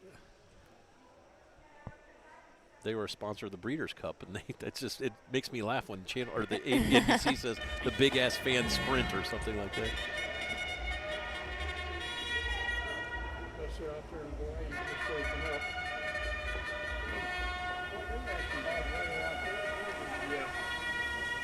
And here are the horses for the 14th. The one MJ's Wishing for Pete, on and trained by Doyle Ross, Jason Beatty driving. 2 is Nothing But a Prince, Don Snyder the owner. Jacob Baird trains, Jeff Nicehunger up. 3 is Illegally Funded, owned and trained by Mike Polhemus, driver Randy Tharps. The 4, Presumptuous, owned by Jonas Schmucker, Dan Amera trains, Luke Ebersol drives. 5, Sultan of Cash, owned and trained by Roger Hughes and driven by Hughes. The 6, Double 8 Gold Rush, Don Snyder the owner, Jacob Baird trains, driver Roy Wilson. 7, Mr. Steele, owned and trained by Roger Hughes, Chuck Bolin on the bike. And the 8, Country Cowboy, owned by the partnership of Lunsford, Legends Racing, PCW Racing, and Kaufman, Kane Kaufman, the trainer driver. Field of 8 trotters here in the R.J. Brown Memorial. Free-for-all trotters. Win Play Show Exacta, Quimilla, Trifecta, and Superfecta Wagering. Superfecta Wagering in the 14th race. They'll be at the gate. All right. A field of 8. Let's go ahead and take a look at this free-for-all trot, $3,000. The 1, MJ's Wishing for Pete, Doyle Bross trains. Jason Beating the bike. 4 wins on the year. Last one was 2 back at Xenia in the Signature Series. Number 2 is Nothing But a Prince. Jeff Nicehunger will drive for trainer Jacob Bair and own Don Snyder of Findlay, Ohio. This is a 5-year-old Nothing But class gelding. 2 career wins in 69 starts. Lifetime mark 58 taken last year at Miami Valley. The 3, Legally Funded, Randy Tharps in the bike for Mike Polhemus. This is a long Tom gelding, 4 years old, and trained locally here. 3 wins and 23 starts this year. 2 back at Scioto Downs, has been racing in the non-winners of 6 with a claiming tag, was a winner there, and won 54-3, final quarter 28-3. Number 4 is Presumptuous. This is a 3-year-old. Don't Let Them, a New York bred. Dan O'Mara owns. Luke Ebersol drives. Came out of the New York sale. 0 for 4 on the season, 2 of 17. Mark last year of 204 and 3 in Indiana. Roger Hughes Jr. owns, trains, and drives the 5, Sultan of Cash, 11-year-old gelding by Cash Hall. Just 1 win on the season, but just 8 starts to get him going in 2026. This horse has made $331,000 lifetime. 2 back, was 2nd at Sydney in the free-for-all.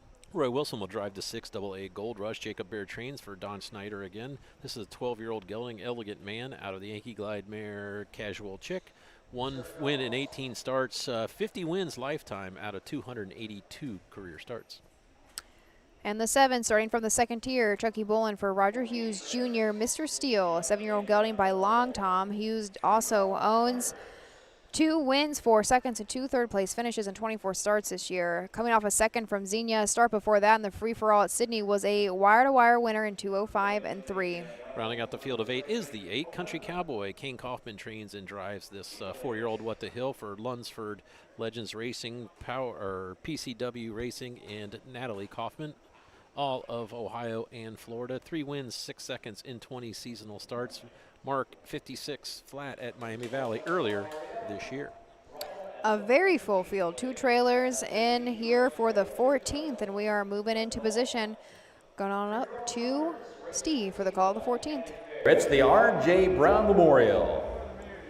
Field of 8 enters the stretch for the start. Here they come.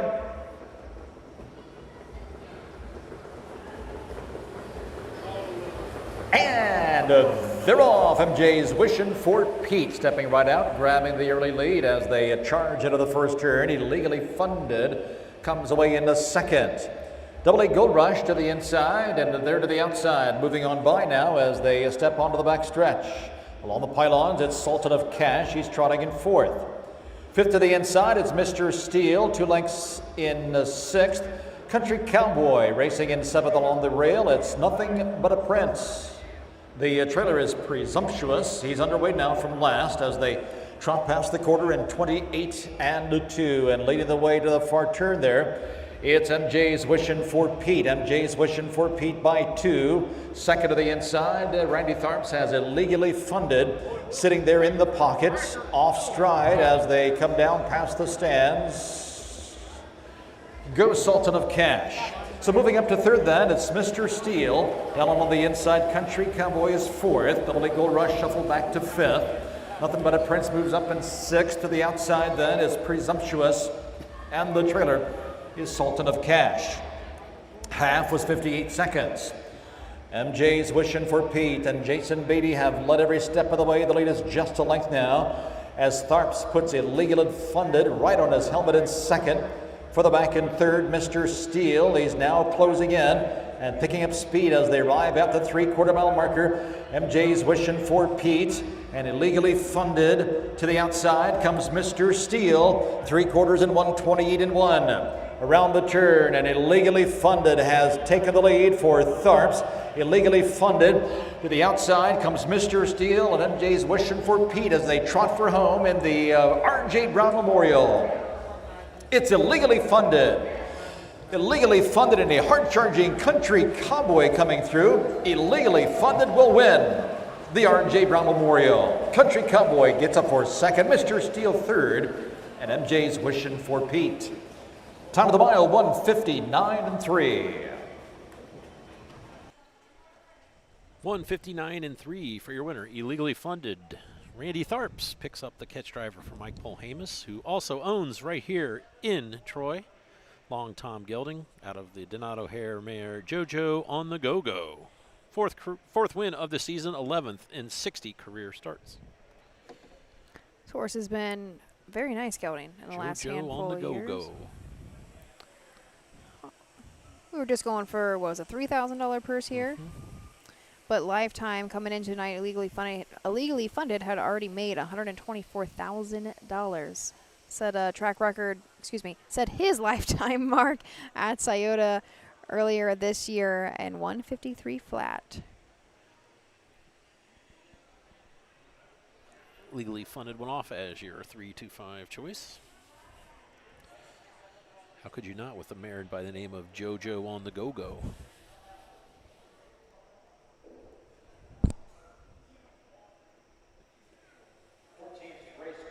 Illegally Funded. Second, the 8 Country Cowboy. Third, number 7, Mr. Steel. And the fourth, the 1, MJ's Wishing for Pete. 3871 is now official. Back to the winner's circle, winning the 2026 R.J. Brown Memorial Trot. The 3 Illegally Funded, a 4-year-old Ohio sired son of Long Tom and of JoJo on the Go-Go by Donato Hanover. Owned and trained by Mike Polhamus of Troy. Well driven here by Randy Tharps. With number 4 for the season for Illegally Funded as he takes top honors in the R.J. Brown Memorial Trot. Trotting at 159 3/5. The winner returning $3.40 to win, $2.10 to place, and $4.80 to show. 14th race results. MJ's Wishing for Pete finished 4th. Nothing But a Prince was 5th. Illegally Funded the winner. Presumptuous 6th. Sultan of Cash 8th. Double A Gold Rush 7th. Mr. Steel was 3rd, and Country Cowboy finished 2nd. Top down, 4-5-1, 6-8-7, 3 and 2. The quarter time was 28-2. The half, 58 seconds flat. 3 quarters, 128-1. And again, the final time, 159-3/5. Get your steps in here, that's for sure. We have on the. Let's see if they slow down when Jeff gets to the gate, or Is he's he just going to gonna have to run? jump. Oh, they're slowing down there's for the him. brake lights.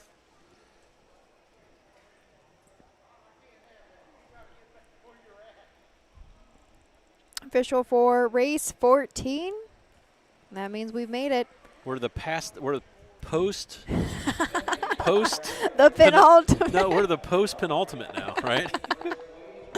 The 15th and final. Another overnight non-winners of 1,000, but not more than 10,000 in 2026 is coming up next. Also eligible claimers. 5 claimer, but no one threw in for a claiming tag. Thank you for showing me the fine print on that. No, I mean, it's just also eligible horses that have raced once this year, or, you know.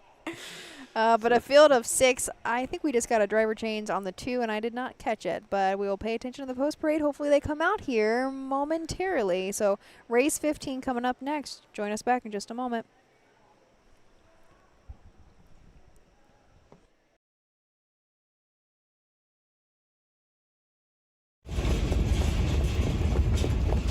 Hi, I'm Dean Gillespie, and I want to tell you about the Ohio Colt Racing Association. There's 19 member fairs, and they sponsor the partial futurity in Greenville, Ohio. You need to race in the OCRA. Great racetracks, great people. Bring the kids and come out to the fair, and remember, fair time is fun time.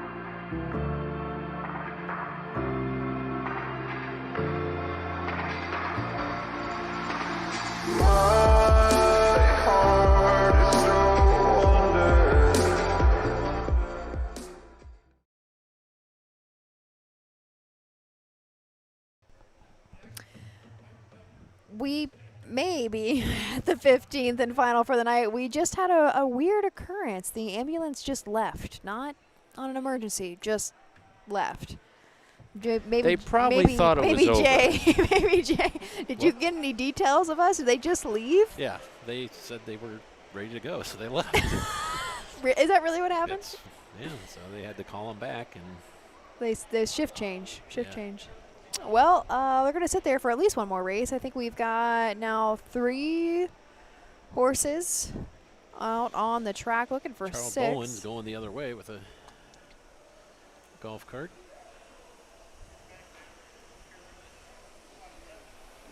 We have reached the 4-hour mark.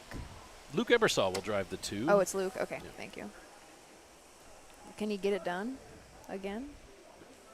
After I hope he crosses the line. He points the whip at you as he crosses the line. They showed the slow-mo at Northfield because that's where Luke was racing a bunch, and he's been down in the Southern Circuit for about a year now. But he went back up to Northfield to race in the Charna. And did you see the slow-mo of him coming across? No. Oh, I don't know how he did it, but he probably didn't actually find the camera. But he basically pointed at it with a whip. Oh, it was the funniest thing. He got a haircut, which is disappointing because he had the golden locks for years.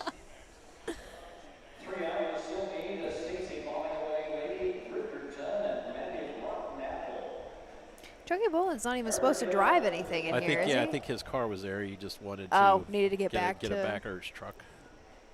Ashley, you're from here. What's that building over there? What's that building where? The lights. I don't know. Here, let's pull up the map. Will that help if I pull up a map? That Google machine will tell her. I think we looked at it. I think it's a school. I saw movement. Movement in the building? Could be custodians. It is the Vault. It's a tavern. Oh, if we knew that, we would have been setting the camera up over in the tavern and shot out the window. Where am I? Actually, That's a big tavern. Wait, did I might have sent you the wrong direction. I'm kidding. The tavern's behind us? No. The river's over there, yeah? Oh, it's your town. Well, hold on. I lied county. to you. It's not a tavern. It's not a big tavern. That's disappointing because that's one big tavern. I know. It would have to be a brewery. Well, I thought, you know how some people like buy old buildings and do things in them? I kind of assumed it was Yeah, I kind of assumed okay. it was that. Yeah, I think see there's the building on the forklifts. map, but I do not, there's no name to it. Did we bugle? We are trying to gather for a post parade here.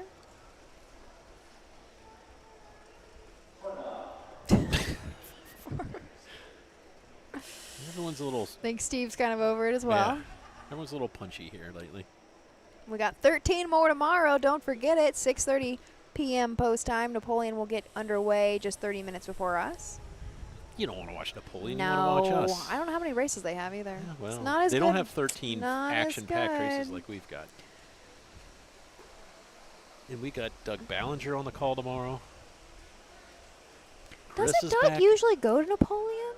He hasn't if they race the same day. No, Maybe he 'cause comes the he's here. second day then, because I usually work with Doug at He Napoleon. could go the second day at Napoleon. But you got out of it. I did. I go to something like Ottawa, they're like, well, we love how that runs. I said, you should be doing Here are the horses for the 15th race, conditioned to Pacers, sponsored by the Miami County Ag Society. One is Jetstream, owned by Jessica Shetler. Daniel Shetler trains and drives. The two, Out to Get Lucky, owned by Been There Done That Racing. Brittany Baker trains with Luke Ebersol. 3, Stacy Bombing Away. Jacob Riddell, the owner. Leslie Joyce trains and drives. 4 is Manny, owned by Jessica Smith of Xenia. Randy Smith, the trainer. Amelia Smith, the driver. 5 is Lady Bridgerton, owned by Walker Jameson Kelly. And the Manley, Brian Georges trains. Jason Beatty drives. 6 is Mandy's Rotten Apple, owned by Julie Farley. Mike Bohemus trains. Kane Kaufman in the sulky. When play Shub Exacta, Quimilla Trifecta Wagering. 15th race sponsored by the Miami County Ag Society. They'll be at the gate and racing in just a minute. Is Jetstream. Dan Shetler trains and drives for Jessica Shetler of Urbana, Ohio. It's 7-year-old Jeremy's Jet gelding. 1 win in 17 seasonal starts, 5 of 94 lifetime, mark of 54 flat at Miami Valley. The 2, Out to Get Lucky. Luke Ebersol now with the drive for Brittany Baker. This is 7-year-old gelding by Luck Be With You, out of sight, a Mach 3 mare. 12 seasonal starts, still looking for the first win of the year, but 2 seconds and 2/3 to make over $14,000. Looks like he's just coming back for some time off. Recently was in a qualifier at Scioto on 8-4, was second there in 1:54.2. This is only the second start. Well, first per start for Brittany Baker. Number 3 is Stacy's Booming Away. Leslie Joyce trains and drives for Jacob Rodel. And this is a 3-year-old filly, Major Bombay. 0 for 10 on the season, 2 of 21 lifetime. Took a mark last year at Woodstock in 2:02. The 4, Amelia Smith for Dad Randy Smith, a 13-year-old gelding by American Ideal. The 4 is Manny. 0 for 18 this year, but 3 board hits so far. This horse has made $572,000 lifetimes. Coming off the Open at Xenia, was 4th there in 2:02 and 4. Number 5 is Lady Bridgerton. Jason Beatty will drive for Brian Georges, for Walker, Jameson, Kelly, and Manley. All of the Buckeye State. This is a 5-year-old bit of a legend in mare. 0 for 11 on the season, does have 16 career wins. Best of time, 52 and 4 as a 3-year-old. And the 6, starting from the far outside, Mandy's Rotten Apple. Mike Paul Hamus trains, Kane Kaufman in the bike. 27 starts this year with 2 wins, 4 seconds, and 4/3 to make $37,000. This horse has been going consistently somewhere around the 53, 52 mark. So we'll see what this group can get done for us. Go. And They're off, and Amelia Smith sending Manny right out for the lead. From between horses, out to get lucky, Jetstream. Down on the inside as they charge around that first turn. To the outside, Mandy's Rotten Apple in the early fray in fourth. Back of the inside in fifth, it's Stacy bombing away. Early trailer as they head over to the first quarter mile marker is Lady Bridgerton. Up front and leading, it's Manny and Amelia Smith. To the outside, out to get lucky is pressing on into second now. Jetstream on the inside races into third. Along the inside in fourth, it's Stacy bombing away. Mandy's Rotten Apple caught wide to the outside. 28 seconds for the opening at quarter time as they come down past the stands for the first time. Manny leads the way. The lead is 2 lengths. It's Manny by 2 to the inside, racing into second. Then make that out to get lucky, leading by 2. Manny is now locked into second. Mandy's Rotten Apple makes his way up on the outside. She's now third. Inside Jetstream, locked and shuffled to fourth. Lady Bridgerton is underway to the outside into striking position fifth. The halftime was 57-4 as they make the turn to the back stretch. With the lead, it's out to get lucky, and Luke Ebersol. The lead is a length and a half outside to challenge in a second. Mandy's Rotten Apple inside, racing in third as they approach the 3/4 mile marker. It's Manny moving up on the outside to fourth. Lady Bridgerton. Jetstream on the inside is fifth, 3/4 and 127. Into the final turn they go, and still with that 2-length lead. It's out to get lucky, but Mandy's Rotten Apple still there, threatening on the outside with less than 1/8 of a mile to go.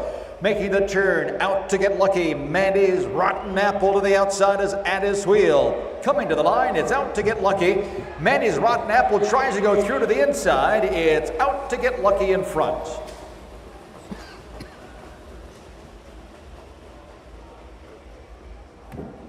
Time of the mile, 1:57.3. I think someone owes Mr. Ebersol another apology. That's 4 in 15 races. Yeah, I don't even know how many he actually drove tonight. I'll probably hear about it later. Luke Ebersol with another winner. Out to get lucky. Brittany Baker, that's going to double her up as well on this evening's card. With that win, Luke takes the driving lead with 4 wins over 3 for Jeff Neishonger. Brittany Baker doubles up. I've got 2, 6, 5, 4 across the wire, unofficial. 157-3. That was a pretty interesting race, going for just a purse of $940.